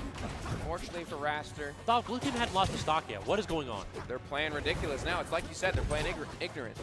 It does feel as though the stage has been playing quite a bit of a role here, as Maple has found no space whatsoever. Y switched over to Maple and has been making LP's life miserable. Y has been playing so effective so far in game number 3 as well. Just watching him a little bit, he's reacting more, he's grabbing more, he's finding these connections. Look at that back air. You see the precision and the dodge as well. And he's covering all of this off the ledge. The edge hog from his teammate lets him not snap the ledge, but the Raster recovery will disrupt. But this is definitely blue team's game to lose for sure. We are getting the share stock though, so LP going to go back to work right here, but what a bit of work we got to do. Definitely a lot of work. We'll see. Y still holding on to that first stock on the Rano, able to air dodge through to avoid the down air, but that strong is going to connect, and now you're in a dangerous spot. Down strong will snipe out Forsburn, and they just lost so many stocks, but I don't think it's going to be enough to bring it all the way back, Scott. Cobra edge guard LP. LP really needed that edge to get back, could not make it onto stage, and that loss of stock turned into 2v1, and that spiraled out of control so quick. Solid work, though. A good adaptation from the other side. Y and Soul Rifle taking it to him, showing that, hey, you know what? Let's just press some buttons. You know, let's be aggressive, utilize our movement on our characters, and really just take the fight to them. And I think that's what they did. Yeah, I mean, it definitely felt as though the Rano was making a much larger impact, and you just saw early on, whenever Y had LP locked down, it felt like this character couldn't get anything started. You need a little bit of setup time as Maple. You want to get your Watcher's Marks off so that you can set up combos later. You want to put Lily down so that you can control space. You want to get Poppy down so you can set up combos. If you take away those tools and you just turn the pressure up to 11, Maple can struggle. I wanted to call attention to that because we haven't actually seen much Lily out so far. I mean, you could turn this into a 3v1 with Lily on the stage, so we'll see if LP decides to utilize that more often, but it is game number 4 here. Blue team has all the momentum for the moment. Let's see if they can maintain it. So far, I mean, we're seeing basically more of the same here where Cobra tries to go 2v1, and unfortunately, yeah, it's a team combo into a team combo. Okay. Connecting here. Rano just fighting off the stage, finding that down air, able to find that stock onto Raster very early. So far, so good for blue team. Yet again, using that mobility that you talked about, because both these characters play so grounded, we're seeing a lot of weight dashing back and forth and a lot of floor hugging as well. So both of these characters are just making sure that at these low percentages, these characters that can struggle to disrupt CC and LP and Cobra are really having a hard time. Yeah, Rano is moving. Unfortunately, Soul Rifle will fall victim to the 2v1 combination. He actually jumped in for that F strong in the air, but couldn't quite find it. That was a good read from Cobra, but Rano too slippery off this left side lasso. Okay, the command grab, but still alive somehow. Can we make it back? Utilizing that wall jump to snap the ledge. Great back air as well. Cobra has been struggling to get back to edge from a minute and a half. Like, why? Locking this Raster down. A bit of a switch up though, so another opportunity here from Cobra. Okay, 3v2 now with the clone. True enough. Clone is dispatched of though. Back and forth, red team finding some combinations here. Rano just playing on this left side. Look at the movement back and forth, but movement's not going to be enough. You will find that F strong in the air if you are Raster eventually. And also the double fair from LP's Maple. That is such a devastating combo confirmed in these positions. Just spike him once, spike him again. Deception. Oh, didn't work out there. I liked what we were going for on Soul Rifle side. Yeah, I feel like it's a lot harder to get the smoke out as Forsburn in the double situation. We don't see it nearly as often. Just too many hitboxes. Yeah. It's so easy to clear. It just clears up so quickly. And also Maple really good at clearing up smoke. Watch his mark clears the whole trail. Okay, nice. Kill confirmed for Rano here. Forsburn fighting LP. Yeah, it is very even this time around, yeah. 3 stocks apiece. Just mixing up with the clone, that was a great deception there from Soul Rifle to make it back to the stage. Platform drop aerial actually cleans up Maple's stock, so now a gold situation right here. Cobra potentially in an awkward spot where you get one combo, you may find yourself dead, but never count out last for that's big damage. Okay, Rano sharking here, finding connections onto Raster. Down air is shielded. Maple doing a good job of dealing with his Forsburn on the other side of things. Mostly 1v1 for right now. That down air not connecting. Raster has an opportunity off stage, goes to the down air, misses it though. Great recovery from Soul Rifle. Reversal and actually utilizing that bubble to his own effect there. Dog, the edge canceled back air right there. Soul Rifle using the invoke very well to clean that up. Beautiful stuff here from Soul Rifle and Y in game number 4. And we're going to see a reverse sweep here, Scaps. It's looking pretty good. I think we have to think very carefully about counter picks right now, because it felt like on that the third game, LP just could not get anything started. On that game, it was a little bit better, but they understood the game plan. They understood what they needed to do to shut down. We didn't see a lot of slipstream combos. We didn't see a ton of tether combos. You started to claw your way back for Team Vibes, but it still feels like they're on the back foot right here. Yep. We'll see. Stage choice this time around. Slipstream comes through. Connect though. Not that time around. Once again, just taking the fight to the LP playing for that center stage. Comes through with the up airs, finding some combinations. Solid damage here early on. Like these low damage combos are not to be messed with by both these characters on Team Vibes. On the other side, Y and Soul Rifle getting caught up by the special combo and the wrap too. Yeah. We aired him in that moment, got some more damage off. We haven't seen a ton of wrap shenanigans so far in this match. It's hard to find. It really is. It just speaks to how good the blue team has been doing of just making sure they're not getting isolated in 2v1 situations. Yep. Speaking of 2v1s, here comes Forsburn and Rano trying to take it to this Raster. Push up, LP comboing this Forsburn off the top and not going to connect to a kill that time around. The wrap actually reversed. So far, LP doing a really good job of just not allowing Y into that corner to try to free up that Soul Rifle. Soul Rifle was in disadvantage for so long. That's what you want to see. You want to see these situations where Cobra can just cover every single option. Rano playing around with these platforms, trying to stay alive. LP trying to find that kill. Here comes Raster off the Angel platform. Snaps the ledge, shielding that fair. Versity strong, that's so good for Soul Rifle too. Just use them to set up into so much nonsense with this character. Rano's still alive as well. Y, excellent DI. alive for the moment. Stock tanking quite effectively, being very evasive, but here comes Raster actually catching the jump, reading that option with the edge guard. Good job, Upstrong right there. The tried and true BNB for the Serrano. They're now trying to control some space against Cobra. Cobra does actually go aggressive, and White was not ready to punish that. Trying to find Soul Rifle here. It does get the Upstrong, but it's not enough to kill. Crash up to make his way back. The Slipstream was reflected, so it's not going to be in effect here. These parries have been on point. Soul Rifle has been very, very mindful of just these errant Slipstreams that just get fired all the way across stage. Slipstream connecting here for Cobra, finding that stock onto Soul Rifle, and the tether, LP going all the way out on the left side. Can't recover. Can't make it back, unfortunately. Hey, we take those though. Yeah, I think in that position you certainly do cash that stock in. I think you could have tethered back, but just did not quite respond early enough. Now pretty even here. Very even. Everybody down to their last stock in this ultimate game here, and loses round 3. Loser, this goes home. Okay. And everything. Soul Rifle with the right back air as well. Raster, oh, almost got edge cogged right there. That was close. Raster in a bit of an awkward spot between those two clones. Does get the tech chase, but can't quite get too much out of it. Rapid broken out. How? Was that the shuriken? For the aggression there. The aggression is there for LB. You can see the forwards throw, trying to combo into their teammate. Unfortunately, Cobra was not able to respond. Now available, you're stuck in the skies. Stalling out. There's the back air. That's good enough. The DI was off on both of those hits. I mean, Raster could definitely clean up Force's stock, but right now Raster has to make it backstage. The stall. Special getup gets called out. The lag on that up special was too much. Yeah, the special getup attempt in the corner. Raster really vulnerable in those positions, in those scramble spots, and Fours able to lock it down. That's a reverse 3-0 as well from Y and Soul Rifle. What presence of mind right there, because it looked like games 1 and 2, the lockdown was definitely there. Yeah, I mean, the speed and quickness in which Y and Soul Rifle were playing towards the end there was absolutely a sight to behold. They really locked in towards the end. Seems like they figured it out, because in the first 2 games, honestly, it looked like the Raster and Maple show. It did. Yeah. And really we never saw what we saw in game 1, which was Maple having like 3 or 4 Watcher's Marks, being able to tether to multiple different characters, go out as far as possible, come all the way back in the tether. None of that happened.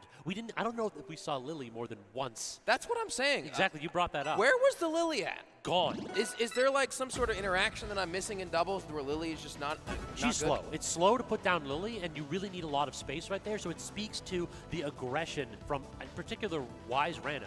Y took a little bit of time for Y to get started. He had to ramp up. Yeah, once they did, like, it was just curtains for Maple. No setups whatsoever. No 4v1s.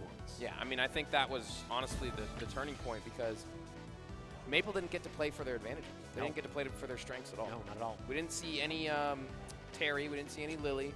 I don't think I saw special pummel at all. We saw like once or twice. Maybe but once. There was never much impact. That's the big thing. You want to use Poppy to set up your kill confirms. You want to see your opponent marked. Yeah. You want to hit them with Poppy. You want to detonate that Poppy, send them all the way back to set up for things like Upstrong, or even for another bear to get that spike going. It just didn't happen.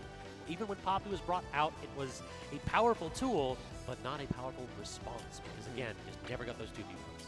Yeah. Either way, though, Toronto plus Forsburn looking like a solid team. Oh, yeah. That really, was really very quick good. and destructive. Really, really quick and destructive the way they were playing it. Very, very effective. Very hard to get your setups going. I think that was the weakness for the red team in that situation. But I think we're going to get another Oh, yeah. We here. actually have a duo coming up already. It's Mystery Soul and Cheesy Potato versus John Luck. And No and No's Friend is actually the team name. Yeah, No and No's Friend. Do you know No's Friend? I think I asked you that earlier. I do happen to know No's Friend, John Luck. Yeah, so there we go. Let's talk actually about No, because he's one of my favorite players to watch. Okay. The Locks, man. Yes. Okay, the big elephant. Yes, exactly. I ain't talking about bagels, my friend. This dude putting up dubs instead. Made a phenomenal few runs in the coin boxes as well. So kind of like just put his stamp on the game after Locks was widely considered to be one of, if not the worst characters. You know, I was about to call attention to that, because when the game first came out, everyone was like, this Locks guy is not that good. He's not that strong. Better nerf the elephant. A lot of people have been picking up the character and making effective use of him. I mean, we saw Alox at LMM, I believe, this year, who made it pretty dang far. I can't remember the tag at this current moment, but still, watching that elephant pummel some people is quite a sight to behold. Oh yeah, this character feels like one of the most fun characters in the game if you're guessing right or you're getting your 50-50s. His advantage state isn't like as locked down as somebody like Raster, where you just put down your controller dog, you're done. But if you can start to like respond appropriately, choose the right moves at the right time, good God, does this character flow so phenomenally. Yes, I love to see super heavies being in the meta. That's one of my favorite things to watch, honestly, because when you look at a lot of other Smash games, or platform fighters rather, when you see games like these, they don't often have a super heavy at the upper echelon of the game, right? You don't often see a super heavy getting top 8. It's not a common occurrence. In this game, it can very well happen, especially with Crag in the game as well. Yeah, it feels as though Crag in particular is one of those characters that it's either you hate him or you main him. Like, nobody likes Crag. Because nobody likes Crag. fighting Crag. Because what ends up happening is that this is a character where you can deal 90 damage to him, and then he just lands like, cool, now it's my turn to play the game. Yeah.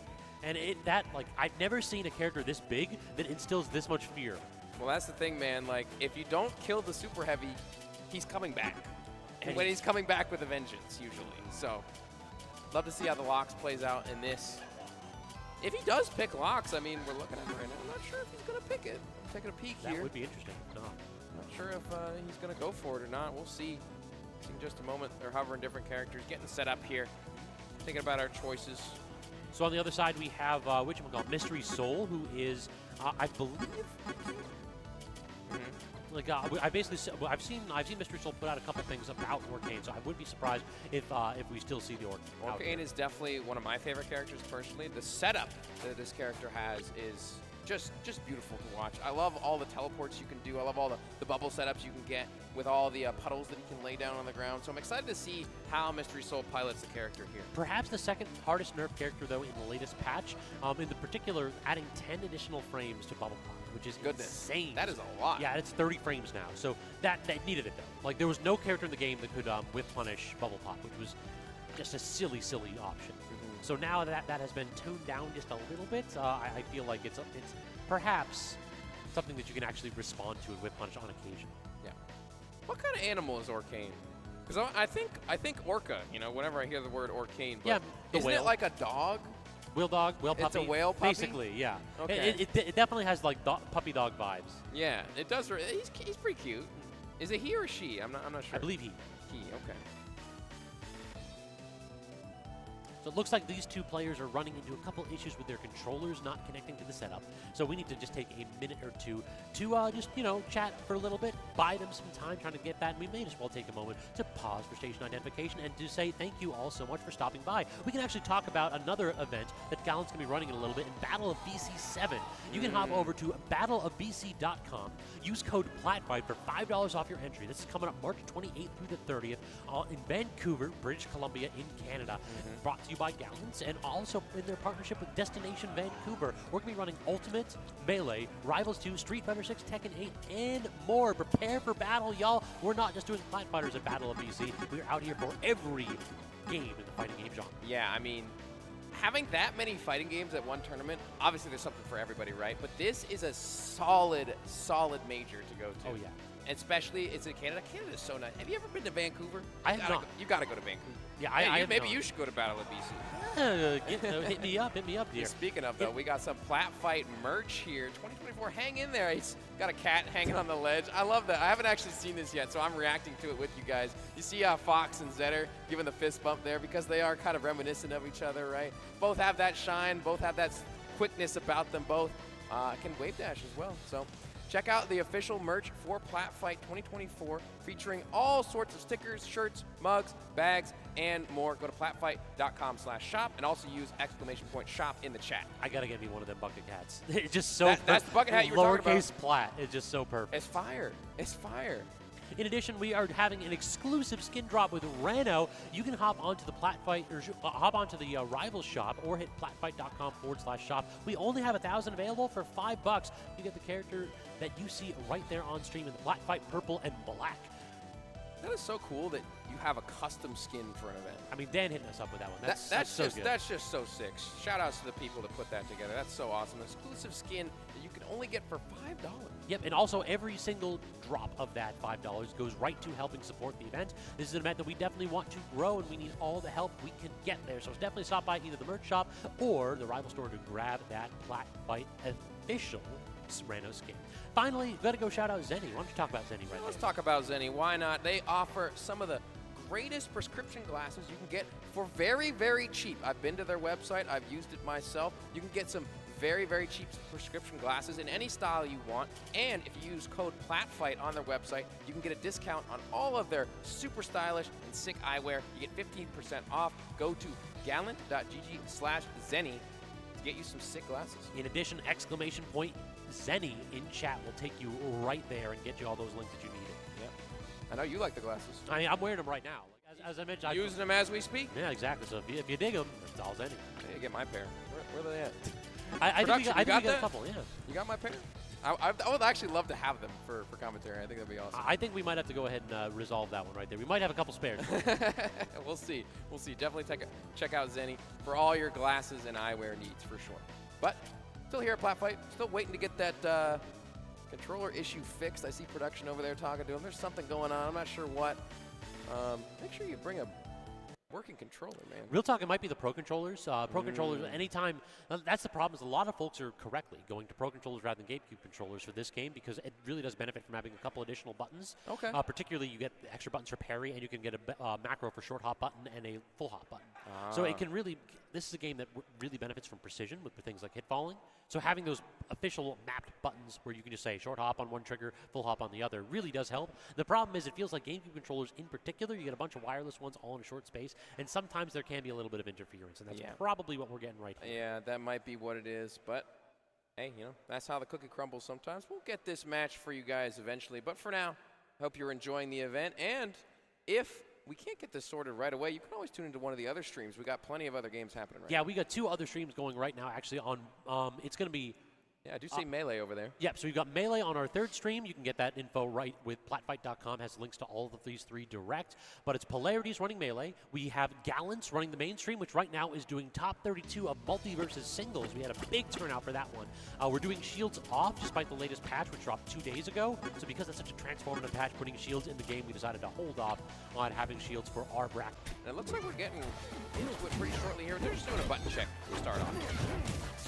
And let's go ahead and talk about the characters. One of the characters we have on the stream here is we have, actually, another character that did get touched up quite a bit in the last patch, to the point where a lot of players, including notable name Pats, were thinking about dropping the character. Cake-Assault actually dropped the character. It was on 4s when he started. Yeah, I mean, Fleet is definitely one of the, if not the greatest zoner in this game, with the way they can control so much space and also having that float cancel as well. They can have such effective edge guarding. I'm interested to see how Fleet can support the Crag in these moments, because both these characters are actually pretty good off the stage. Agreed. The Fleet down air is nothing to be laughed at. That move is a very good. In addition, Fleet up air on big bodies like Locks and fast fallers like Zetter. This character has some combo tools for sure, and Fleet back air is kind of the most gross move in the game. Like, it doesn't look like it should kill you early, but it does. It's so miserable.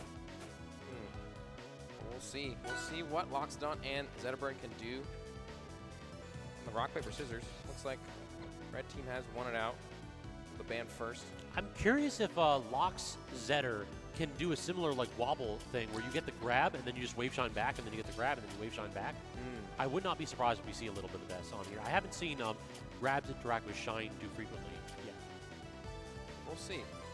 We'll see. It looks like Delta is going to be the choice here for game number 1. Rocking the skin as well on Fleet here.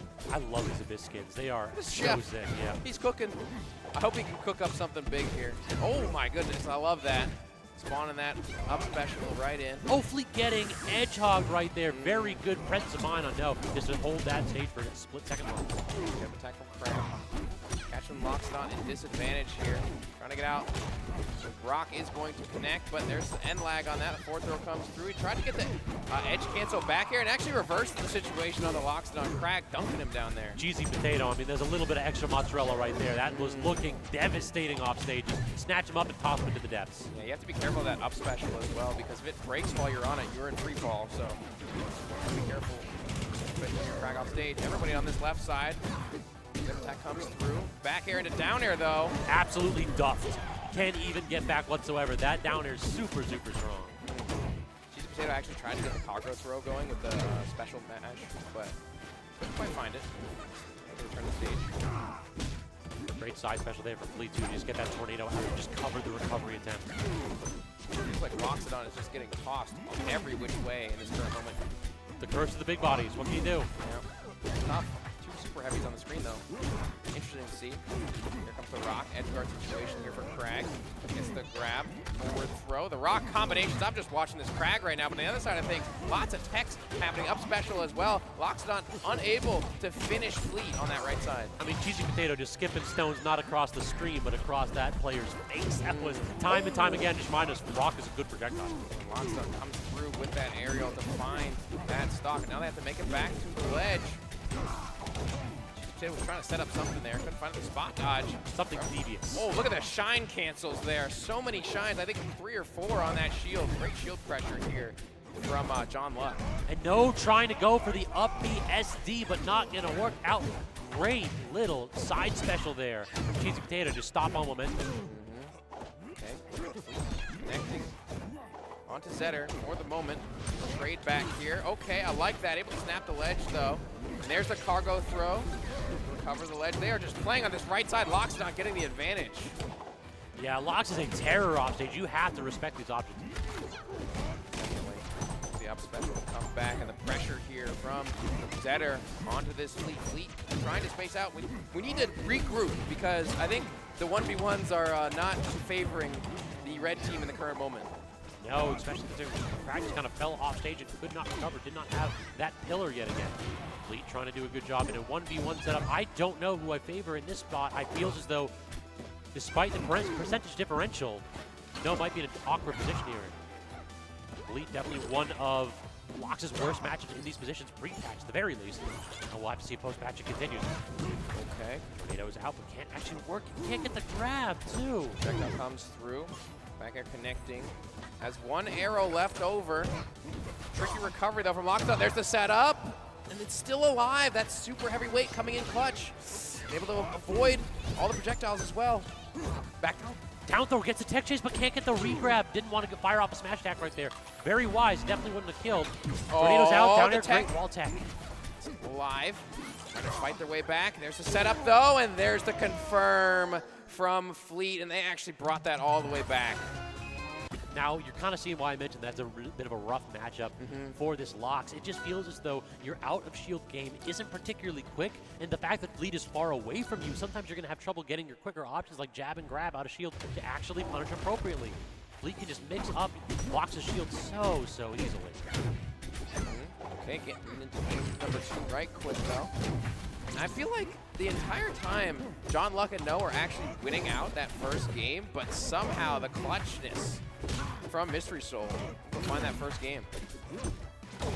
Yeah, it definitely feels as though like there were a lot of early stocks to be had in that set. Definitely. Okay, all the way up there. Picking up the brick.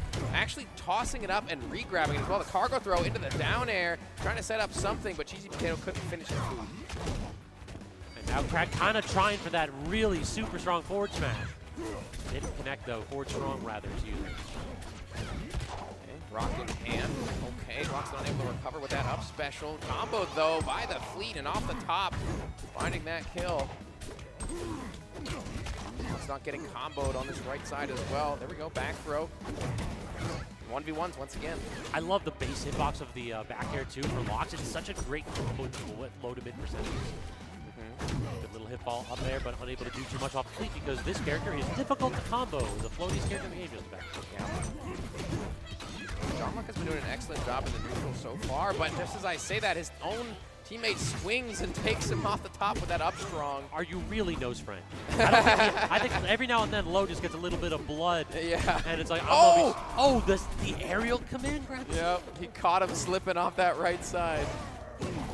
Mark's not able to recover with that up special once again. Up tilt into the grab.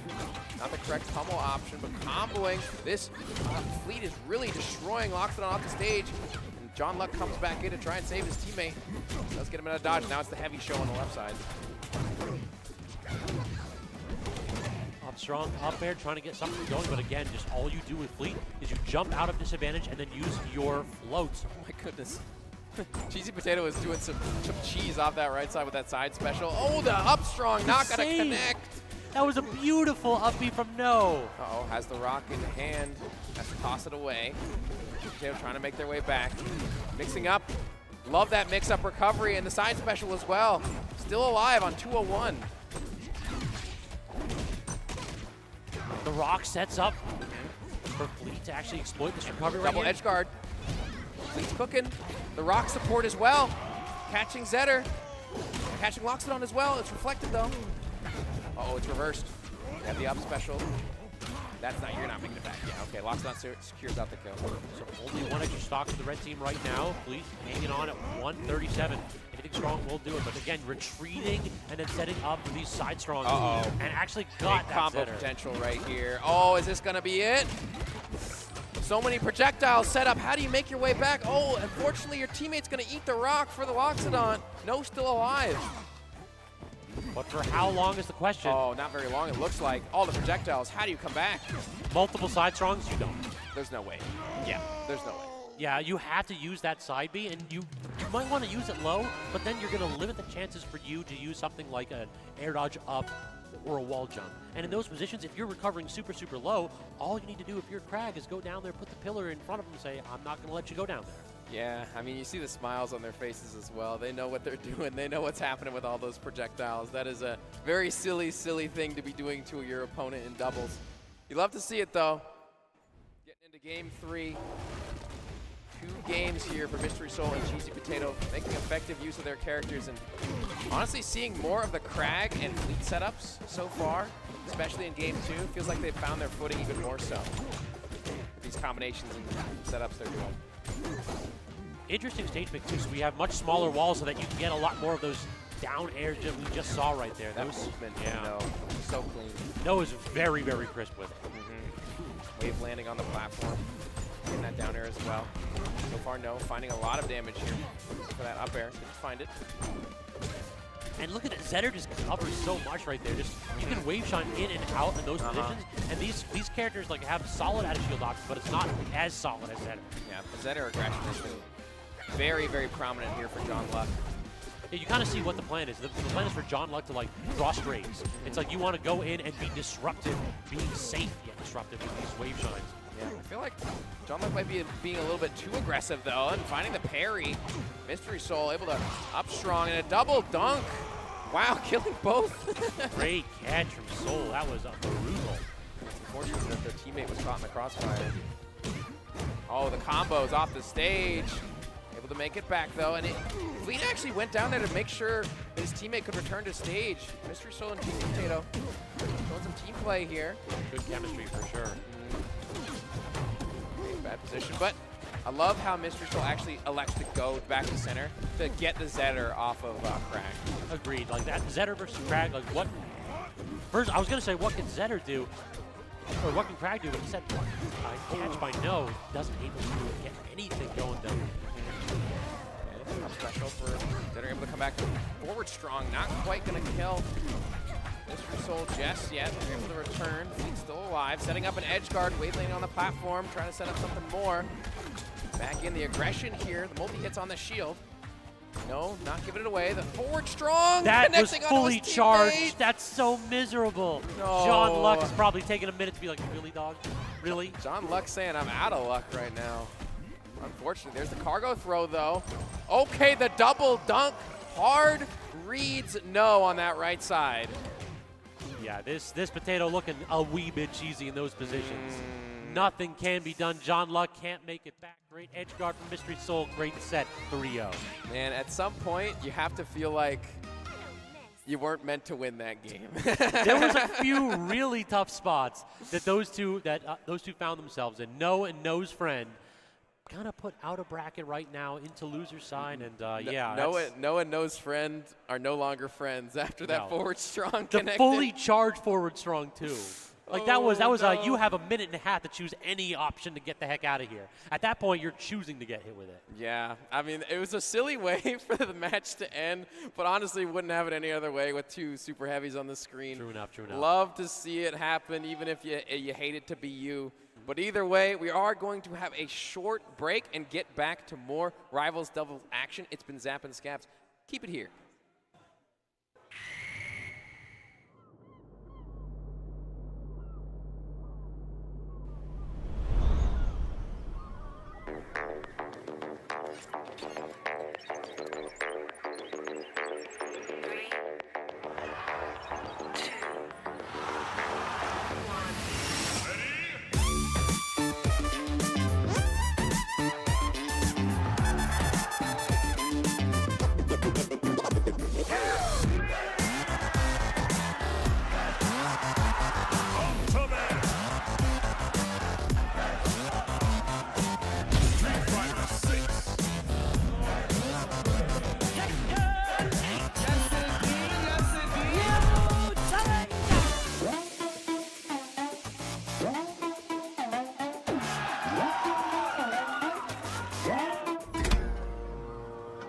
All right, hit it.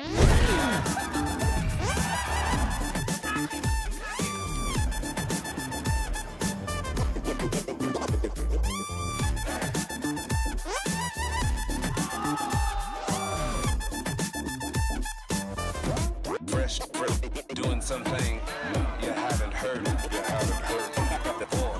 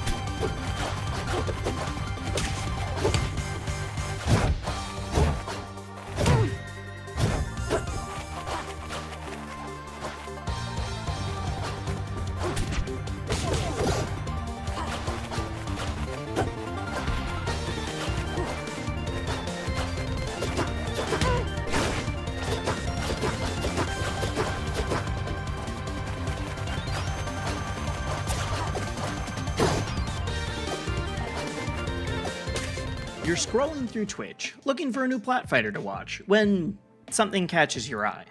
Rivals of Aether 2? The pixel art game? There's a new one now? And it's in 3D? Rivals 2 just dropped in mid-October, making it the newest game on the Platfight lineup, and it's coming out of the gates strong. Rivals 2 is attempting to be a bridge between a lot of the different platform fighters, melding accessible controls and modern quality of life features with fluid, expressive movement and game speed. Rivals is doing its own thing too, though. Aether Studios have added and iterated on a ton of mechanics to bring something brand new to the table. Keep an eye out while watching. Everyone has special versions of things like get-up attacks and pummels that are higher risk, higher reward versions of the normal moves. And pay attention to the elements. Every character is split into 4 elements, either earth, air, wind, or fire. And these aren't just a fun design flair. Everyone has elemental synergies baked into their movesets that add ways to combo harder, improve your stage control, might change a move's properties, or usually a little bit of all of the above. If you're brand new to Rivals, make sure you're looking out for these. There's always a little more than meets the eye. Like the lead developer Dan Fernacey said, the thing that makes Rivals shine is, well, the Rivals. Alright, welcome back to Platfight, that Rivals 2 doubles action. I'm sure y'all saw some crazy sets so far, man. Doubles for this game, always a great time. I'm Blackamar. My name is Mirai. Sure, nice to join y'all back again for the top 6 of Rivals 2 doubles. Definitely some of the best on these sticks. And doubles left still.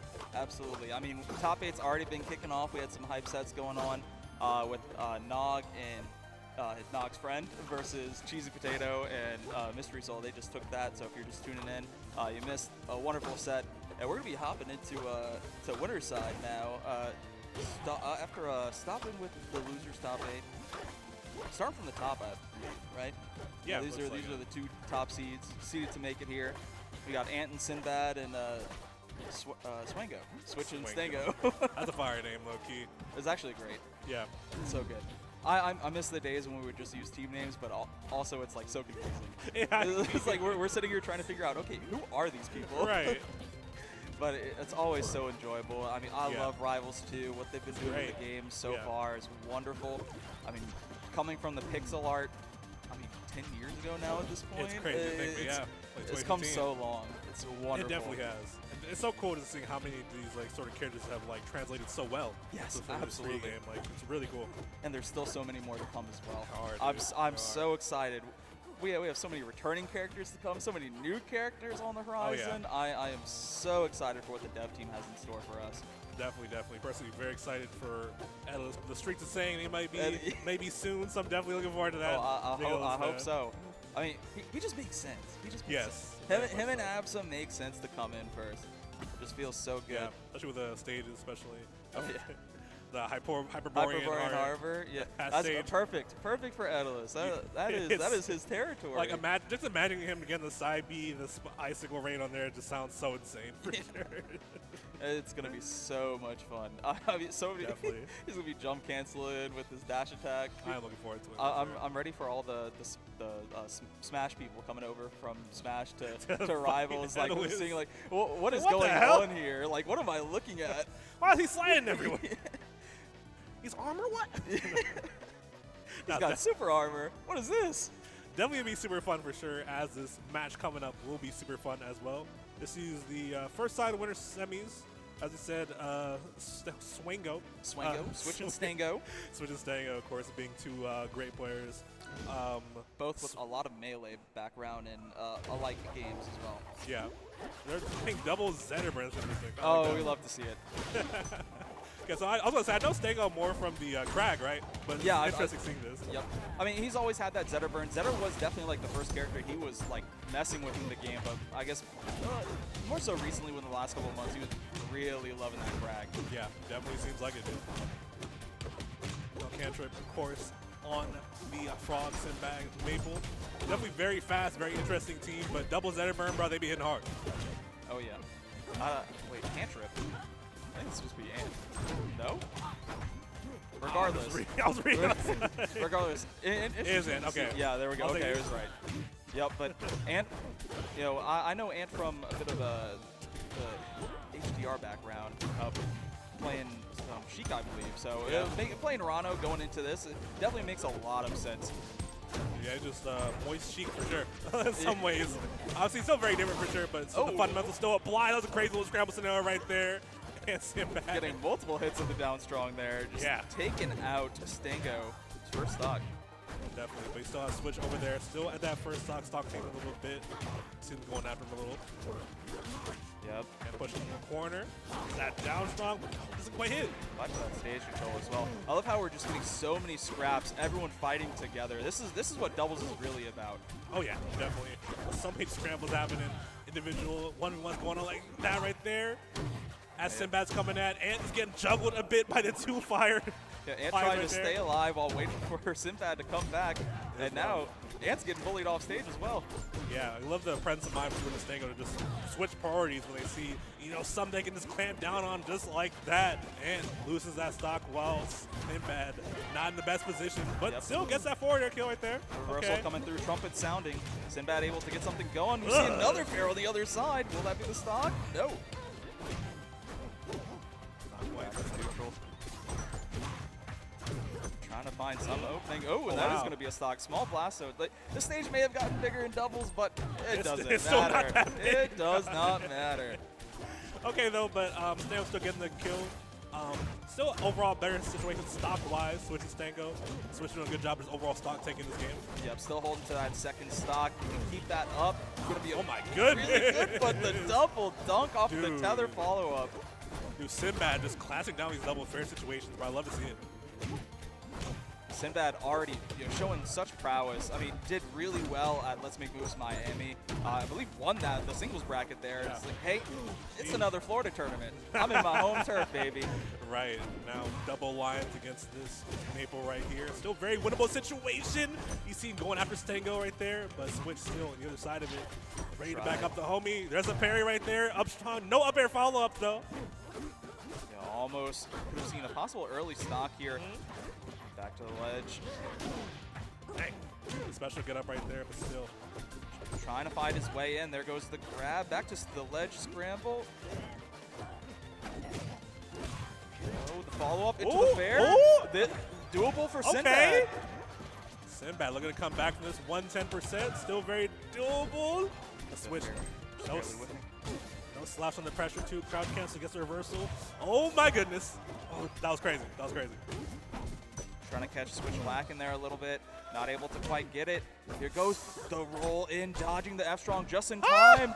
This is getting dangerous for both players. Super scramble heavy right here. Both very high percents. 147 on Sinbad is crazy, but still has Switch at the ledge right here. No F-tilt. It just barely missed the timing. Just barely. That's a dash attack right there. Tech chase. Grab putting Poppy on board. Into the wrap.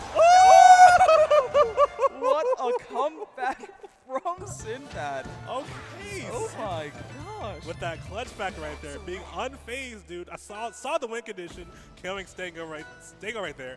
Beautiful, beautiful. Doing a really good job of isolating those 1v1s in the 2v1 situation. Not overcommitting to anything too crazy. Anytime you got to grab, doing one of those quick forward throws, just trying to keep control as much as possible. It's so hard to do when you're put in that situation. It really is. Definitely just good just switching between targets too. Yeah. You just like, they just said, like you said, just enough time on one before switching to the other, just mix it up and make it harder to sort of just like pin them down. You know? It's really cool. I mean, Maple with that speed as well, like fastest character on the ground. Yeah. I think outside of maybe Raster and Slipstream. I don't know the stats in this game. I'm pretty sure that was the case in Rivals 1. I think Maple's still the fastest on the ground if I remember correctly. Hey, it's a new game. We got to relearn everything. Yeah, man. It's so much fun. That's really what I enjoy about games like these. Just really is, bro. Hey, people think you have everything figured out, bro. We still in the preseason, bro. You know what I'm saying? The game hasn't even been out officially for like 2 months now, right? This is month 2, I think. Exactly. It's really good. It's cool to see just how fast people are just evolving the gameplay in general right here. Very strong 1v1s going right there in Maple. A lot of percent on it. Yep, coming to rock wall here. Stocks are going to fly. You thought we saw some early stocks last time. Those side blasts on the stage are just mean, bro. I swear. It leads for so much to enjoy, so much fast-paced action. Yeah, definitely makes sense of a counter pick for two Zettermans right there. They're very good at getting those kills off the side. Yeah, trying to get those fire on them, just get these early stocks is the perfect counter pick for that. Definitely. You know, and Sinbad, good advantage state going on both sides of this right here. Yep, and holding switch on the other side now. Okay, switch going up the homie, but it's not enough. Both of them still off the side right here. Yep, fighting back. With so much stage control right now. Good counter. Wow. Still not dying. Almost getting the follow-up with Sinbad. That's insane. Not afraid at all to keep the pressure up despite being so high up the blast zone there. Yeah, all back last game, Sinbad definitely no stranger to the chase situations for sir. Both stocks flying off those Zetterburns right there. Quick little lead for Sand and Sinbad right here. First blood for blue team. Only just now, Sinbad's stock going to waste. See if Ant can stay alive any longer. Hold on to the stock. Yeah, Sinbad being in the mix definitely makes it a lot harder for them to just nail down this kill on Sinbad, or not Ant right here, sorry. Yeah, there we go, and Ant's catching the jump from Switch as well. Oh man, stacking up so much damage off the stage too. Gets back, but still 70% on Switch right there. That's a big momentum shift. 137 on Ant and building, able to just keep control of this. Jeez, dude. This is getting insane. You need to get the stock off soon, but the way Ant is playing right now, he's not going to let you get this easily. Yeah, whenever one's busy, bro, it's always just having to field dance this ledge against one of these lions. I swear. Sinbad acting as a wall as well, just stopping anyone from getting close, and that stock finally flying, but not for Ant, but now it is. Yeah, it's actually interesting. Sinbad actually at the last stock right there, so it is a stock deficit, but still, both the lines you see at very high percents, still up strong. Dude, yeah, it's tough, dude. Switch. Usually a stock take we see. Oh my goodness. Maple getting that kill off the side right there. Yep, tether to the advantage of Sinbad here. Go some life breathing into Switch and Stango. That's a stock. Jeez. Go on. We got last stock situation on everyone here. It's one thing I love about Rivals, just the animation, really letting you know the pressure is coming in. The stage background, no matter how much I see, I don't get tired of it, bro. It's so cool to see. Music just building up. You feel the pressure building and building. Definitely both sides of the pressure, I'm sure. Sinbad, the highest percent on here, but still being always in the mix, it feels like, but still getting a lot of bad trades for him. Yeah, Sinbad not afraid to scrap, and right now, not working out too big. Put on the ledge. Oh, that killed!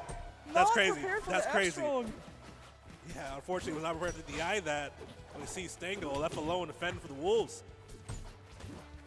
This is what we came for doubles. You see team combos going on, going for the wrap wobbles. I like it. Oh my god.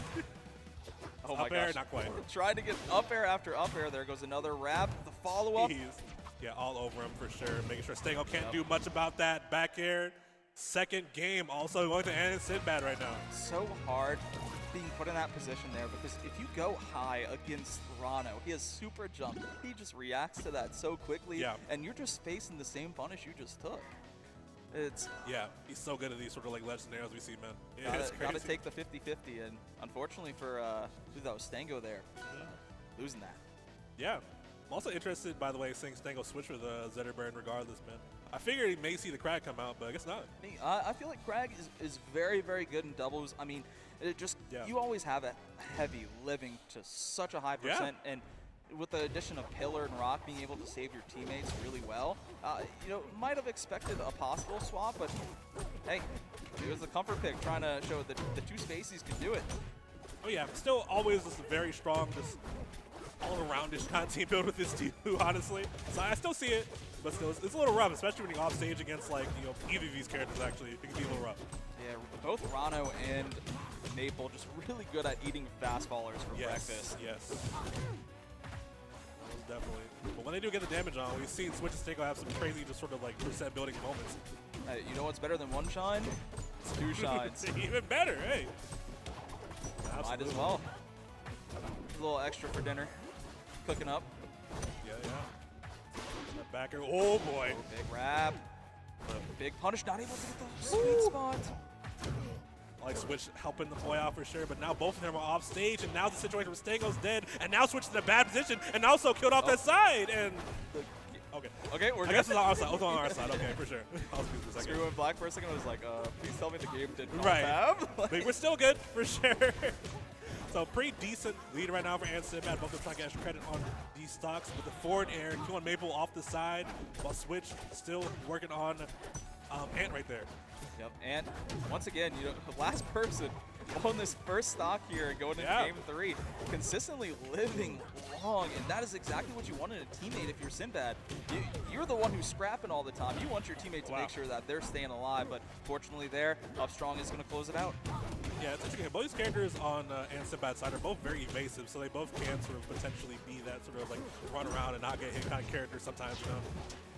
Oh, the pickup was crazy! What a layup from Ant into Sinbad's hands, able to get an early stock off of Switch, and Switch on last stock here. Sinbad saw that bad signal, took it, bro. I love to see that, man. Put pressure on Switch.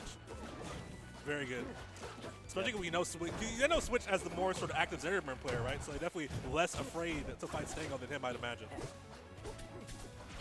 Here we go, fighting back for the stage control. Switch still doing real good, holding on to this last stock, not taking really any damage, just slowly chipping away at these stocks. Just finally getting something started. Barry here, not too much for the follow-up, but almost able to get an Upstrong off the Shine Scramble. And stock gone. It is. Stango still letting a stock tank right now. Not taking too much damage in these situations, I feel like. Ooh. Trying to get the double dunk, just building up as much damage as it can. Trying to protect Stango from losing this last stock. Switch on his last stock as well. Or on his last stock, 108. Anything could kill the forward air. Definitely kill, especially on rock wall. Rock wall, baby. Yeah. Oh, here we go. Oh, wow. This is the first time we've seen the, actually the second time we've seen the advantage. Will Ant be able to close it out? This would be the reversal instead. Looking pretty difficult, especially with Switch at that full sort of stock right there. So if you kill Stango, you still have to get through him at a very big percent deficit. A very similar situation from that game 1, but this time, no Sinbad to clutch it, no Ant to clutch it. It is going to be Switch and Stango finally getting on the board. Yeah, no, very good stuff. A lot of these sort of like scrap situations, I feel like sort of want to play in their benefit a lot of time, which I think is what you want to happen when you're playing double Zetterburn, right? More of these scrap situations and just like room to just kill out of nowhere, essentially. Yep, we did have a little bit of a flub with the with tourney mode. It was set to best of 3, so no, we're not going to be able to see the bans here. Players deliberating amongst themselves right now, figuring out where we're going to go for this game 4. Notable, Ant and Sinbad now have counter pick advantage for the rest of the set, so no matter what, they're going to be going to a stage that they like. Yeah. And against this duo, that's a little dangerous. Very much so, man. But they're both just not only versatile characters, but versatile players as well, right? Both still filling that role of being able to just like bounce back and forth between both of them very quickly, as well as just be very evasive with it if need be as well. All right, both Rano and Maple being kind of the sheiks of the game, like having that agility, and Rano more so on the ground than anything else, but he has the projectile to slow it down a bit better than Maple. Maple has the speed. Definitely. Getting into the docks here. This game 4 situation. Merchant Port, such a classic. Very much so. They love the stage. So I love it because you get to see the old Merchant Port from Rivals 1 there in the background. Get that back, it's so cool. The lore, man. Who would have thought that a furry platform fighter would have had this much of a storyline, man? It's so interesting, right? There's so much behind it. Definitely is. A lot of damage behind Switch right now. 121% at forward air. Sinbad clamping down, seeing the situation. Oh, wait a second. Fourth row actually hitting Ant off stage. It did, yeah. Able to make it back with. Not strong on teammate there, unfortunately. It's Upstrong though. Upstrong going to take the trade. Unfortunate for Ant. That's the first time we've seen him lose a stock that quickly. Yeah. It's interesting double seeing all these times where just like a lot of times the DI just kind of just messes you up a lot of times. You're not prepared. DI all these directions you get hit from. Yeah, you have so many more hitboxes to worry about in this, and that's why your team coordination has to be on point. And right now, Switch and Stango cooking up in the kitchen. Definitely. I love it. staying strong with it, man. So needs to get this kill on Sinbad though. 141% out there will definitely do it. Meanwhile, Switch pressuring Ant at the side right here. Yep, able to get back to stage with that bubble, but on the other side, Sinbad getting a little bullied here. Oh! But Oh, wow! reversal immediately. That's going to be the stock That's going huge. from Switch. That's huge. Exactly. Oh, and the nair follow yet again. Another alley-oop from Ant and Sinbad, just constantly ready for the tether there. Dude, the coordination between Ant and Sinbad is so crazy for sure. They just seem so ready to glass down just like that. Both Switch and Sinbad are on last stock. Stealing an early stock from Stango there. So smart from Sinbad, catching the jump with the side B, and just the instant momentum switch. We were looking at a possible Game 5 at the beginning of this game with how Switch and Stango were playing, and that might not be the case anymore. Dude, as I said, Ant and Sinbad are just so good at coordinating as well as just playing just differently and just switching up things on the fly as well as definitely catching, throwing Switch and Stango for a loop in a big wave right there. Upstrong does kill Sinbad right there, but Ant still stock tanking. Yep, 177%. fair. There it is. Finally bringing it to last stock. Still very doable. This is Zetterburn, super explosive. He got two of them to deal with. What? Oh, wow. Almost killing his own teammate with that Upstrong. Got to be careful now. Both the red team over 100. Is that back air? Both of them off stage, definitely a rough scenario for the Zetterburns. There's a 4 strong. Not quite killing Switch just yet. Yep, Sinbad covering deep on stage, covering the far end recovery, and Ant was covering the ledge, and oh my gosh, it's getting more and more hectic for these red team players. There he is. Oh, big parry on the side. Up air not gonna kill quite yet. Just still hanging on. That could be a stock. No, Ant still living yet again. So good at stock tanking. That's like that. Hit it right there is Ant and Schwab. Amazing, amazing play from both of them with that, stealing that last game away from them, bro. Sinbad started off that game 4 reversal with that tether combo and ending it with yet another one. The consistency on that is so good for Sinbad. I think I only saw him mess up one tether follow-up at like the whole entire match. Yeah. It was actually crazy. Like it is on point with those, and you want that. I mean, heading into winners finals now, top 6 of the first Platfight Rivals 2 doubles. Yeah, that was like a big difference maker for sure. Just having just the Mabel ready for a lot of these like situations off that tether, man, is definitely. It across the stage picks up, I mean, especially after the Rano nerfs, you know, a lot of the times we see like, you know, Rano not killing horizontally as much. Like he still has a lot of that kill power. It's just not as egregious as it was before. Yeah. And now you have a teammate that can just go out there, fly, and just kill for you. Kill for you. It's like, hey, I left some leftovers on this plate here. Can you finish it for me? I got you, fam. I got you. Now we got Cake Assault and Cody Schwab versus Luck and ZB. So going into this, I know with the fleet nerfs coming in, Cake Assault's been really grinding on that force burn. I was talking to him earlier. You know, he really wants to stick it out with the force burn. Still doing some adjustments. I mean, his teammate Cody Schwab, melee legend. Right? Definitely. Rocket. I'm so glad. I'm so happy to see Cody play in the game because it's so entertaining. Like seeing a legend from another game, giving our my community's game a shot. Like, oh, it feels so good. Anytime we have this crossover, it always feels so good. Yeah, no, it's always cool to see, man. Love to see people, as you said, from all communities just playing this game too, man. And we got Luck coming from Multiverses, swapping over to Rivals 2 as well. So yeah, I mean. You're going to see him later in the Plat Masters exhibition. That's going to be fun. Oh, it definitely is, bro. Definitely looking forward to Plat Masters for sure. But yeah, general, man, Luck, definitely known to be crazy with the Rano for sure. Man, so definitely, it'll be interesting to see, man. Yeah, just won the Lights Out Invitational. Oh, yes, yeah, he did. That's true. As well as ZB, of course, amazing with that crag for sure. Oh, no words needed. Oh, for that, ZB. bro. No words needed, man. I mean, there have been so many times where Dan has talked about ZB, specifically because ZB does something so ridiculous with crag. He's crazy. There was one time he was doing something in Rivals 1. I forget what tournament it was. Dan was standing behind him. ZB's like, fix this, Dan. This shouldn't exist. Like, abusing. Like, there's so many changes in Rivals 1 for crag that ZB was the reason it happened. I'd imagine if Dan's behind him is doing like the confused Mr. Krabs. He was like, what the heck going on? The same thing in Rivals 2 here. So we definitely have 4 legends on the screen. And okay, all right, I thought it was a possible button check. We're getting right into it. Oh, it is button check. Never mind. Okay, yeah, for sure. As we said, it is interesting to see Kick Assault try to stick that force right now. It did seem like he's very hesitant, I guess, on it early on. Definitely like seeing him commit to it. I definitely have a lot of faith in Forceburn for sure. Definitely a very strong character. Forceburn is his child, right? Like he so, like almost single-handedly put that character on the map in Rivals 1. Yeah. Like I can name like Plastic Dinos. I don't think I can name another Forceburn in the top 50. Like I literally can't. I mean, we have people like Pikmin coming in and playing it, Void as well, also. But like that wasn't in Rivals 1. But like exactly.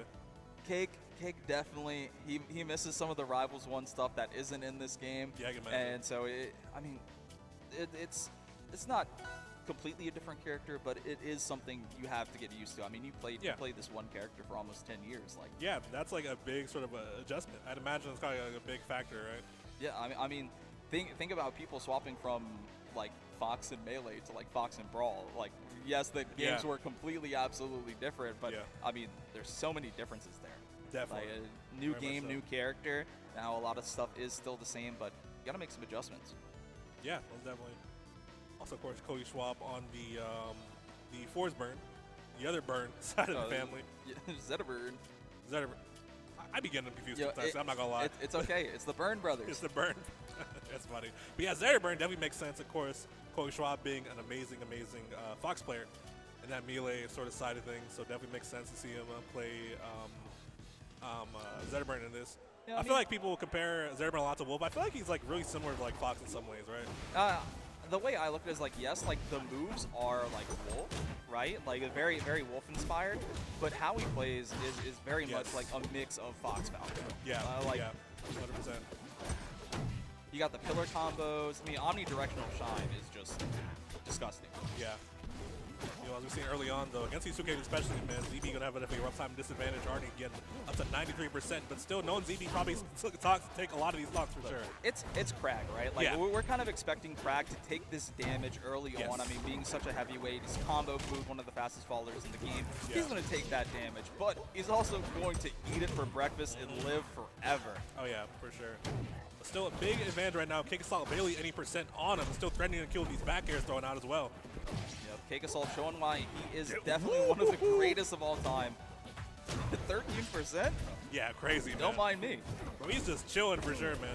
They're playing very evasive with it, dude. Very fitting for Forceburn, a very just like a evasive sort of character, rather. It feels like he's basically saying, Cody Schwab, go kill, right? Like he's manipulating the scenes from the background, and it makes sense. He's just chilling. He's having a good time. Yeah, especially just how much killing power Zetterburn has. It definitely makes sense to have like Forceburn being more cautious than one of the two. Luck at 177%. Oh my god, it was looking scary. I thought he was going to die to the up special there for a second. It's crazy. By 184, it is definitely insane. It's like, I'm thinking Crag's going to be the one living to this percent, but no. Right? Like, it's crazy.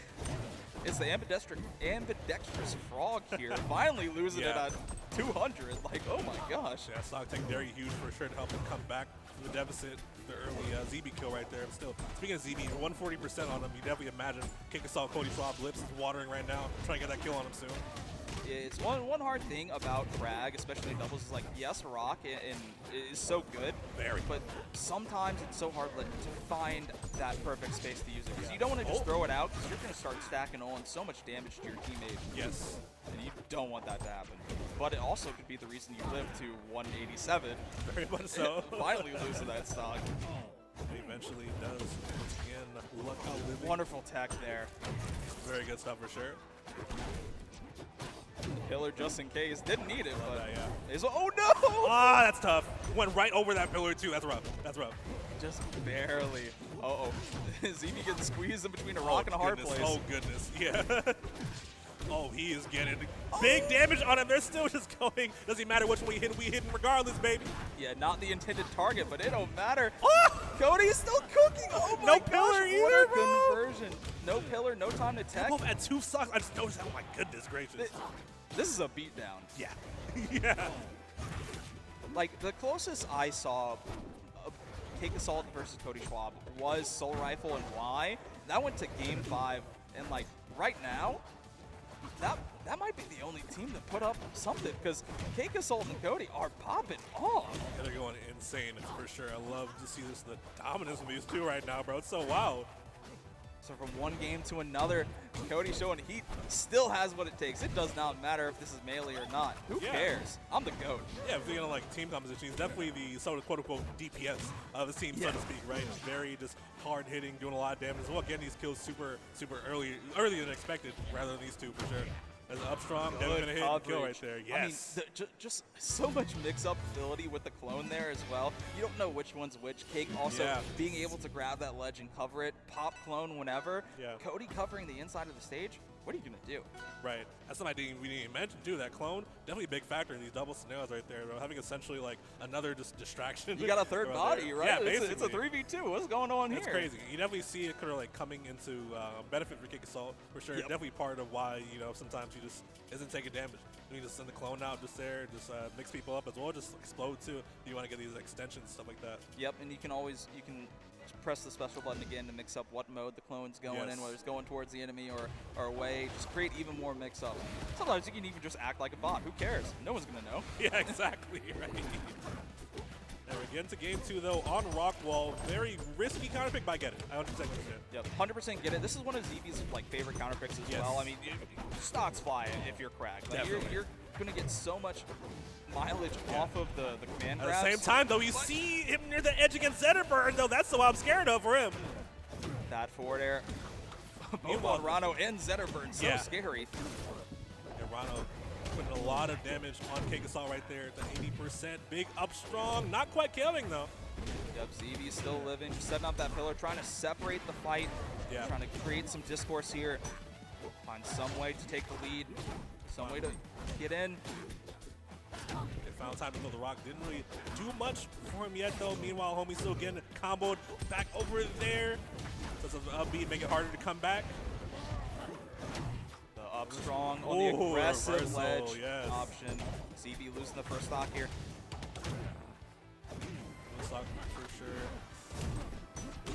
Cake Assault still being threatened at that ledge, but 135% still living once again. Stock taken. Big down B, down strong, strong, yep.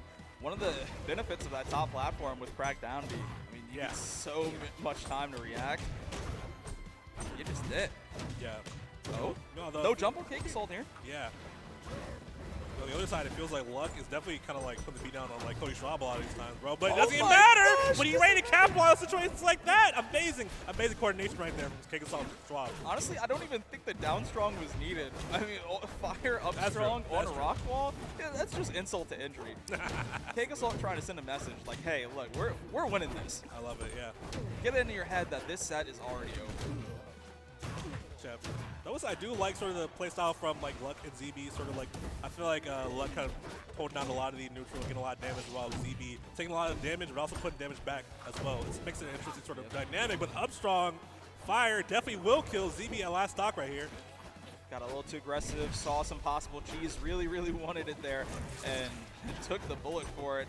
Up strong from Cody Schwab. Next Cake Assault on that side B, the clone still staying alive though. Down air, nice tech. Oh, the call out option, good stuff. That's how you know ZB and Cake Assault play all the time. Yeah, absolutely. That was insane. Oh, the double fair. No pillar on ZB as well. This could be it. Oh, able to make it out barely. Wow. That's surprising. Kept that jump the entire time. So smart. But Luck going on to last stock. We see the animation come out. ZB still managing to hold on. But an up wow, that kills? Burn killing. Wow, I feel like I barely ever seen that, bro. That's so insane. I'm surprised. Yeah. Oh boy, we can jump. There we go. 3v2 coming in with the interruption from Luck. Just trying to isolate these 1v1s, trying to find some way back in here. Yeah, definitely very doable right here. Navi shielding that though, unsafe. Though does knock away Cake Assault, does create an opportunity to get back, but still, Schwab not letting him do anything, capitalize on that. All players here, over 100%. Finding something. Clone. Oh, another fair, catching it, still not alive. And Upstrong, is that going to do it? No. Look, just barely not able to find these kills here. Just a little bit more percent is going to do it. Woo, it's getting scarier and scarier. It is. Oof. Wait a minute. Interesting scramble scenarios right here. Just getting a little too aggressive. No! Oh my gosh, the roll not covered with the right option. Up strong's the wrong way. Not quite, no. Predicting everything coming, but Kickoff saving the homie. Combust Barely on missing. now. Oh, spearing his own teammate. There's up strong. That'll do it. That'll do it right there. Kickoff, Cody Schwab. What by the skin a of their clutch. teeth. Moving on to that. What a clutch by Kickoff, Cody Schwab. Give him a nice little handshake, knowing that they really needed that. They were ZB and Luck were starting to claw their way back in. They were. And it was starting to get really scary. I mean that's the cheese factor, right? Like that's Rockwall. Dude, those side blastings are so close, bro. Just anything can just kind of happen when you know. Whenever someone takes you to Rockwall, you know they have nothing honest on their minds at all. they are not trying to play good fundies in neutral. They want you dead. Only nefarious activities happen. I feel it. Villainy. It's like we talk about Forsberg deception. I mean, you know, there's no deception behind that. No. They do not want you to play the game. That's a straight shot right there. I feel it.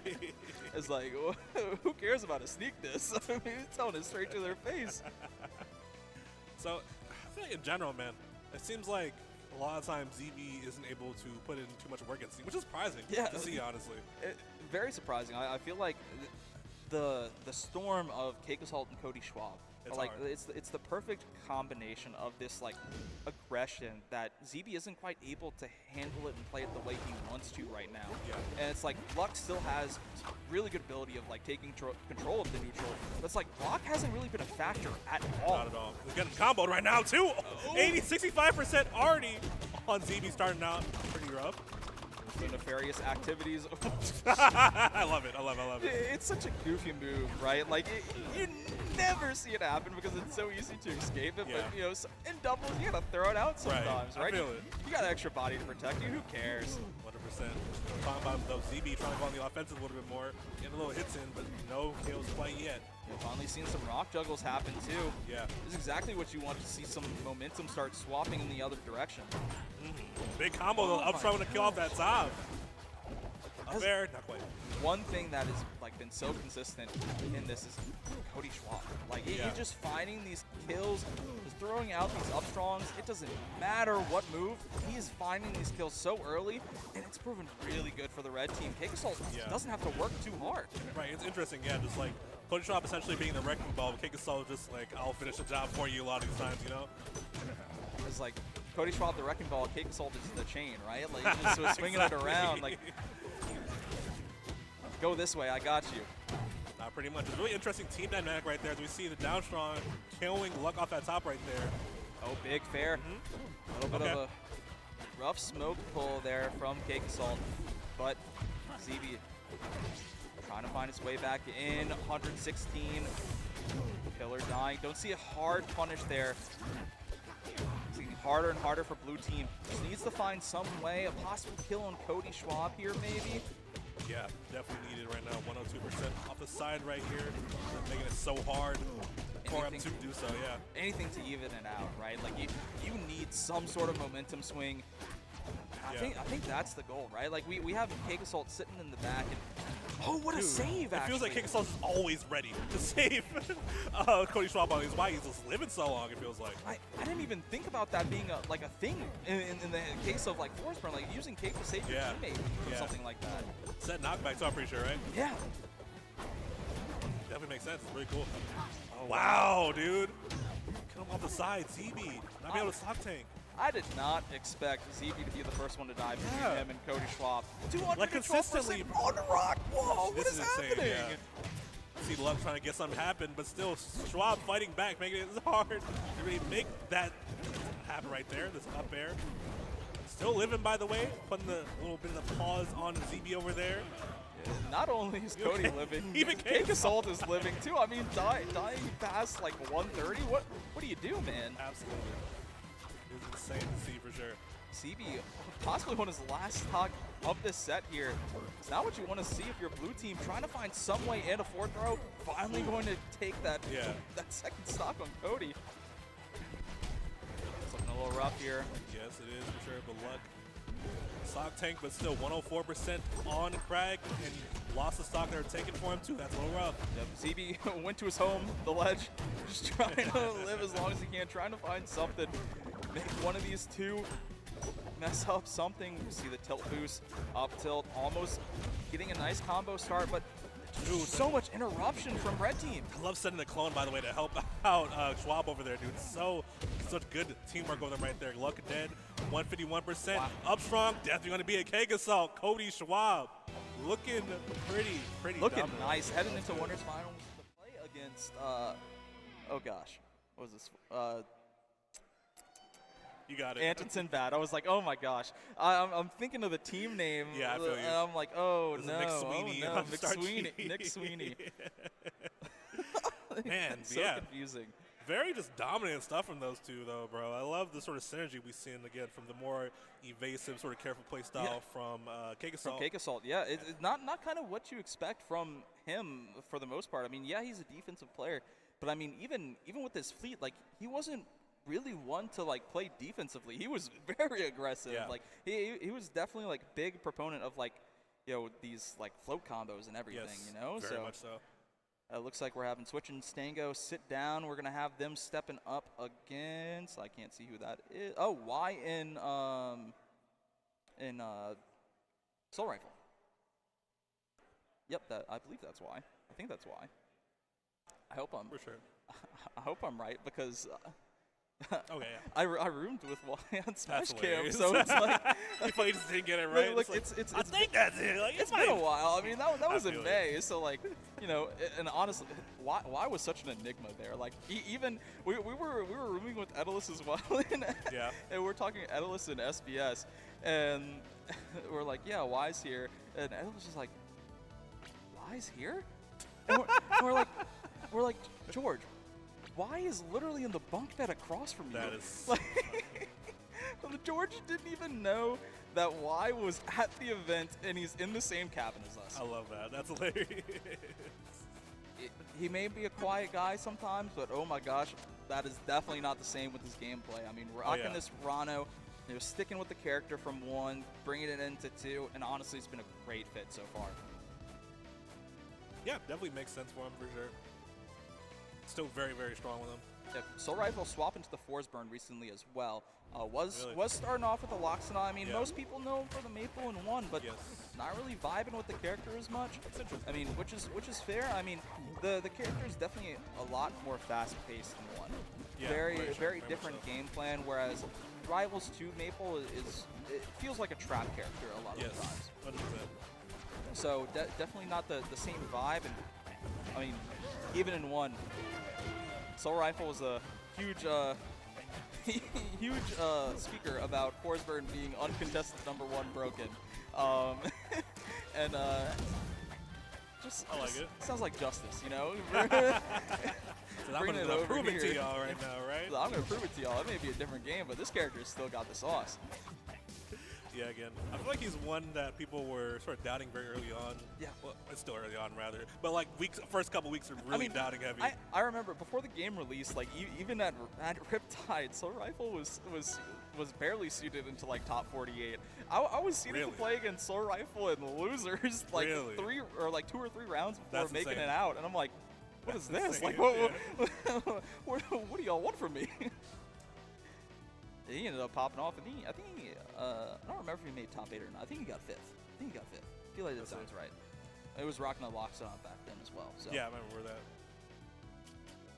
So good old times. I mean, it's crazy to see how far the game has come already. Yeah. And in just terms of, you know, people swapping characters, but also people just finding new tech already, like new ways to use old stuff. Like the Lox meta has been pushed already, and it's crazy. Like Nog popping off recently. It's wild to see. Yeah, I feel you, dude. It's like he may be the worst character, air quotes. You know, a lot of people say that. I mean, Orcane now people are saying that, but like every character in this game is cracked. All of them are insane for sure. That's why I love Rivals. Like so many of the characters are so good. You see a classic start stage here again. Easily one of my favorite stages in the game. Oh yeah, I love this stage for sure. I mean, even in singles, love the platform layout. This is great. This is dope. I would love if they had.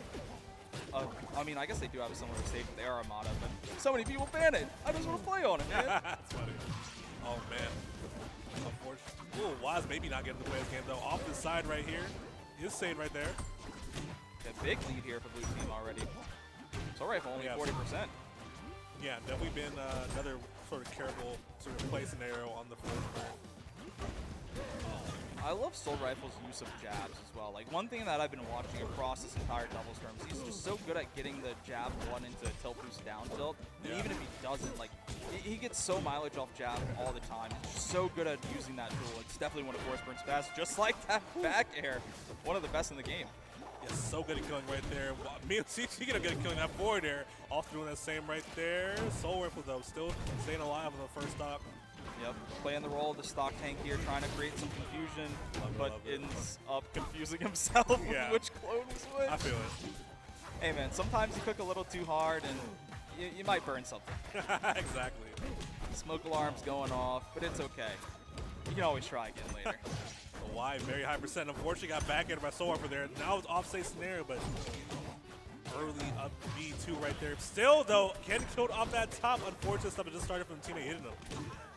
Yep, you're switching Stango. This is exactly the spot you want to be in, trying to take advantage of that 1 versus 2 while the other teammate is on the other side. Unfortunately for that, ooh, is that a dead Soul Rifle? Wow. Yes, it is. What a find. Yeah, super impressive stuff right there. I love it. Absolutely insane. Now we got Stango, I believe, on the left side here, just living for so long right now. 143. Just living for so long. There's possible up air combos with both Zetter Burns trying to find something. Oh! Whew. Y gotta be careful there. It'll be a step of Y, so effort to just class down right there, but not quite find the KO. Gosh, I love the mix-up here from Stango. That's crazy. Zetter may not be able to combo into up strong off of back air as easily as he used to. That doesn't matter because both Zetters are looking out for a back air right now. It's actually absurd. They're just converting off each other. It's a big scramble right there. Again, the scramble is where this team shines right there. Stango Switch taking that game 1. From one F strong to another, 2 kills back to back. A quick first game for Stango and Switch here. What a way to start it off. I mean, Soul Rifle and Y were like the 2 big, like, the biggest like challenge to Cake Assault and Cody Schwab earlier in the bracket. Yeah. And now, you know, getting their put on the back pedal here. Gotta find some way to get back in. This is losers now, so don't want to get too far behind, and we're gonna see a fast-paced match coming into this game too here. Oh yeah, very much. Again, the whole dojo, bro. I feel like all these characters are really good at just coming for the stage too, right? Yeah, all these characters love this, man. Like so many platform tech chases, whether it's with grabs or up tilts or up airs. Like, oh, we're gonna see a lot of damage fly. They're doing the nature of the platform. So if you're on it, bro, the scramble just happens so naturally. CR needs so much damage flying around. It's barely been like 40 seconds. I mean, honestly, keep an eye on the timer. We might finish in like 2 minutes. like everyone already at 60 minus Switch here. Oh, back here, unfortunate. An extension from the shield from Stango, I believe that was. Yeah. Able to do a little bit of mind control and Soul Rifle to take out his own teammate. I love it. I love it. The psychic plays. It's like, hey, you got deception, but I got mind control. There's no need. Even a greater deception, bro. Like, forward airing. Miss that back here, taking that control. Yep, good conversion. Oh, and right speaking of good conversion, right. Oh my gosh, what a find off the Angel platform. It doesn't matter. You gotta watch out for me. I might have just been gone for a second, but I'm back now. Yeah, man. Up there, another for the down air. Yeah, was trying to get a bigger extension. Thing wasn't sure the up air was gonna kill, but I mean the advantage there would have been beautiful regardless. But it doesn't matter. Soul Rifle though, trying to clasp down on Stango over here. Good tech. 4 strong 2 though. That big kill it is. Soul Rifle keeping the other Zetterburn at bay while Y taking care of the other one. It's nice 1v1s going on. 4 stacks onto Switch right now. Trying to find his way to get that off. And some extra damage you really don't want. Doesn't unfortunately find it a way to 67 to 69% respectively. Really high percent all around the board right now, honestly. That's the nature of the state. Yep, stocks are going to fly, man. This game's so fast-paced, especially on a smaller stage like this. Good find there from Switch. Soul Rifle trying to kelp, a little too late. Not quite be able to Big parry on the get-up attack. Ford Strong not going to do it. Oh, wow. Yeah. I think lost a jump there somewhere. Yes. Kind of surprising. Definitely staying, unfortunately. Losing that stock a bit early right there. Switch having Tom take a little bit. I love the wait there from Switch. Waiting for the tech option from Y to get a follow-up. He's trying to get as much damage as possible. Build up here. Y on his last stock. Soul Rifle still hanging on, though. Same with Switch as well. Still hanging on, but 155%, only a matter of time before they find a hit. But still, sorry for making it count for all it's worth, but stacking up more and more damage against Switch. Stengo right there. Love the platform movement to bait the parry, but it doesn't matter. Bubble actually saving his life, but almost being the death of him as well. I love the pressure to both sides with the Zetterbird raid up there at that top platform, bro. I love the sort of offensive sequence we're just seeing very fast from Stengo and Switch like that. Yeah, we finally see Soul Rifle lose that first stock. The DIN on the forward throw. You cannot do that. Last stock, both sides. Both sides have 1 and 0, 1 at very high percent. Rano a bit higher, but still fighting back. More and more damage on Switch, 44% found. Up 63 and counting, just finding so much damage is exactly what you want. Y found the way down, but still. Y trying to chase still after living 152. Yeah. Oh. Chase after Soul Rifle. No tech. Oh, that's unfortunate. Soul Rifle in between two Zetterbirds. Now, granted, only for 40% right now, so still doable. But at the same time, a lot of damage being capable from these two Zetterbirds right here. But both of them very high percent. Only a few back airs. You see one of them killing right there already. Putting Stengo in a rough position here. Love the platform tech chases. Just waiting for a reaction on that ledge there. Tried to find some option from Stengo. Not giving anything to Soul Rifle here, holding on as long as he can. What a tech there. There it goes. Reversal here. Yeah. Both players just vying for stage control, trying to find their way back. Oh, what a find with that back air, getting on the map. We're at 1-1 here. Yeah, man. Just crazy stock tanking from Soul Rifle. Just be able to just dodge damage, it just feels like, right? Just living, man. Like, it feels like he's the clone. Like, it's like he's getting hit and disappearing, and it's like, where did he go, man? Like, we're kind of forgetting he's here, and then he comes back. Yeah. Like, hey, I'm here. Yeah, again, that evasiveness. I got this back air to close it out. Yeah. What do you have? Like, it was really smart to just keep that percent low. So if you got to the point where you're in a 2v1 against both of these Tigers, you're not too threatened because they're both over 100%. And of course, Zetterman has amazing back air. During scrambles especially, man, get those kills very, very early too. Got that kill on Switch, and the rest kind of fall into place. One of the best things about Rivals doubles is like there's so much action all the time. Like Rivals 1 doubles was extremely hectic. I loved it. There were so many people who loved it. Shout out to Renzo, definitely the doubles prophet, I'd say. Like trying to get everyone to play doubles in Rivals, and I mean it's working in Rivals too. It's so Hyperborean? Oh, the fairies. Yeah, the fairies for sure. No honesty. Absolutely. So definitely, again, really messed up last on this stage too as well. So I think one thing that was like crazy to me finding out is like this stage was one of the smallest top blasts. Yes. It's like it's such a big stage, but it's like honestly deceptive. It's so weird.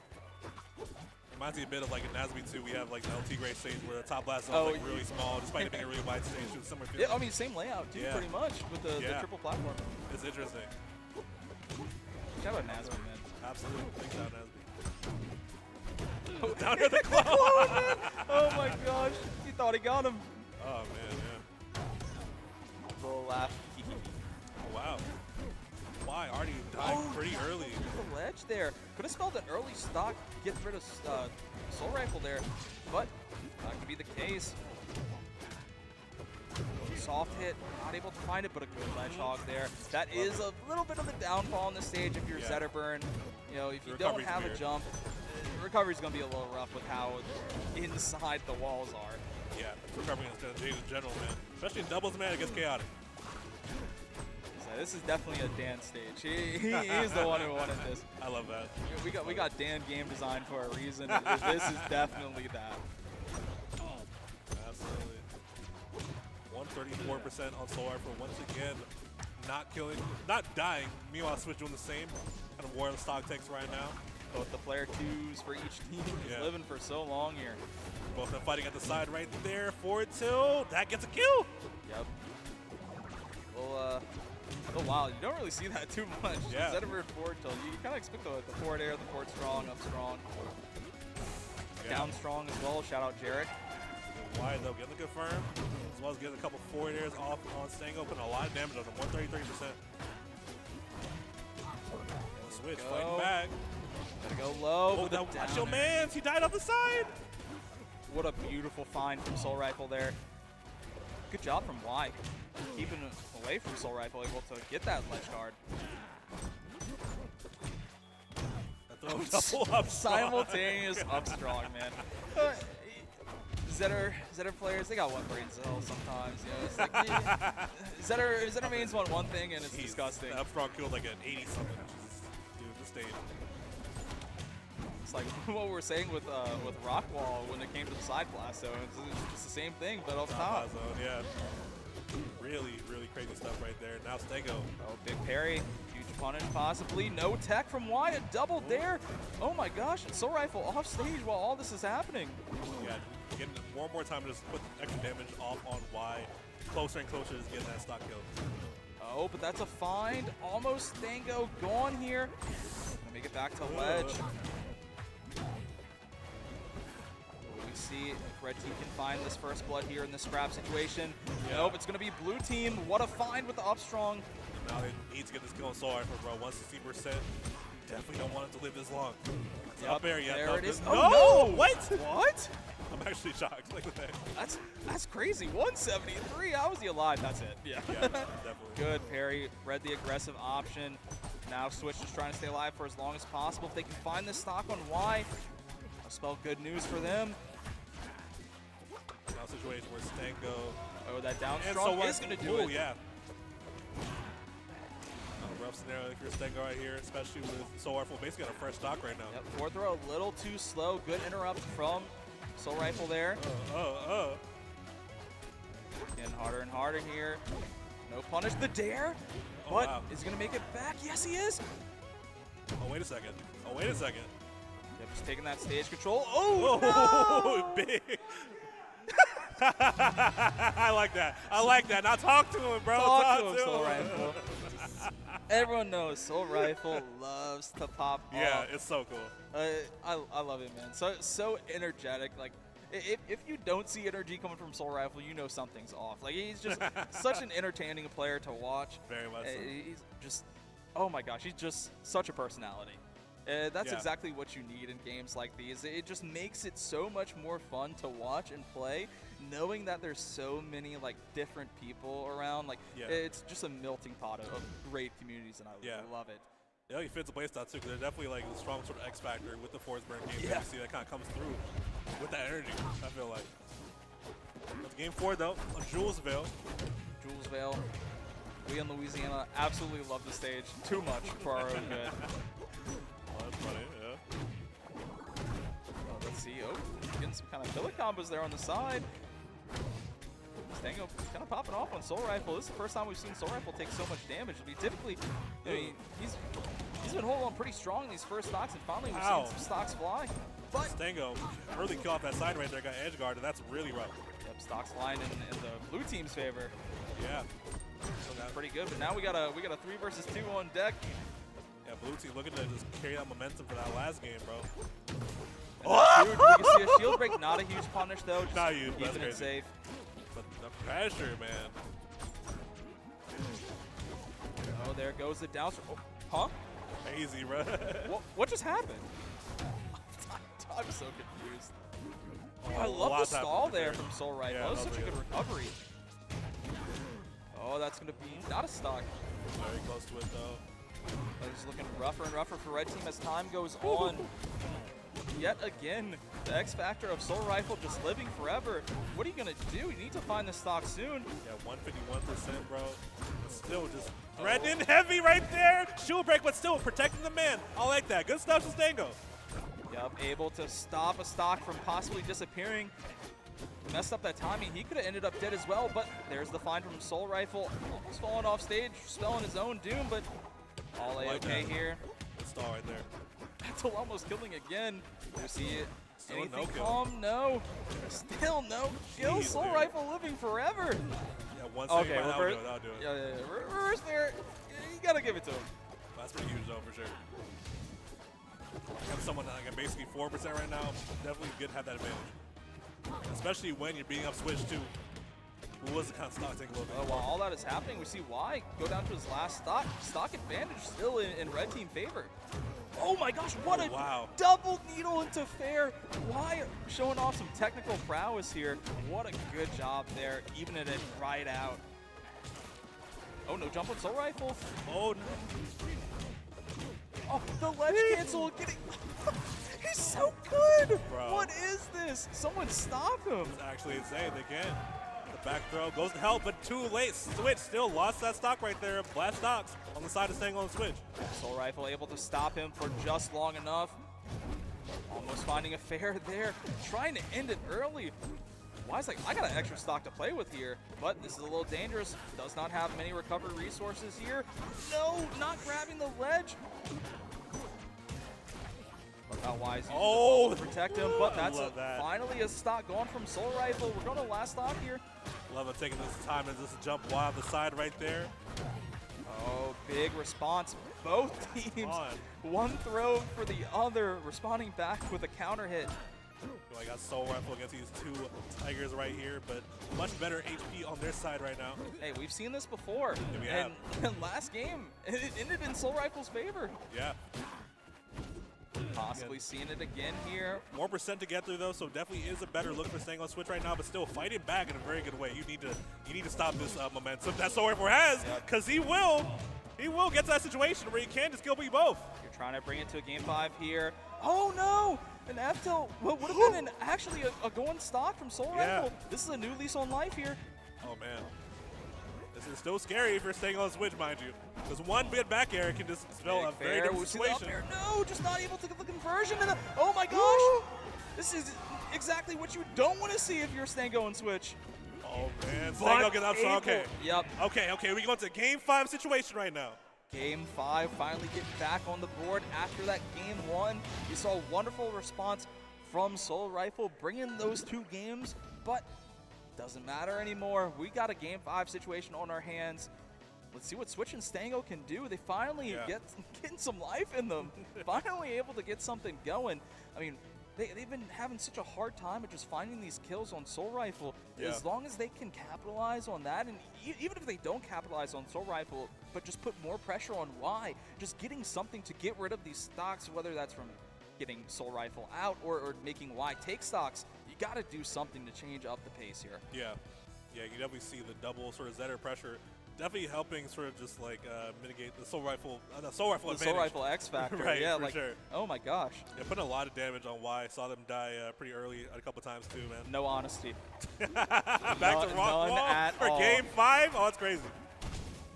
Oh my lordy lord, this is gonna be ridiculous. We already had the Soul Rifle X factor. Now you got the Rockwell X factor on top of that. Crazy start right now, though. 55% already on Y. And counting. Exactly what you like to see. You want to see that advantage. If you can't catch Soul Rifle, catch his teammate.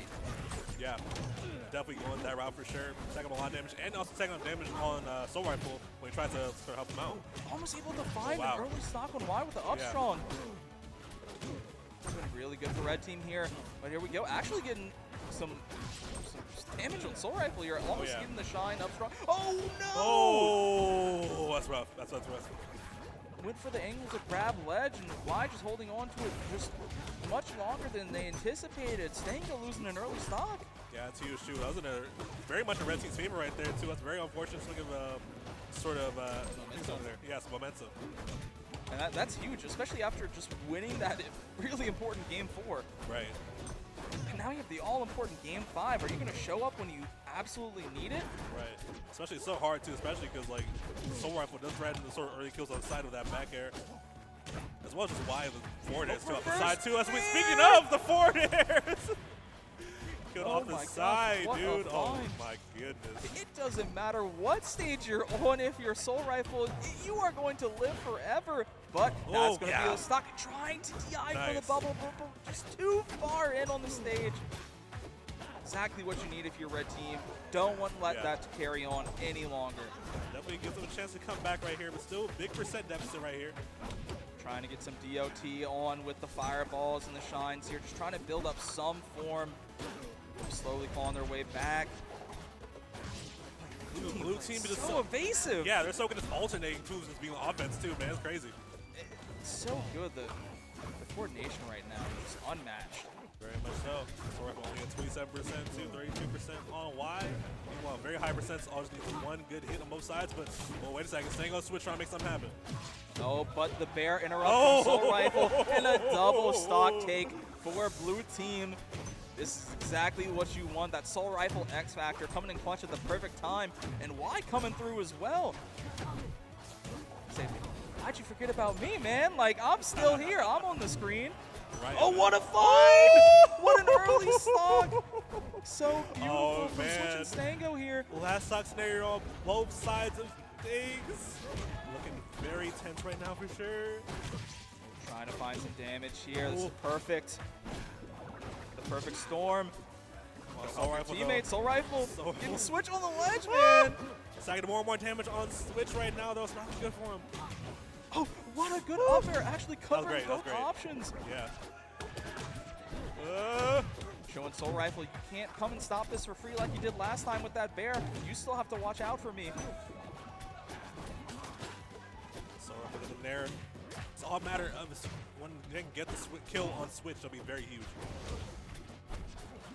Kind of see them trying to get the early kill. Switch will be very evasive. Everyone being evasive here, not letting anything too crazy happen. But that's stock from wide. You see the recovery come in for Stango here. This is really huge. Third time's happened this set, by the way. Oh no! Oh boy! Oh man! That's very dangerous. Will we see the X Factor come in? I mean, we got the nerves coming in too. Oh, come on the teammate! With the back air, still not going to close it out though. The F Strong might do it. No. Not quite. Able to DI up. Able to live as long as possible. Another F Strong. No punish. Oh, fire on Forsburn now. Got to be careful. Oh, he made it back. Flubbing the ledge grab there. Oh, and there's the stop. Big back air, Stango. Oh my gosh, there goes the grab. Able to get. And he's form a follow-up. Getting the cloud!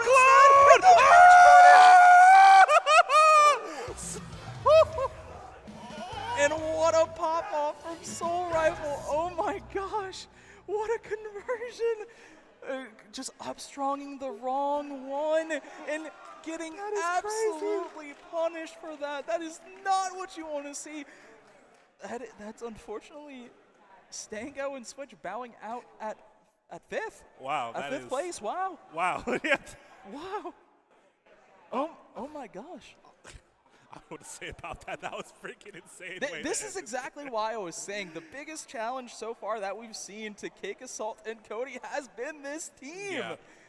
Soul Rifle still has it, man. It's just the synergy between these two, dude. That's one of those things, man. It's actually absurd. Holy. Dude. Again, just having consistent just sort of pressure from Y as well as these big X factors and big swings that sort of Soul Rifle can provide, dude. It's crazy, sort of just interesting sort of pacing combination. Absolutely insane. It's like that's going to be hard to top, man. Like, you got to look out for them in the losers bracket. I mean, coming up now, we got Luck and Zevia versus Mystery Soul and Cheesy Potato. If you're just watching that, you don't want to play this set, man. Like, I have to play against that if I win. What do you want me to do? You're preying on my downfall. Like,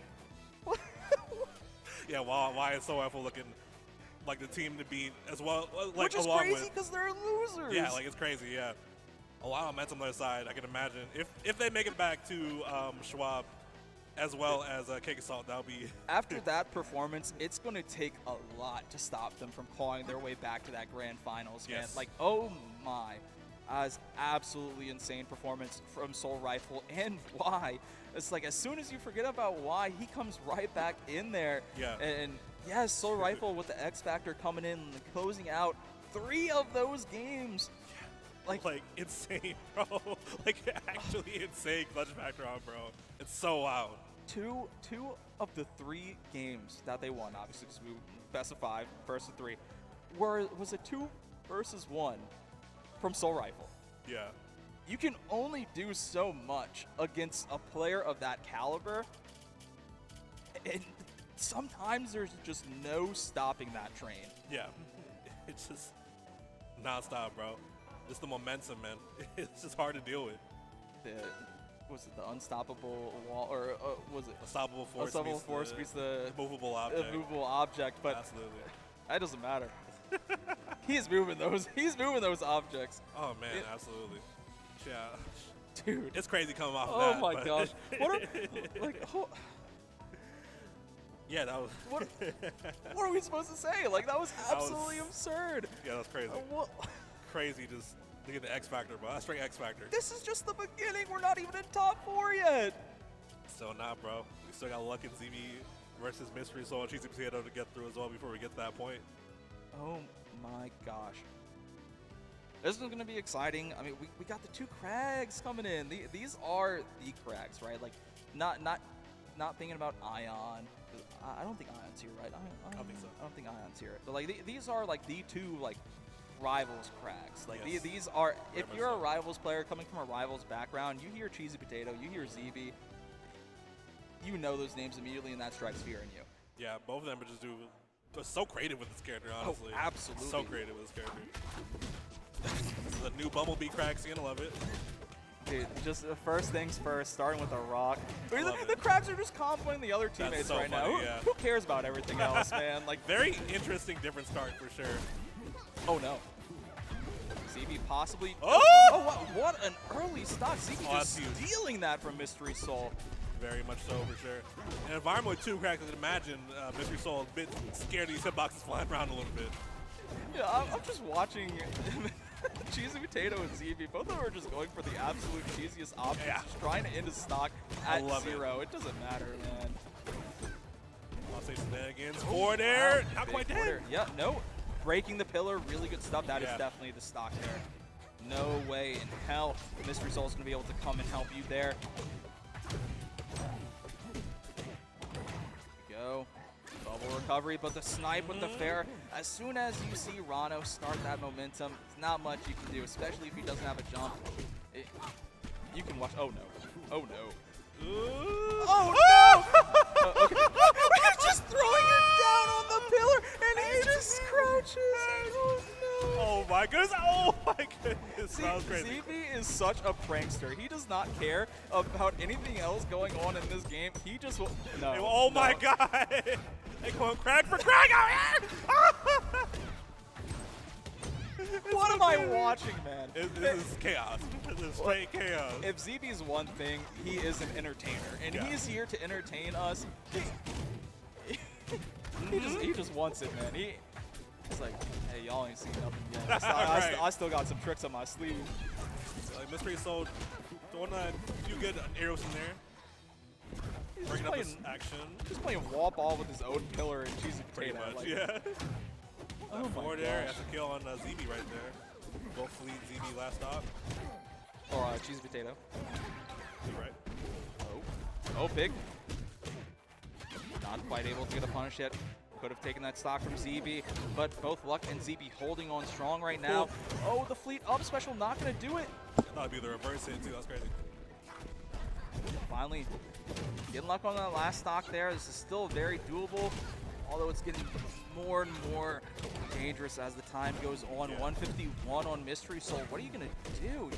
Any solid hit's going to do it. Yeah, especially with fleet too, very light character. Oh, especially against Crag, Rano. Stocks are going to fly, man. Very much so. Forward two, up air, that definitely do it at the top right there. Okay. Just finishing off with a couple of baby dashes there for. Yeah. Why not? Just for the people. Yeah, you know, just show off. It's like, I got it. Little sprinkle of seasoning on that, you feel me? It's the white people season. They put on some salt and pepper, man.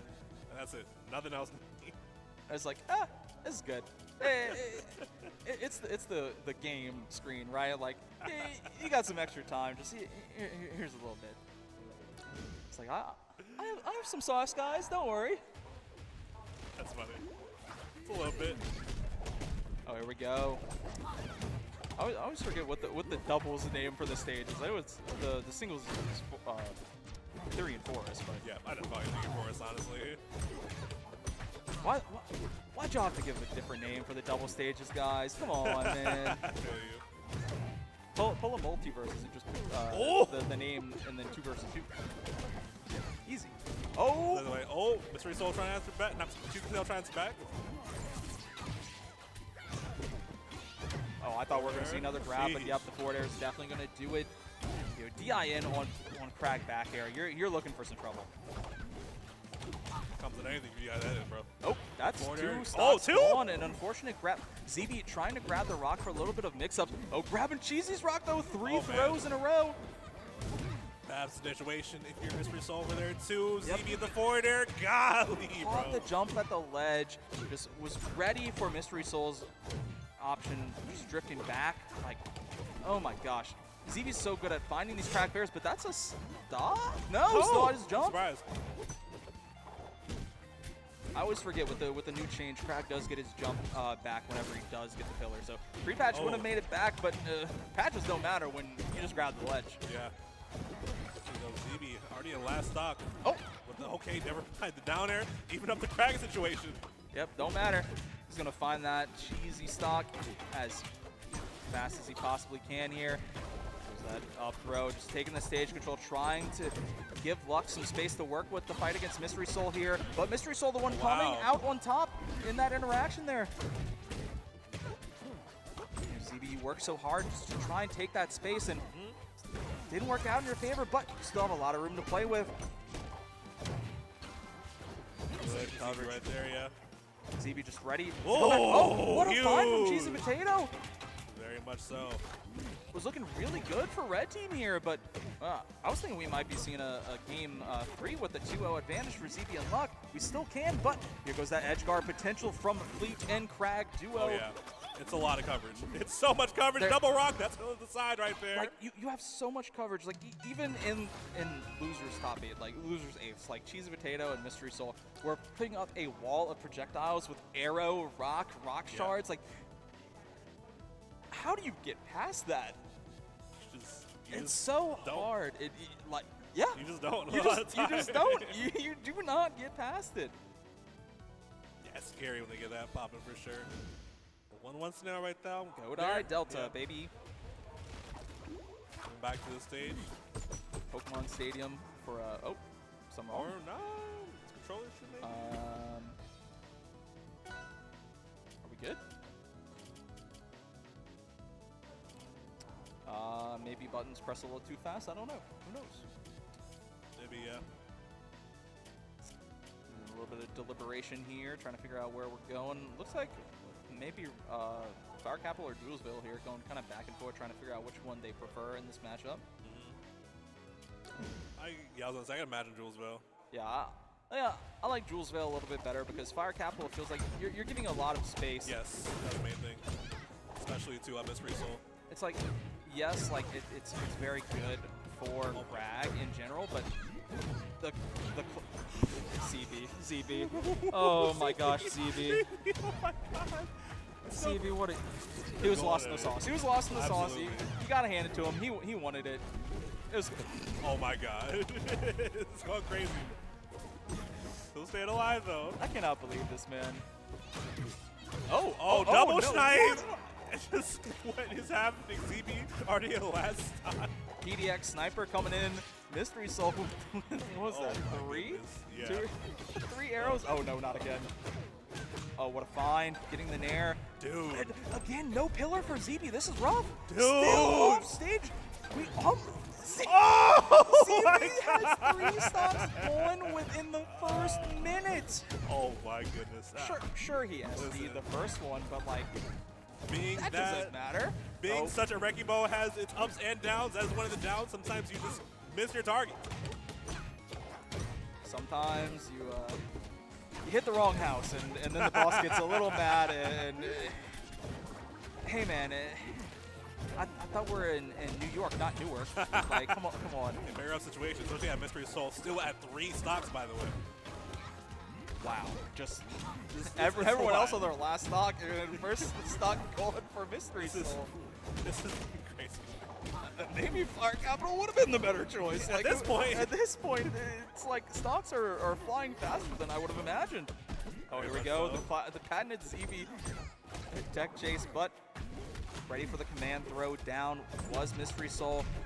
Oh, we've seen them in singles alone just constantly have that interaction, and so gotta know Mystery Soul's ready for it. Stock from Potato, forced to take the stock complete. Last stock all around. They'll block a lot of damage on a 173%. TV with the mine on. Luck dying to the uppy. What a follow-up. Uh-oh.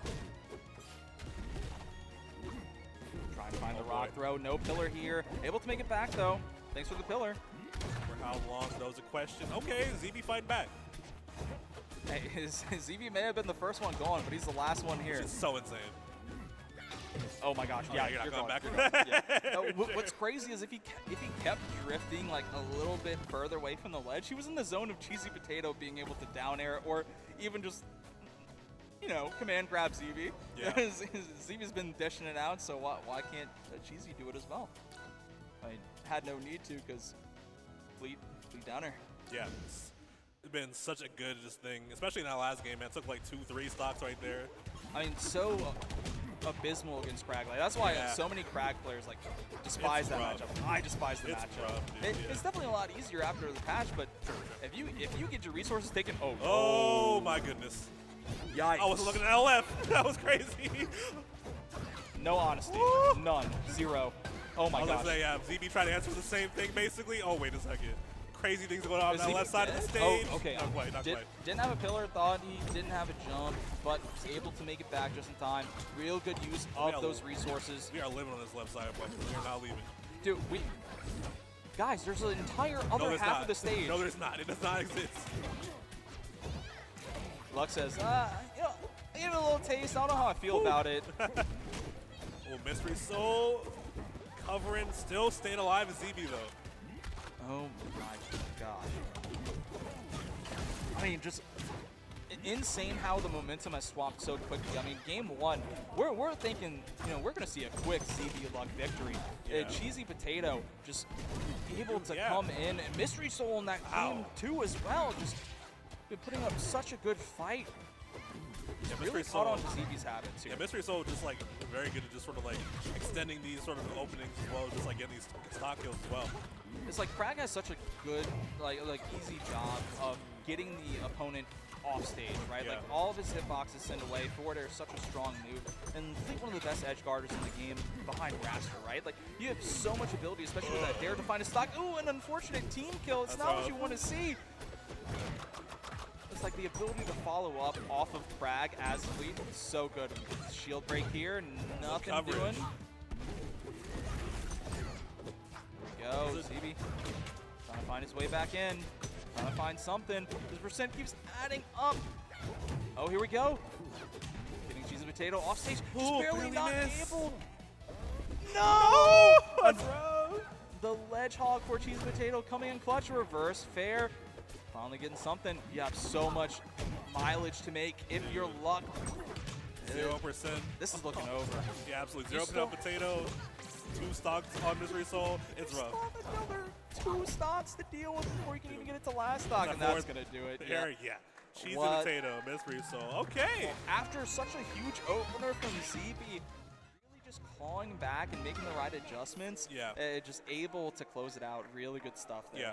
I think in terms of just the Krag v Krag, it just seems like ZB, of course, incredibly explosive. That's the kind of player he is, right? But it seemed like Cheesy Potato was more consistent. Yes, when he didn't have those moments where he just lost those stocks super early as much as ZB did. That was a super huge factor in just the wins, as well as Mystery Soul in general, man. Just being there as a sniper, bro. Just there to end these stocks when they need to, as well extend these sort of offstage situations that Cheesy Potato sets up, man. Definitely very good, just teamwork from him. Definitely great. So much coverage with all the projectiles. Yeah. You know, it was just paying the bills, and you know what else pays the bills? Wow, what pays the bills? We got an ad read here. You know, shout out Skalent Gaming, put on this wonderful event so far with Platfight, but not only do they put on Platfight, they're putting on Battle of BC number 7, March 28th through March 30th in Vancouver. You know, such a classic tournament series. They have everything for you. Not only the Plat fighting games, they got Street Fighter, Tekken 8, and more. Yep, always one of the biggest tournaments in Canada. It's always a great time, and it's always a great time to get some Platfight 2024 merch. You see some of these designs, right? I love them. Yeah, I love the hang in there. Oh my gosh, it's so good. It's so good. I'm personally really impartial to the Angry Beavers, like DBZ thing. So cool. But definitely check out platfight.com/shop. Hey, you got, stickers, got shirts, something for everyone. Stickers, shirts, mugs. The duff or the carry-on bag with okay. Yeah, I love the Plat hat too. The reference to the Brat album right there. That's pretty Oh fire. my gosh, that's fun. Oh, I didn't even realize that at first. What? It's so cool. I gotta get one. Oh my gosh, that's beautiful. Definitely gotta get one. You gotta get some merch from Platfight, bro. Definitely check out the merch shop. Support this wonderful tournament. Definitely. As well as support Rise of Either right there, man. We got exclusive skin drop. Only 1,000 available. Get them while you can. Yeah, another balling skin for Rano. They love getting these skins, but I love them too. So like, I ain't complaining, bro. They're so clean. It's Lebrano, man. Gotta get it on. Lebrano. I didn't think about that. That's funny. But yeah, definitely head to the shop. Only $5 for such a clean skin right there. The Platfight, the white balls too. Pretty cool. Yep, not only are you supporting Platfight, you're supporting the Rivals of Aether devs to keep on bringing you this wonderful gameplay, this wonderful game that we get to continue to watch. Yes, and also shout out Zenny. I'm wearing Zenny glasses right now. You are. Yeah, they have like really cool sort of. I forgot to get mine. I forgot to get mine. I still need to do so, man. I've been looking forward to trying those out for sure. I got the blue light joints. I'm definitely looking forward to them. How are they feeling on you, by the way? Oh, lovely. I gotta get a new pair. I mean, they're so affordable as well, and if you have a prescription, you can get a prescription too. It just best of both worlds for everything. You need reading glasses, you can get reading glasses. You just want glasses to look cool for a design, you can get that too. It doesn't matter. Zenny has it all. Definitely. As a big computer and phone user, I'm definitely looking forward to getting the blue light joints for sure. So definitely check it out. 50% off on all their products out there, and protect your eyes, protect your vision, and get some cool looking frames too. By the way. Yeah. Code Platfight. Definitely on everything there. Shout out to Platfight, man. I mean, this is just the first day, and we have so much action already. I mean, Multiverses was popping off. Very much so, we had some crazy melee doubles moments as well, and carrying that over into Rivals too. Yeah, so much action going on for sure. Non-stop. Yeah, definitely be sure. If you don't have it on the other monitor, other monitors, other tabs like that, hit up Galin or and Hungrybox's streams, both of those. Still a lot of Platfight action going on. We're on Hungrybox right now, so. Yep. What's the other one I'm forgetting? Me too. Oops. Well, they got a multi-stream out there somewhere. But yeah. We got winners finals here now. This is going to be lovely. This is, yeah. This should be a fun one for sure. Here we go. I think we're getting ready to jump right into it. Kick Assault, Cody Schwab, and then Ant versus Sinbad. You got Rivals #1 of all time, Kick Assault here. Cody Schwab, I believe, is he still the current Melee #1? I believe so. It's either him and Zane. They're always going back and forth. Yeah. Oh my gosh. Which is so exciting. It really is. I love seeing the competition at the top, even all this time later, man. It's so cool. So you got two goats. Two goats on one team.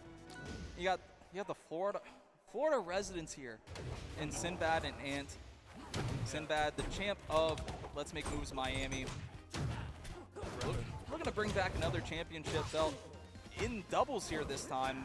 I mean, hey, look out for him in singles as well. So we'll see, man. Bringing back the Frog and the Raccoon too. They have a great combination that can definitely leads to a lot of just really cool sort of extensions that Sinbad can provide. Definitely expect some of those coming too. So many tether extensions off of the Rano follow-ups as well. And now we have the Cody go kill. Yeah, the Wrecking Ball we caught early. Take Assault swinging that chain. Cody Schwab putting in work. You see it right now. Bringing up the action a little bit. Even percent deficits. The blue team just separating red team right now, able to keep them away, but finally getting some time to breathe, getting some time to get back together. But getting put into another edge guard situation is Sinbad, able to recover. No F-Strong there. Oh! Skizz almost ready to get the kill, but not quite getting it. Now Sinbad, the one playing defense, trying to let Ant recover. Yeah. Ooh, okay. Here we go. Possible chance here to get Cake Salt stock. No, it's going to be a reversal. Double for down! Back to back we go.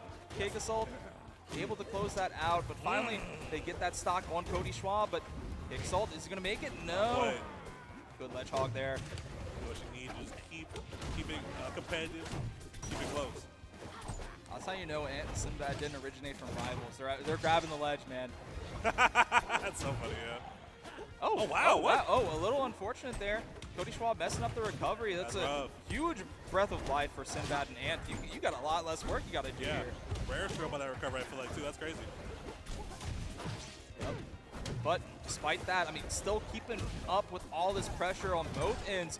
Kagasol holding the back line, Cody holding the front line. He may have lost that stock, but he is not afraid at all to keep this going. And what protection from Kagasol there, stopping Cody Schwab, eating another follow-up. He's just ready every time to put hands on him. And you have to be in doubles, right? You have to be so cognizant of what's going on. There's always something happening. Just be ready to save your teammate or just follow up off of your teammate at any time. There's such a level of skill involved in doubles, and not everyone's built for it, but these 4 players on the screen right now definitely have that in them. I'm so strong with it for sure. And misses that down strong tech chase. Kagasol still staying alive. Yo on the side. You see Sinbad fighting for their life. Up here, and wasn't able to land there. Down strong. That'll be behind. Yeah.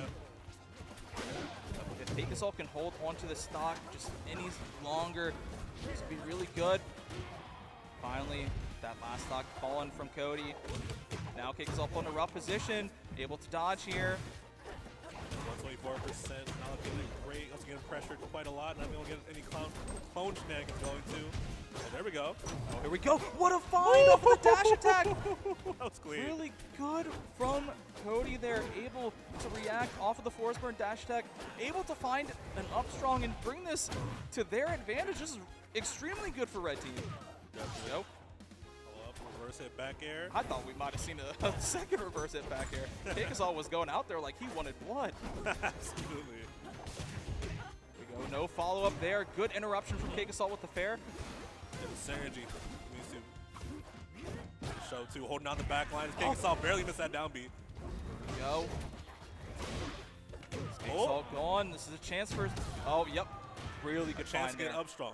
Yeah, chance to get an up strong. No chance for Sinbad there. It was looking like he's gonna have a chance to bring that back, but catching the shield drop there from Sinbad, and that's gonna be first game. You know, putting themselves on the board are the 2 goats. I mean, despite Cody Schwab having an unfortunate SD there, like they still clawed and put on a show. Yeah, they definitely didn't let it phase them at all, which they really had to be prepared for in doubles, right? There's always so many unpredictable things happening that, you know, being able to roll with the punches, that's such a crucial skill in this mode for sure. Yep. Here we go. I so you were thought excited, you thought you saw Aramon. I was like, wait a minute. I was like, oh, I finally get to see Aramon. We've seen it once during this entire block so far, I think. We rarely do see it. It's crazy. I like that stage. I like that stage too. It's awesome, man. Sure, guys, you might get pineapple sometime, but that's just the way of the road. It's the way of life. That is the way it is. All right, get to Flint Capital, though. How do you feel about the stage pick? I personally love this pick a lot. I think on both sides, it's really good in just terms of stage control, right? So many platform fall-ups that they can get. And in terms of Sinbad, right? Like, Sinbad is going to be able to get so much extension off of Maple here, just with Lily being able to take control. But that's if Sinbad even gets the chance to put Lily down. And right now, I feel like in general, just there's so much pressure, and he hasn't had many opportunities to even put it down. I feel you, doesn't matter. You always just have a Cody Schwab in your face to deal with, it feels like, bro.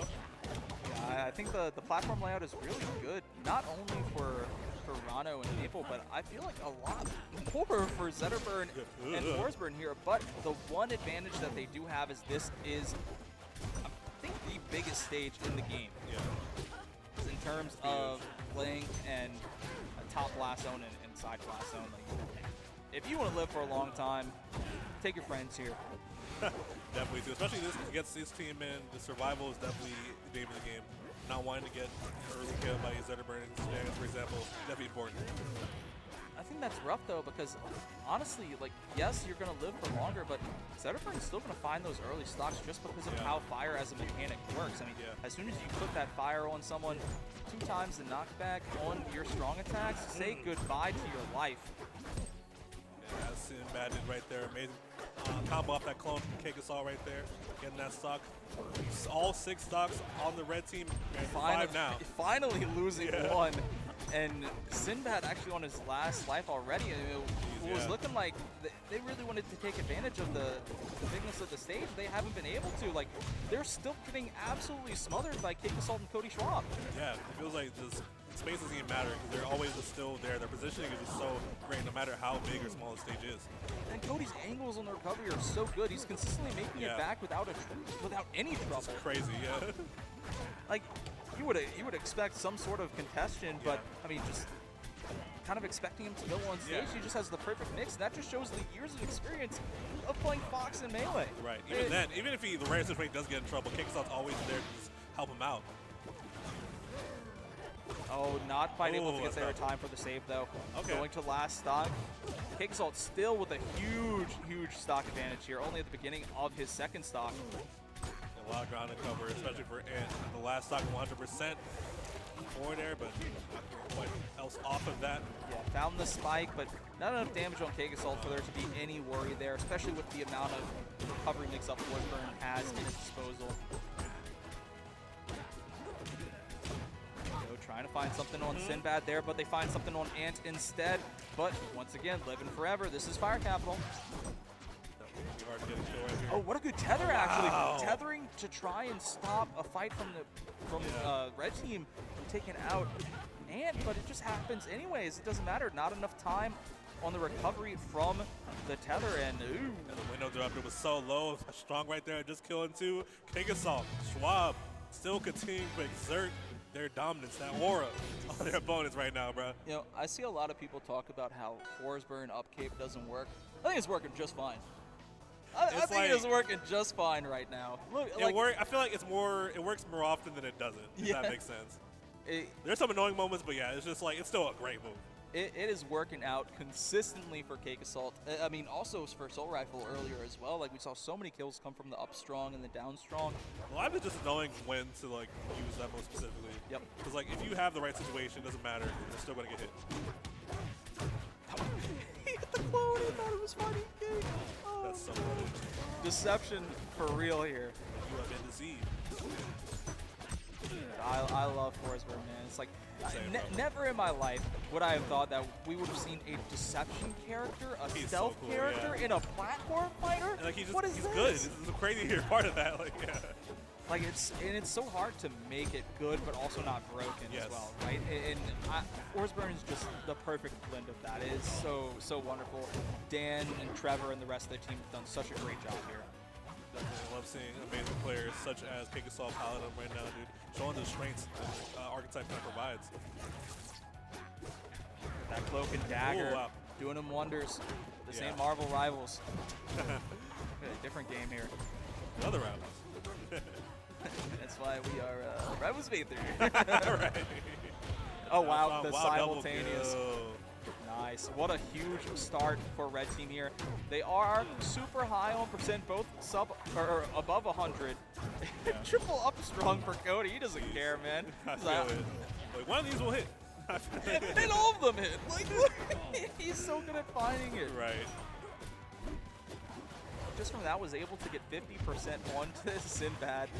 That's And huge, a good follow-up, but not going to die there. I was thinking maybe the rock wall, you know, smaller blast zones would have let the Nair kill there. 138.2 is pretty crazy. And now just stacking up damage on Sinbad himself. There we go, trying to find the dare off the shine, not quite able to do it. But here we go, we see a follow-up. Nope, not just yet. Still living a weak spot of the down strong. Is going to do it, though. Rockwall cheese and then Cake actually... Interesting. Actually taking an early fall. Yeah, surprise. I love how Cake is using Nair there. Tried to get the classic double dare carry off the side, but good DI from Ant there. Still living, but that's going to be the stock. Ant on last stock here, matching Cake Assault. But if we're looking straight at percent, actually looking straight at stock. It doesn't matter. Red team taking this lead here. Surprising, especially with how much Kobe Schwab goes in, just how much stock tanking he's doing right now. Fair carries. Okay. King still has to come in, save the homie. Oh, still able to get it. I thought possibly the ledge attack was going to stop Cody from grabbing the ledge, but just enough time and no resources on Sinbad there. What a find for Cody Schwab. This could be a swift 3-0 and a handshake. Might just be, and that it is. Here. Dude, why are they looking so unstoppable right now, bro? There's one team. There's only one team left in this bracket that I think can do this, but they have a test in front of them. Yeah, we're seeing them come up. Soul Rifle and Y have been looking so strong. So good. But Cake Assault, or not Cake Assault, Cheesy Potato, wrong seat. Cheesy Potato and Mystery Soul. I mean, after that match versus ZB. Yeah, they showed their strong resilience and strong just teamwork. The adaptation there was insane. Yes. And I mean, you're going up against a team combo that has no problem dealing with Force Burn Smoke. Not at all. No problem dealing with Force Burn Cologne. I'm going to throw out some rocks or some arrows. It's going to hit one of them. It doesn't matter. Like, I'm good, man. Pretty much. This is going to be a fun one to watch. We're moving on to loser semis here. Finally making some distance in top 4. Yeah, dude. Definitely been crazy stuff going on so far, bro. Dude, it's like, it feels like we're almost over, but we still have at least 3 more sets. Yeah, man. Like, every set has been so intense. There's so much action, so much ready for us. It's been like I love it. I love it. Super close stuff, super also dominant stuff as well, dude. Just a lot of those two extremes. I feel like it's really interesting. Oh, we have such a beautiful game. It's so cool, yeah. It's so cool. Shout out to Plat Fighters, man. Shout out Platfight. Shout out Platfight. Shout out Platfight.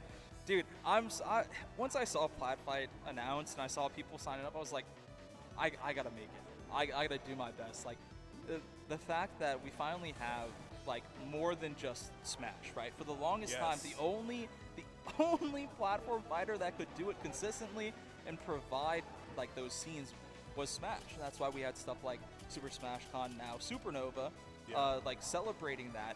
But over the years, we've had games like NASB, Multiverses, NASB 2, Rivals 1, Rivals 2, so many new devs stepping up, new and old devs stepping up. Rivals 2 was like a uniquely good situation because like it already had a first game. Yeah. That's like something that a lot of these do not have the pleasure of, having this sort of like community backing from the last one to sort of like provide like a backbone. Absolutely. And I think it does a good job because there's so many people that I had talked with before Rivals 2 was announced or released, like I'm one of the local Louisiana TOs. It's like trying to build that community. It's like, hey, what would it take you to try out this game? And a lot of people, it's awesome. It's like, it's awesome. Man, it's hard for me because they're coming from a Smash background. It's like no shields, no grabs. Like I'm not used to it. No ledge either in Rivals 1. Yeah, now we got that, and like, and now so many people. I mean, the game peaked at like almost, I think it was like what, 11,000 on release day. People playing the game. And every time I look at the numbers on Steam, it's like a consistent 1,000 to 2,000. It's really good, It's like, oh. It's like it's only on Steam right now, too. It's still early in its life cycle, too, man. It's crazy. It came out end of October. It's been 2 months. Right. It's crazy to see. A great way, man. I love it, honestly.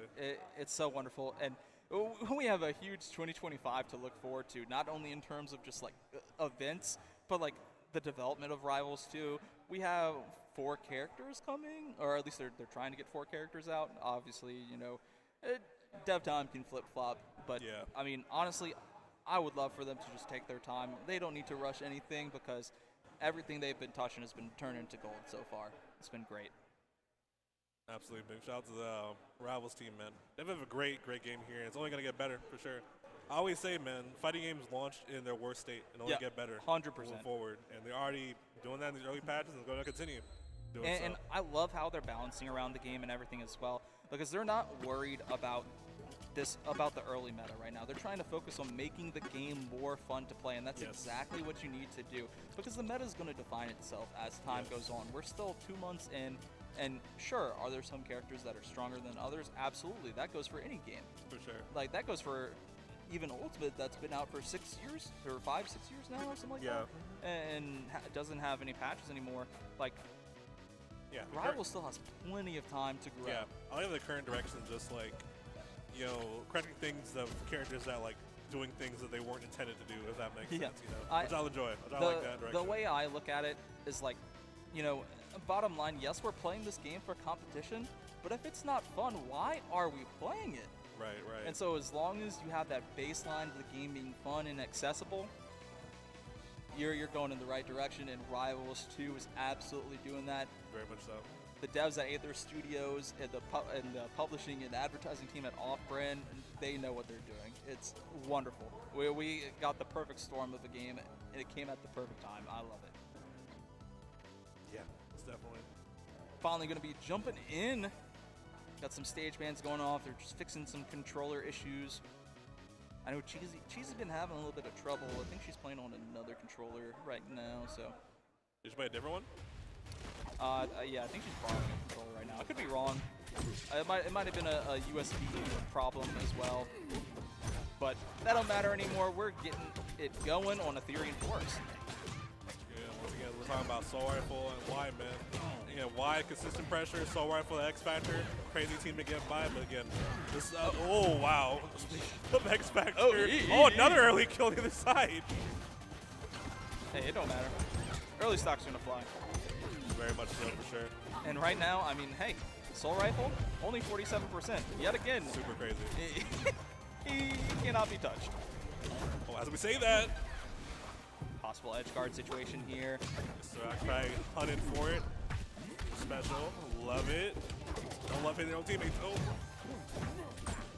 Trying to find a way in. Trying to take this cheesy potato stock without losing his own. Soul Rifle. Finally. Find something. There goes those jabs. Like I said, he's so good at using the jabs with the baby dash down tilt. Yes, there was a crouch cancel. There's still so much to come off of it. And the down tilt back air, but an instant response from Mystery Soul. We're finally seeing people keep up with Soul Rifle. Interesting, yeah. There's always ready to answer back with a KO. Like every time it feels like. Here we go. Combo from blue team onto Soul Rifle here. 70%. Yes, we can get Soul Rifle up to these high percents. But you got to be able to kill him as well. Because he's been holding on for so long. Will he be able to take yours before that? Very much so, yeah. Cheesy was in a really precarious situation there. Lost a lot of resources. Oh, wait a second. What a find. Soul. Love the get up attack there. Arrow hit the teammate though, unfortunately. Trying to find some way to close out the Soul Rifle stock. Nerfs to up air coming in clutch for Soul Rifle. Still living 135. Really find this cheesy potato. Oh, the reversal on the other side of the stage though. 174 on Y. He was right there. We got the roles reversing here. It is crazy, yeah. Back air, not going to do it. 183 for Y and a bubble on stage. This is exactly what you want. Good interrupt from Soul Rifle, but an unfortunate team kill. Oh my God, that's rough. 170 on one, gone. 170 on the other, now gone as well. We got Cheesy Potato living to 126. Only person with the second stock here.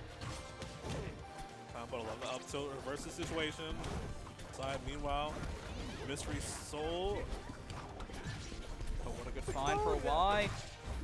Oh no! Oh no! What a reversal! Such unfortunate timing. What a good tech from Cheesy Potato, able to re-grab that ledge. And now we have the threat of the wall of projectiles here. Always a hard thing to get by. Let's see if Soul Rifle can do so. Big four strong. Will the X Factor be an issue here for blue team? Or will they be able to find this first game, posting it out against the X Factor of Soul Rifle? We saw these 1v2s multiple times last set, but it doesn't matter. Oh, never mind. He's still able to make it back. He has so much damage took, man. Get off stage one more time like you are right now. It's definitely precarious. There, but the wall in front of him able to stop.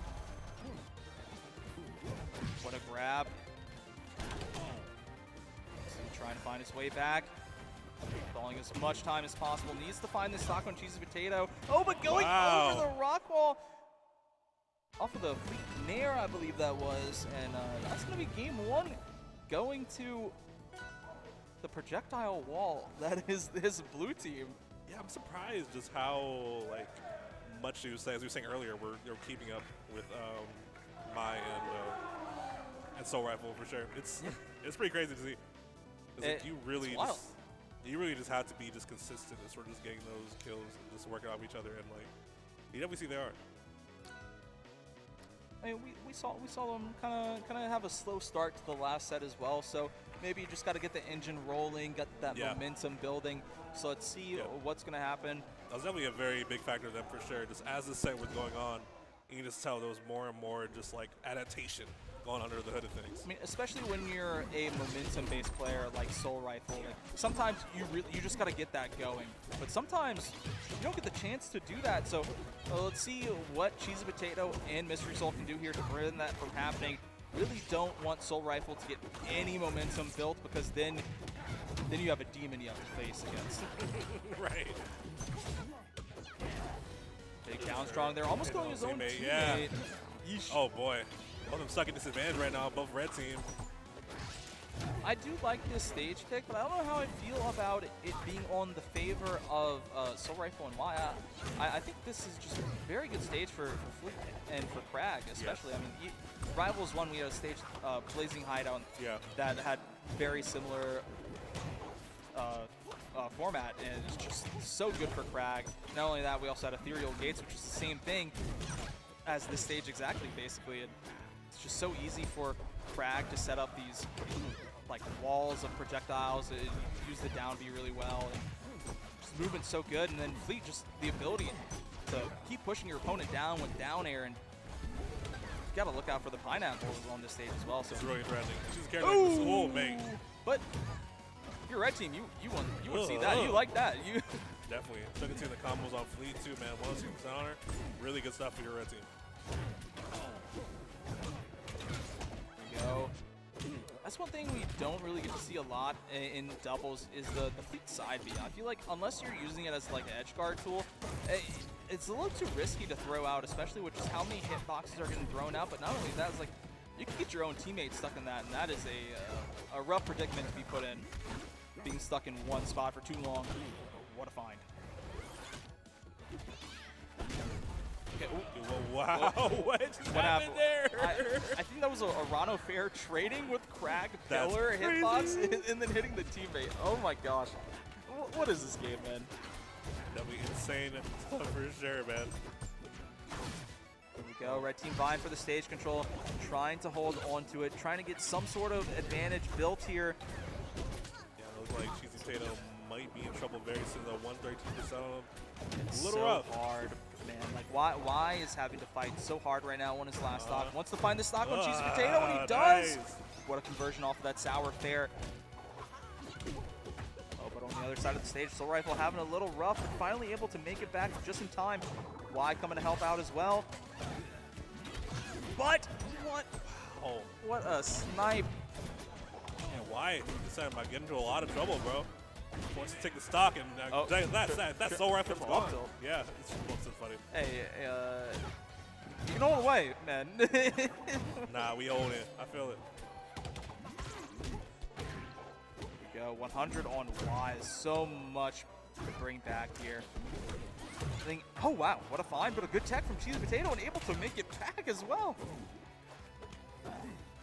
After that second game of the coverage, even if he didn't die to the rock throw itself, Shards was killing him there 100%. Oh yeah. It was like ever since Cheesy Potato and Mystery Salt took that game 2 against CB and his partner, like oh my gosh, there's been no stopping. There has been luck, like after the ZB and Luck match, like the momentum has been building, and honestly, we might have a new challenger going into losers finals, but yeah, just like it seems like they just still got possibly 3 more games. Yeah, it feels like it just like I said, it could be a slow start thing. It said Soul Rifle, very momentum-based player. At the same time, it just feels like it's not letting him get much started a lot of the time, you know? Yeah, he kind of just forced to either have Y steal a stock, he's or just not like, getting timed for success right now. Yeah, exactly. It's really interesting to see. And now we're on Ho Dojo too, which I don't know how I feel about it, honestly. I think I like it more in favor of Red Team here. I mean, the platforms are definitely going to be a lot of use for these combo extensions. Maybe that's just what you need to get the engine started. But oh my God, Cheesy Potato! Oh, and the forehand Cheesy Potato taking out both players by themselves. But hey, that's a fair trade. That's a fair trade. Two for one. You're going to take that every day of the week. That's a bargain. Hey, get your last minute Christmas shopping in. It's coming soon. Oh my God, Mystery Soul. A lot of damage on Wyatt back there, 63% already. That's what we're talking about, bro. A lot of damage flying onto the side of the red team. Almost getting that double bear off the side of the stage. We could have seen another early stock for Cheesy Potato in the favor of Y, but instead we're seeing it reverse. Wow. What a find. Dude, that Y arguing the last stock. Meanwhile, Mystery Soul, look at that, 59%, 3 stocks left. Yeah, no worries in the world here. It does Mystery Soul have. Like, Cheesy's just doing all the work for you, putting in so much work. It's just hard if you're Y and Soul Rifle. It's like, at this point, it kind of feels like you're facing the inevitable. Yeah. The Cheesy Potato Mystery Soul never doing what this team just wants to do, you know? Just have Crag be a front line while just like Fleet to put in pot shots and once again confirming kills off of those offstage scenarios. Then we just like zipping that game plan to a T, pretty much. Yeah, this is exactly what I kind of expected to see from ZB in Luck in that regards, but yeah, we're seeing it on the side of the other team with the Crag in there. It's really interesting, right? But finally, taking that first stock off of Mystery Soul. Will you be able to do anything with it? Y's got to play extremely careful here on his last stock, 131 and counting. Very rough scenario. The Nair is going to do it, oh, though. Man. It's looking done and dusted for Red Team here. Morale's got to be in the ground, but let's see. We've seen Soul Rifle make it happen before, but it feels like all odds are stacked against them. Definitely. Dude, the execution from Cheesy Potato Mystery Soul is just too clean, man. There we go. Another ledge situation. 4 strong coming in. Trying to find the way out. Soul Rifle hanging on, but how long can he hang on is the question, bro. And Cheesy Potato putting up the wall, making Soul Rifle have to back out. The fair is going to find it. What a find. And unfortunately, what we thought was just going to be the straight shot for the other side of Grand Finals, they're knocked out with a swift 3-0. Cheesy Potato and Mystery Soul are popping off, making a loser's run here. Yeah, just like, I think their flowchart is like so well optimized. So good, yeah. It's so good right now. Like, just how they're able to deal with everything in regards to just having so much coverage. What are you meant to do against this wall, right? Like, it's hard to figure out, right? Not only is Cheesy living forever, but like also she's finding these early kills on everyone.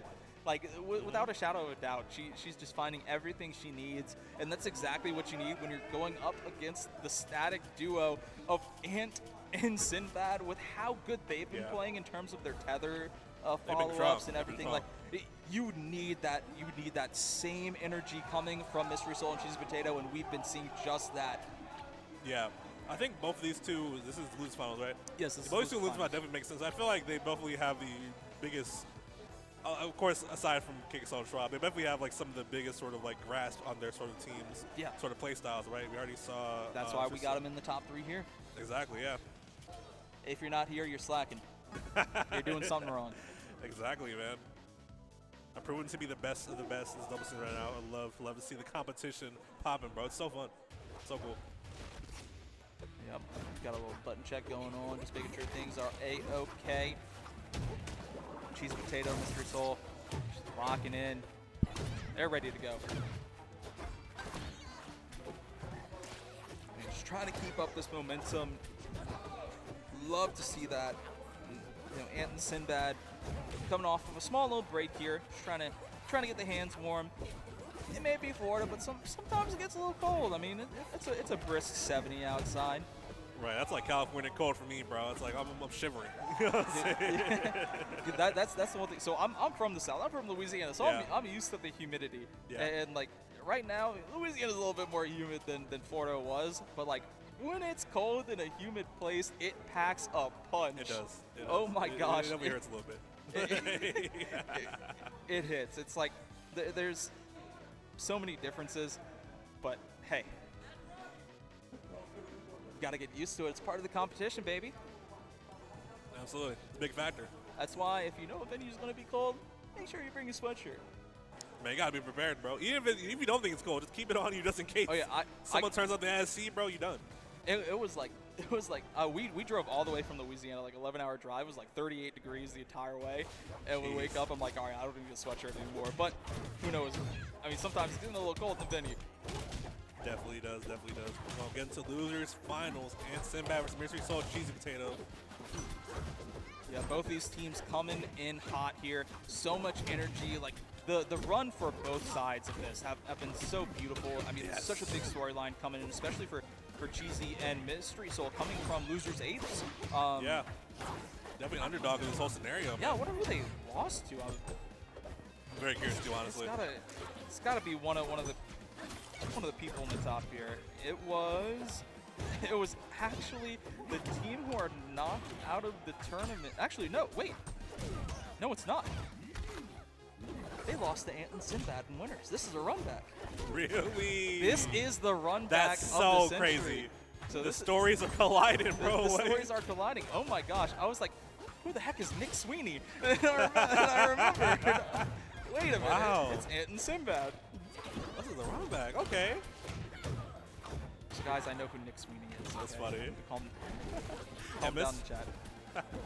And Mystery Soul Cheesy, I got something to prove then. Oh yeah, absolutely. And I mean, starting off pretty even here, although percent definitely in the favor of blue team, but not the stocks anymore. Oh, what a find with that up air there. Ooh. Even it right back out. See if these projectiles can do them any good here. Pressure. Oh, almost getting the grab off of the Pharaoh on that Julesville platform. Being so good. Oh, Decisive pushing Cheesy Potato off stage. Oh, but a good tether there. Yeah. Love the chase that tether too, man. Dude, that is just one thing that I love about this is none of these players are afraid to go off stage. They're so aggressive off stage. And yes, Crag and Fleet can kind of just do that for free. So can Maple sometimes. So you have the tether in a good spot right there, bro. Definitely works out. Oh, rat pull, but not able to get any follow-up. The rock falling on top of Sinbad there. Oh, what a find with the bear. Oh, wow. Oh, wow. That's a cool combo. That's a cool combo. Almost getting the kill on Mystery Soul as well, but still just barely living. It's an up air, big flexing on him. And it's Sinbad, last stock of this first game. Lead for blue team here. This is exactly how you want to start. If you're looking to keep up this momentum, love the patience from Cheesy Potato, just trying to test Ant's wits with these jab checks here. There goes the rock. Looking up in the kitchen, trying to find something. Oh, tried to do a little bit of ZV-inspired movement here, but not going to see a command grab come out for Cheesy Potato. But the double dare off of a wonderful find on the back air out of the bubble. Very nice stuff for sure. Oh my gosh. Situation where Cheesy Potato, Mystery Soul. Rock combined with the mine is insane. I didn't even think about that whenever we're talking about the projectiles. So you just get hit regardless, bro. It's crazy. You actually just have to hold that. Cheesy just covering everything Bro. high with the rock. What do you do? It is insane. The coverage, man. When one's out, just make sure they can't come back, bro. As soon as Sinbad goes back off stage. All right, I got a rock here. Dude. Yeah, you're gone. It's like, I love it because this makes sure you have no hope of that comeback if you ever get into a 2v1 scenario, bro. Yep. It's so cool. 1, 2, 3 arrows counted there.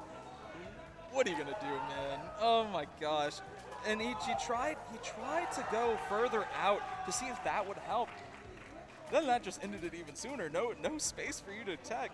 It's like, do you stay in the endless cycle of being Sisyphus pushing the rock up the mountain? You basically just hope they eventually mess up. Yeah. It's like, okay, let's get this over with. I feel it, honestly. Again, strong resilience of Mystery Soul, Cheesy Potato, bro. They've been very much impressing me throughout this losing run, man. Such an insane run after losing right before winners semis, I believe it was. Like, oh my gosh. What an insane pull.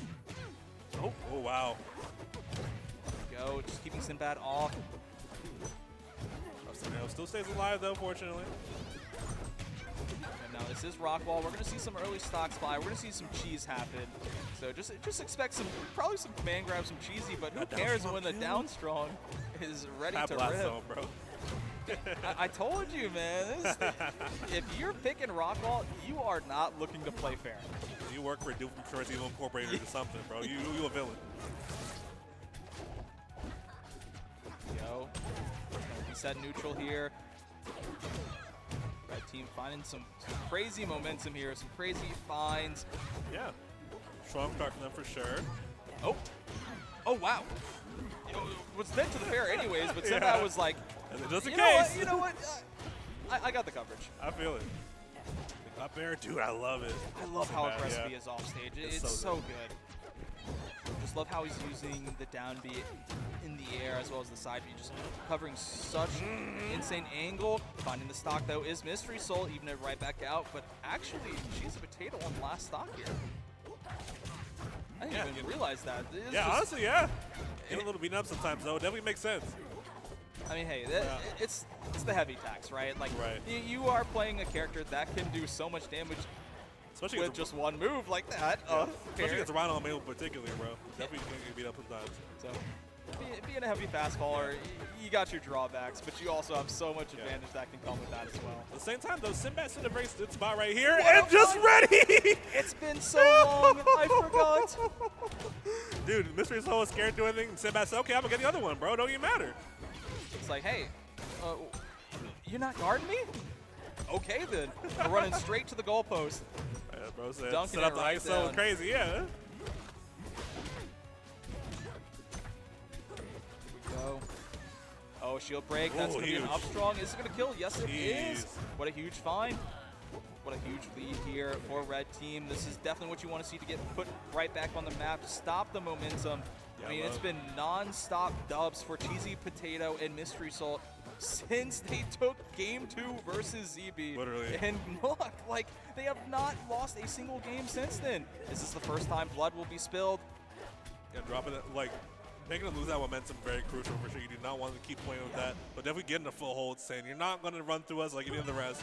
I like it. 1-1 situation. Hey, remember, we were the ones that put you into losers in the first place. We got to strike some fear. You better be afraid, because we're still here to play. Absolutely, absolutely. And just very, very, man, just impressive play all around these two. This is so cool. Yeah, this has been such an enjoyment to watch and commentate. Definitely hope y'all been enjoying as much as we have, bro. It's definitely been a great top 8, now top 4, man. And it's great. It's just gonna get even better as the event continues to go on. Platfight is just such day a one. beautiful, like this day one, and we still have Plat Masters after this later tonight too. Insane, yeah. It's gonna be so fun. Oh my gosh. Here we go. Cheesy Potato putting a lot of work and now putting a lot of damage. 74% off lead. Yeah, this is the exact response you want to get if you're Cheesy Potato, but taking it right back is Red Team here. Just keeping up this momentum, just not trying to let any advantage get built, and that's working. What a find. Not quite able to get the last back air there, but able to live for longer is Ant. But both off stage. Missing a lot of resources there. What a good reaction from Mystery Soul, but an unfortunate team kill. Team kill, no. Sinbad trying to capitalize and kill Cheesy Potato. Not quite though. 141% tech off the rock. Whoa. Still staying alive. The protective wall coming in clutch there. Going to let Cheesy Potato continue to hold on to the stock. 155%. This is exactly what you want. Still counting. But also on first stock still is Sinbad. Oh my gosh. Oh, wow. I did not expect that, but Cheesy Potato was able to find that back air F strong out of nowhere, man. That was just so beefy. Yeah. It's looking a little rough for Red Team right now, but I mean, if you're looking for any character to build up percent fast, it's definitely Maple and Rhino. They have really good low percent combo games. Definitely nothing to shy away from. So let's see if they're able to clutch up. And I mean, they've already put 100% onto Cheesy Potato. She was just on a fresh stock. Insane, bro. There's no fresh stocks here, bro. You're getting punched up. Here we go. DI in, wasn't ready for the DI in on the down throw. That's so surprising. A big tether gets a forward air. Not quite a kill, but still a bad spot if you're Cheesy Potato. These tethers creating so much chaos on the end of blue team, Wow. but able to find that stock on Ant. Barely mess it up there. Just good weight on the throw choice from Cheesy Potato, able to get Ant to kind of pick a preemptive option, but was able to find that stock in the end anyways. Down there, Oh, double. another double there from Mystery Hey. Soul. Been so consistent for I them. love it, yeah. What a beautiful find, just doing wonders. But oh, and Cheesy Potato beating it on Ant. That's a forward off the side. That's that last stock. Oh no! Let go of ledge just a little too soon. That could have been the stock going for Mystery Soul. We could have been on a last stock situation, but now you still have so much work to put in. How are you going to handle this? Oh, wait a second. Able to make it back. Good protection from Cheesy Potato. Just keeping Sinbad distracted. Oh my God. I love that. That's actually so cool. The extension on the fourth. I love it, yeah. Such a wonderful interaction. Yeah. Big downer right there. Mystery Soul Cheesy Potato answering right back, bro. Yep, use their jump, use air dodge. Ain't got nothing else. It's a little rough. Unless you hit a move, you won't get your wall jump back, so. Yeah. It's looking a little tough here. Backs against the wall are Sinbad and Ant. Have to dig into some of that winner's side wonders that they did to knock these two into losers. You know, they've done it before. It's not impossible. They know. I feel like it's just a big matter of just like who's like team combos are hitting harder, like the tether confirms, or just those pickups of Mystery Soul off those offstage situations. It feels like the Mystery Soul and Cheesy Potato have been able to set that up more often in that last game. It's just been so much more consistent in this set here. Yeah. We're just not seeing the same Ant and Sinbad that we saw a couple sets ago. Maybe it's time to gassing out a little bit, bro. I don't know. Hey, just because it's As I day say that, one, though. yeah. As I say that, big early kill on Cheesy Potato. That's pretty huge. Sometimes it's hard, these long tournaments. I mean, the whole bracket is a best of 5. Really test your endurance. Absolutely. But also love that for Platfight. There's just so many games to be played. We love gaming. We love gaming. We love gaming. Separate 1v1s happening right now. High percents all across the board. Cheesy Potato still down a stock. That is a very crucial big thing for Anderson Bad right here. Yeah, if they can find a way to even it out, yes they do. But Cheesy Potato put in a rough position here. No pillar now as well. Back. That's the way back. I like it. Yep, setting up Rock just as a survival addition. You know, going to be able to tech off of that. Oh, not able quite. to DI in. Yeah. Just a little too far. Good spacing on the down strong to prevent that from happening. And Cheesy, on our last stock here, looking a little rough. Yeah, not the greatest start to already 70% damage. Big forwarder though, getting the kill on Ant, but still pretty big come back from. At the same time though, Mystery Soul 3 stocks up. Yep, not too bad, not too bad. Playing the role of the stock tank here. Oh, whew. Lost the 50-50, but I think wasn't quite ready. Yeah, no. Unfortunate for Mystery Soul, but I mean, you still have a whole nother stock to play with. But you want to get something going soon, especially, you know, building up that percent on red team. You want to maybe find an early stock. I mean, we've seen these early edge cards in the favor of Mystery Soul come out so often. Maybe we can see some magic built like that. Cheesy Potato, this is getting scary. Just barely living at 167 with the Rock to protect her. So crucial right there, yeah. Definitely would have been a KO off that tether. There it is, another Rock save for Cheesy Potato. 180%, 189. What the heck? How are you alive? I like that. Send the beast to a good sense of mind. Sinbad side being that walk wall down. Make sure he cannot live off that another time. Oh, the cognizance awareness. I love that from Sinbad. Bad rock pull is going to punish Cheesy Potato. Put on our last stock, having to take a stock from Mystery Soul here. But that doesn't matter. We find 3 down strongs in a row, by the way. Strong.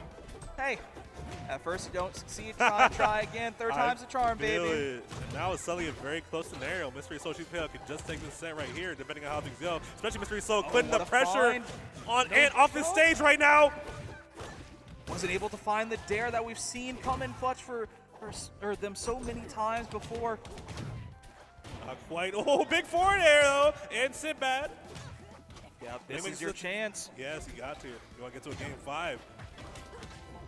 But now, Mystery Soul not afraid to start showing off some of the upbeat movement here on the platforms, trying to provide as much mix as possible. Have to be ambiguous when you're trying to fight a 1v2. You can't be obvious where you're going. I like I'm taking their time with it at the same time, though. And Sinbad unfazed with it, making from a tether. Not quite a kill, but still looking very rough if you are Mystery Soul right here, especially that forward air from Rando. That takes it. We are going to a game 5 scenario. Couldn't have it any other way. This is the culmination of both of these storylines. See who's going to come out on top, who's going to get the second chance. Right. Well, I mean, first chance for Cheesy Potato and Mystery Soul, the second chance for Sinbad and Ant to run it back against the 2 GOATs sitting in Winterside Grands. Crazy stuff happening in the finals, bro, man. Either way, it's going to be an insane grand finals, but who will be the one to take it is the question. Absolutely. And, you know, going into this game, I mean, we got the counter pick advantage for Cheesy Potato and Mystery Soul. So they are going to go to a stage they like. It looks like we're going to Fire Capital. This makes 100% sense. Definitely like it, for sure. I feel like this is definitely, like, especially in singles, these are like one of the best stages for the 2 characters of Krag and Fleet. Yes. Like, there's so much movement ability with Fleet, uppy, edge cancels on this. Like, oh, I took a Fleet here one time at Riptide, and I was like, sorry, I shouldn't have done this. It's like, as much as I love Fire Capital as Krag, such a good Fleet stage, bro. I don't know, man. I learned a mistake. I definitely learned my lesson. Leaving this stage open for both of these is a little scary, but I mean, they're both at tether confirmed, love it. Not quite dead though. Up until just then, they were both at 57%, both Sinbad and Ant just holding on strong and doing so much damage to both Cheese Potato and Mystery Soul, but I mean, that down strong. Big stage, baby. Very true. Back throw. No bounce off it yet. Go. Wonderful find, not able to get a second up strong arrow into the top blast zone to possibly steal away a stock. But after such a huge lead at the beginning of this game, blue team finally even it back out. And what a tech from Cheesy Potato. Tried to see the tether follow up, but not able to do it. Yeah. Oh, but that is going to do it. Unfortunate stuff, losing that first stock. Still very much in this. Need to try and find a way to close out one of these red player stocks if you want to keep it competitive. A little unfortunate there with the down special from Cheesy Potato hitting her own teammate.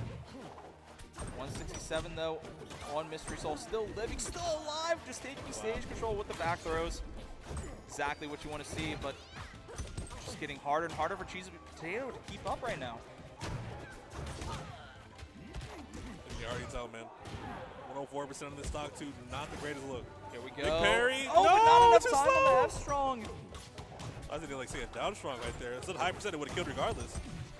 Yep, just tried to make sure it would kill. Didn't want to have any weird hitbox shenanigans come out, and didn't work out in her favor. The first stock for Mystery Soul finally getting taken off of, and the same goes for Ant here. Oh boy, Cheesy Potato 150 on the stock, bro. It's looking scary for blue team.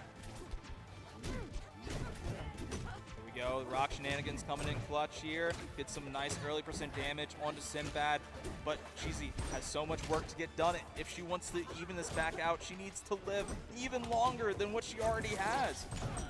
Let's try to get an early kill, perhaps the other side too. She's even trying to fish for, but not quite. Forward air, sour spot, the second what one. a find, but getting the spike hitbox instead.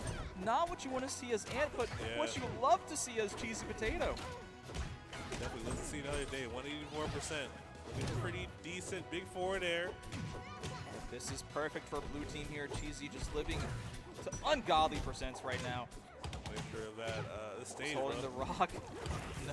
No point in doing anything when your teammates got it, but rock wall isn't going to protect you from a vertical kill. What an up air find from Sinbad. Forward air. Down strong, Good saved by the rock. rock. Nice. It's getting dangerous. Oh, killer gone now. Oh, what a find for Cheesy Potato. That's a stock. Wow. Blue team going into Where did this come from? What? What? Coming out of nowhere, we have a last stock situation. Game 5. Couldn't ask for anything else in this losers finals. This is the pinnacle of the storylines, possibly for either of these teams. Which one is going to get the chance to bring it to grands here? Definitely will have to see. She's put a lot of percent on him, but still putting a lot of work in a percent on both sides. Oh, trying to find a second fair. Oh my gosh! Just barely falling in between the cracks of the pillars, Sinbad. And your story might be over. It's all up to Ant to clutch this out in a 1 versus 2 against this team that has looked unstoppable on a loser's run. So much pressure. You got the opening, though. If you can just get this stock off Ochitano, but you don't even have the chance to, baby. No, that's it. What a clutch coming in for Cheesy Potato and Mystery Soul. Coming in to challenge the two GOATs, Cake Assault and Cody Schwab in grand finals. Oh my gosh. I'm still wondering that last game, where did it even come from? It came out of nowhere, man. Like it really felt like it was a sealed deal, honestly. It really did. Like it really did, bro. But couldn't have it any other way. I mean, the storyline ends for Ant and Sinbad bowing out at third, but I mean, it sucks to lose, but you gotta be happy. Like, this has been such a stacked tournament. Thank you all for tuning in to Platfight so far, man. We have a wonderful grand finals about to happen here. Man, it should be fun for sure. Let's see if Cheesy Potato and Mystery Soul can do it. It's gonna be hard, dude, because we've seen the dominance of Cody Schwab and Kick Assault earlier in this bracket, bro. They've definitely just been, like, untouchable at times, it feels like, bro. So, like, at the same time, though, man, it just seems like even throughout all these games, it's like a Satan, bro. They're getting the Zenkai boost, bro. That's Cheesy Potato. I mean, going across this bracket, they dropped 2 games to Y and Soul Rifle. They dropped no games to Luck and ZB. Dropped no games to Ant and Sinbad. Like, that's crazy, They have dropped 2 games this entire tournament to a team that's not even in the grand finals. They got 4. They've dropped 2 games. Yeah, they're definitely the people to beat right now for sure, bro. Both Cake and Schwab definitely. Again, their strategy just been it's worked out well for him, bro. It's like, I mean, look at Cake Assault, man. He's too sick. He's got a mask on right now. Like he is so sick. He has a mask on. That's very true. He's playing on a handicap. He's like, like, come on. Definitely got to be those allergies, though, man. With how much the weather is changing right now. Oh my gosh. It's literally been insane in Louisiana because it's like 1 week it's hot. We're sweating. 2 days later, it's freezing. 2 days later, it's hot again, raining, and it's like, where's this coming from? Gotta bear with that adaptation, bro. It's just like playing in bracket, hey? Though we're getting to grand finals, though. Cake Assault, Cody Schwab on the winner's side of things. Mystery Soul, Cheesy Potato on the loser's side. Want to see the underdogs. Cheesy Potato, Mystery Soul can come back against what seems like an unstoppable force right now. Decent start for Blue Team, though. Yep, good start so far. Love how they're using the rocks as well. This is another, like, hard part. Like, Cake isn't really going to have an easy time setting up smoke. Like, we saw it in the Soul Rifle matchup, right? Like, smoke was kind of a non-issue here. And another thing that's a little rough for Forsborn, especially in the realm of, like, fighting against Crag, Forsborn cannot teleport through Crag Pillar. But, oh my god. Unfortunately, it went a little deep trying to end the stock on Cheesy Potato, but unfortunately missed. Died first, and Cheesy is still here. Yeah. Like I said, though, the Crag is definitely super important, too, because it definitely if Cheesy Potato sees opportunities to just edge guard kick, so it's kind of crazy sometimes. That's good parry there. That's exactly what you need to do against the side B of Fleet there. I'm going to send the Tornado right back to whence it came. What a good start for Blue Team here. No jump on Cody Schwab and no ledge grab from Cake Assault as well. This is crazy. Momentum is still building and going strong for Blue Team here. They want to show we weren't in winners finals. We weren't in winners grand side of grand finals because of a fluke. We relax a little too much. We're here to take it seriously. That's not when you lock in right there, bro.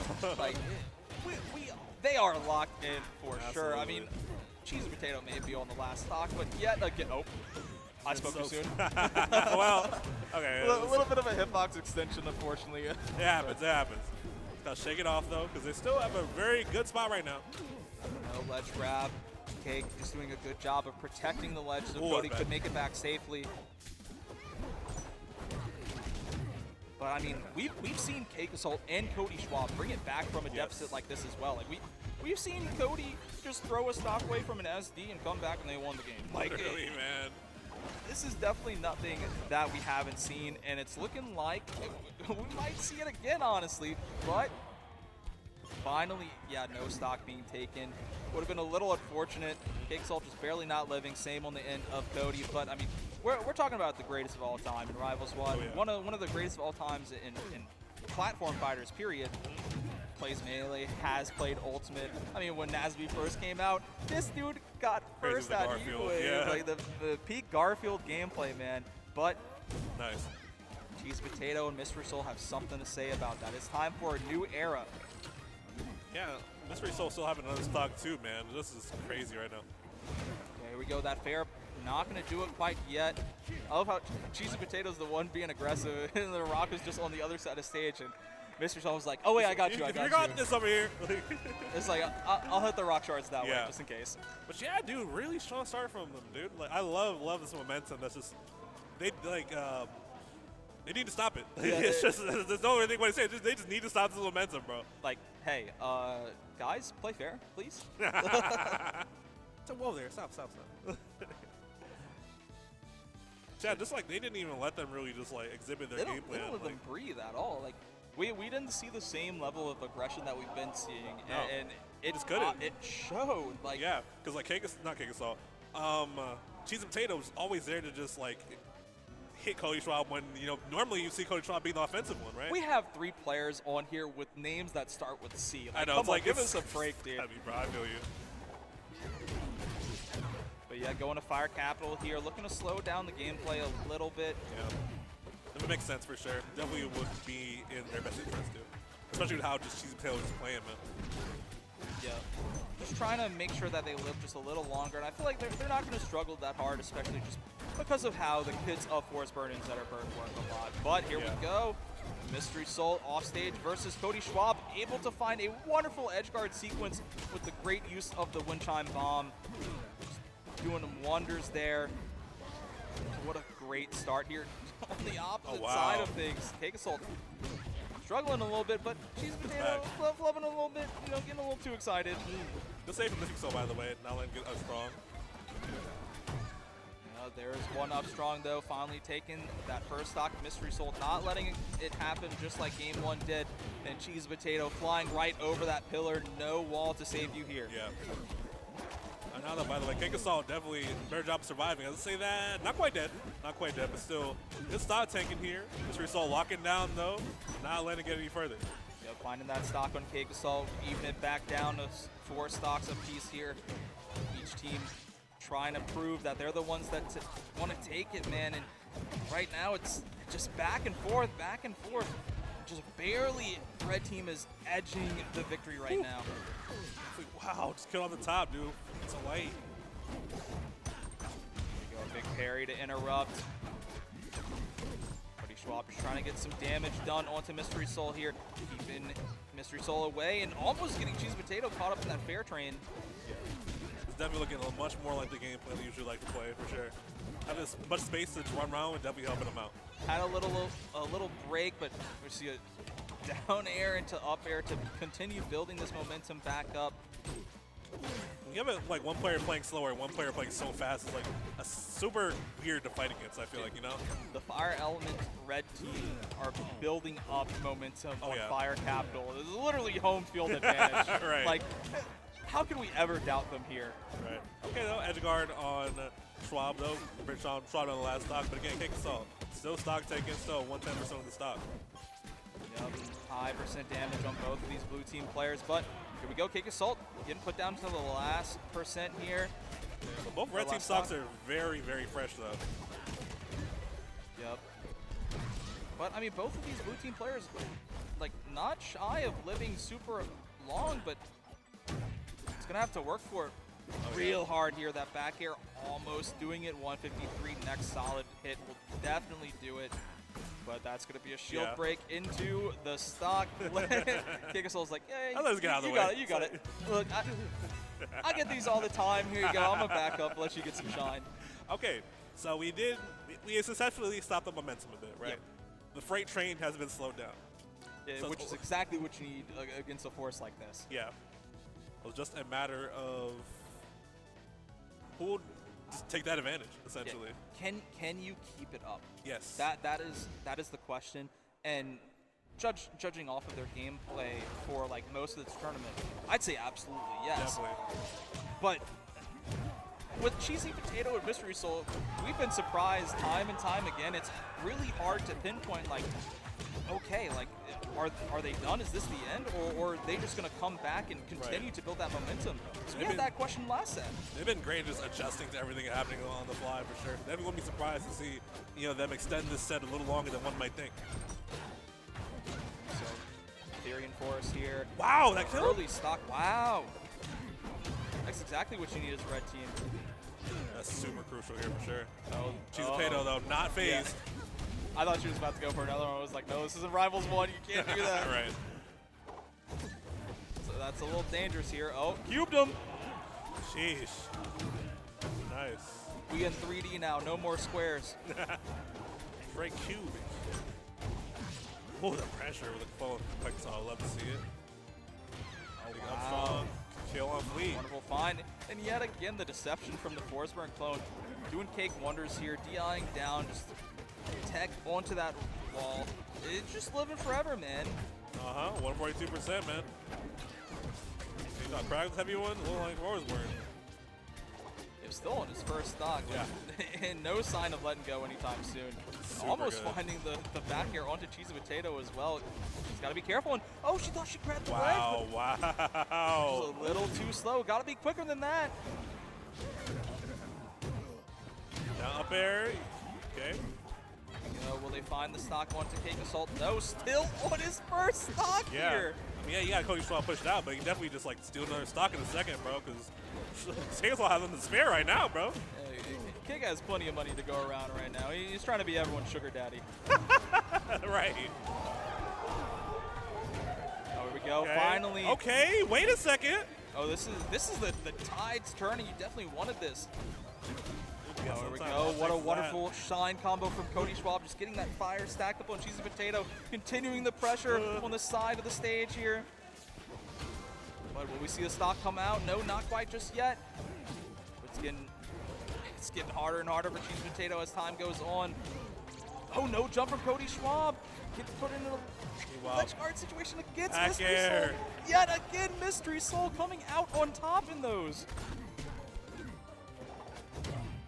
This is rough. Oh, this is exactly what you want. Just able to grab ledge right in time was Cake Assault, but Opposite Tech's not doing him any good here. Cheesy Potato building up so much momentum.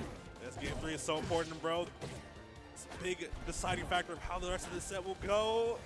If you're Cake Assault and Cody Schwab, you don't want these two to continue to build momentum. You need to take control now, especially if you want to end it quick. Oh, almost getting another dare, but love the clone timing there. Easy making it back up. 100% on both of these players here. So scary. It's a down throw. I had the clone. Just retreating to the ledge here. Chucking out that rock. Just trying to get some extra protection here. Oh. What a good ledge grab. Back throw just to take the stage control. So smart from Cheesy Potato. Oh my. Wonderful. What a wonderful job from Cheesy Potato. A good find. Throwing the rock out off stage to the smoke clouds over there just to stop Cake Assault from being able to use that for any recovery mixes. That was so smart. And just the delay with the special get up to stall just long enough for Cake Assault to not grab the ledge is exactly what you need. They want that reset. We're on the road to a reset. They want get it. Glad to see it. Let's find out here. Going to Tempest Peak. Yeah, typically a good force burst stage, but not sure about in doubles. Looks like it still is though. It's like an inverted battlefield. Yeah. Here we go. Cheesy Potato off stage, almost getting an early stock from Cody Schwab. Still has to be careful. When the brakes on him, got Kick Assault come through to help the homie. Yep, gotta help him. That's that Fox. Get this guy off me. It's like they're brothers in arms, man. Hey, look, you may think I killed our dad, but I was framed, man. Like, right. like I'm gonna help you out, bro. Right. Just chill for a sec. Red team found that first kill on Mystery Soul, though. Mystery Soul answering back with that down air spike on Schwab. It's so consistent with that this entire tournament. Meanwhile, Cake Salt, though, first one left with the first stock. Accidental shield break from Cheesy Potato. The pressure on Mystery Soul was so strong there, but a good reaction just to nair, get Mystery Soul out and take control here. Ooh. Big forward there. Still not dead, though.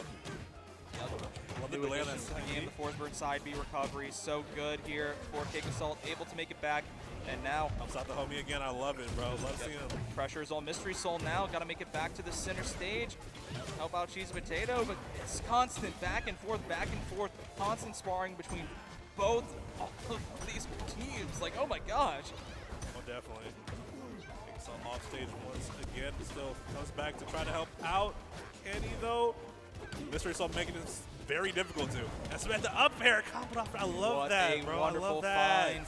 Finally taking the first stock off of Cake Assault, able to get something going. Oh, careful now. That's scary. But all good, all good. Oh my gosh. Oh, I love that. I like that idea. I like that idea.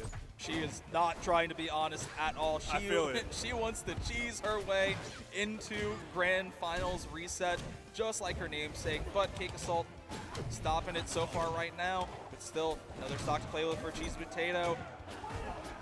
Looking like Mystery Soul on last legs on the second stock.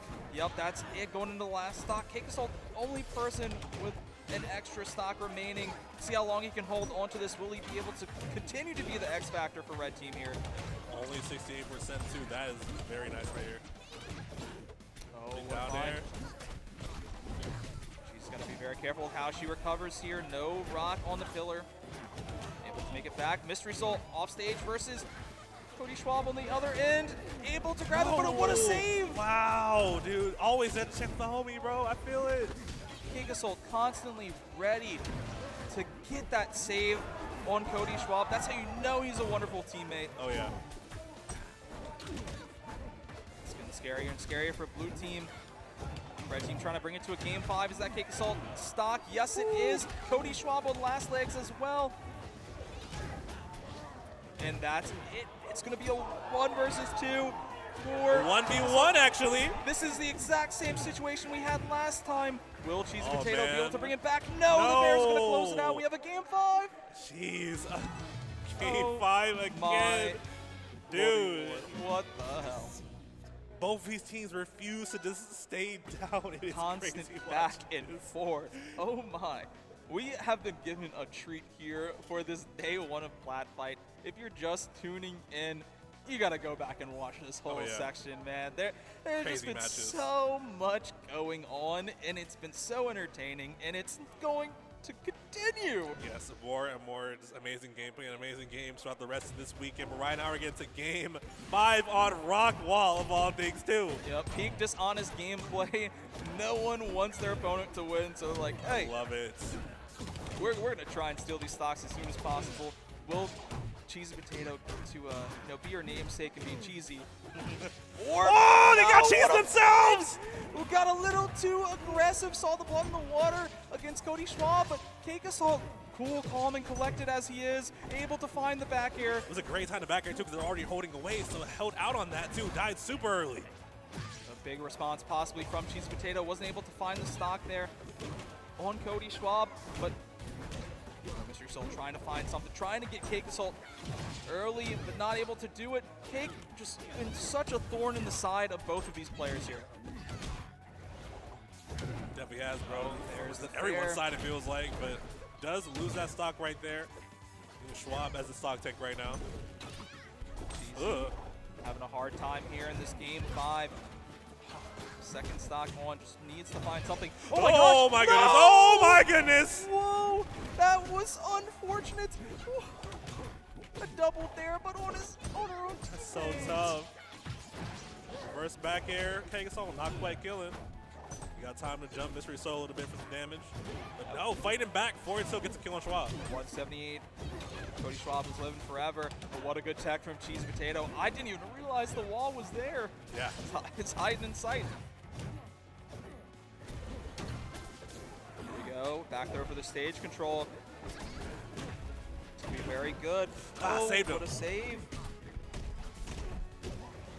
Cheesy finding some nice momentum with the side beat there, able to take some stage control. Living for so long, this is exactly what you needed, especially after the unfortunate start and the unfortunate kill on your own teammate. Is going to die to the back row though, but you've already rebuilt the control that you were beginning to get. And still super close either way for sure.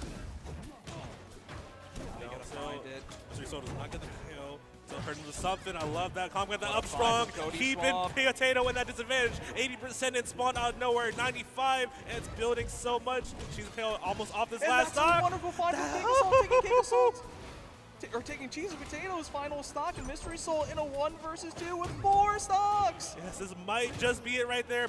Oh, wait a second though. Go. Back air, it's doable. It's doable. Doable, but very hard. Yeah. Definitely a little improbable. I mean, especially with the prowess that Kickassault and Cody Schwab have been showcasing, and Combust on deck for Kickassault as well. Yeah. This looks like it might just be over, bro. One solid conversion could spell the end of it all for Mystery Soul and Cheesy Potato's run. Very much so. It's been a very strong one, but Kickassault, Schwab said ours is looking a little bit stronger. Combust off the side, not quite dead, but nearly there for strong. Coverage, and that's going to be it. That is Kickassault and Cody Schwab maintaining GOAT status, taking Platfight Rivals 2 doubles without dropping a set. Dang, dude. That's a statement right there, wow. bro. That's crazy. What a showing from them at the inaugural Platfight Gaming Championships. Like, that's exactly how you want to start the weekend. Yeah, with a strong, dominant win like that, that's got to feel good for both of them, for sure. Absolutely, 100%. I mean, coming in, like, you kind of expecting them just to kind of wipe, but slowly, Cheesy Potato and Mystery Soul were building up that momentum train and losers, and that was such a treat. That was definitely the best way to end it there. Yeah, love the game 5 too, man. Again, Cheesy Potato, Mystery Soul, very strong for sure. Definitely really resilient, greatest adaptation especially, but man, just one step ahead was Cody Schwab and Kickassault, bro. Amazing stuff too. Yep, absolutely. So that is the end of Rivals 2 doubles here at Platfight, but that is not the end of the action. We have a wonderful side event, which honestly I would love to see as like a gigantic bracket one day, because it's such a wonderful idea. Plat Masters is going to be up next on Galint Gaming. What you know about Plat Masters? Well, I know Plat Masters is a special little invitation we have here to see the master of all the 60s platform fight represented. We got some really talented players in that joint. We got Stango on that. We got Kickassault, as we just see, took this mic, so you know we good. We got PlugX on that, Sandstorm, blanking others, but really good players either way. Shirogane. Shirogane, yes. But yeah, like, oh my gosh, I'm so excited. If you are familiar with the Smash Masters format, it is just that. And so we are going to end it all for us here, and we're going to head into a special video to introduce Plat Masters for y'all. My name is Mirai. And Black and Mar. You can find us at our social medias. Hope you all enjoy. When we planned Platfight, we wanted to bring together the best players from each game in the genre under one roof. Top players, everyone from all 6 games, all at one event. But then, we started noticing some overlap. Actually, a lot of overlap. So, who's the best Platfighter player overall? Well, we decided to find out. We've brought out 8 of the best platform fighter competitors of all time. 5 direct invites, 3 voted in by fans. All have been top threats in multiple titles. All are ready to throw down in 6 different games: Melee, Ultimate, Rivals 2, Nickelodeon All-Star Brawl 2, Multiverses, and Brawlhalla. The way it works is simple.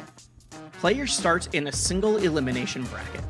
Every set is a best of 5, and every game of the set will be in a different platform fighter. To keep things fair, the game for Game 1 is decided by a dice roll. After that, the loser gets to choose the next title, and you can't go back to one you've played on already. Repeat until you found a winner. When the dust settles, we'll be looking at our first ever Plat Masters champion. So, who's fighting for the crown?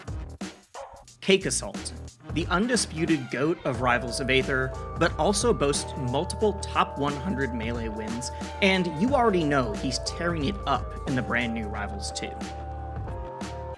Fiction. You may know him for his melee accomplishments, peaking at 12th in the world, but don't let Fiction get in the way of the truth. He used to be one of the best Brawl Warriors in the world, securing top 8 at EVO and the very first Genesis. Sandstorm, the greatest Brawlhalla player of all time with 13 major victories.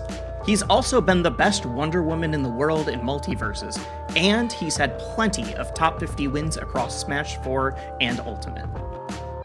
Pug X, the second best Nick Brawl player in the world and currently tearing it up in the sequel. A multi-game fiend, he's actively competed in 4 of the 6 Platmaster titles, all within the last month, and he's your first voted-in player. Stango. At the start of his career, Stango landed at 47th worldwide in 2019 in Melee. Then he swapped games to become a top 10 mainstay in Purple Brawl. Now he's focused on Rivals 2, where he cemented himself as top 10 in the world yet again. And he had a quick detour to getting first in Nick Brawl 2 at the last Genesis along the way. Shirogane, another multi-game threat, boasting big wins in Multiverses and Brawlhalla. He's recently picked up both NASB 2 and Rivals 2, and he's looking to leave a mark on the entire platform fighter scene as your second voted-in player. Locus, top 50 in the world at Smash for Wii U and Shoto specialist at Alt. Online, Locust has cemented himself as possibly the best Nick Brawl 2 player in North America, with Platmasters as his first offline major showing. And he's been grinding Rivals 2, if that master-ranked Forsburn is any indication. And finally, Luck, our final vote-in. Currently one of the best in the world at Rivals 2, Luck may have the strangest resume in the Platmasters lineup. He's been a top Multiverses competitor, and if the game is Brawl in the title, he's dominated in that too, including Nickelodeon, Purple, and Smash Bros. Varieties. But before his time in Plat Fighters, he was also a professional level competitor in Halo and Call of Duty.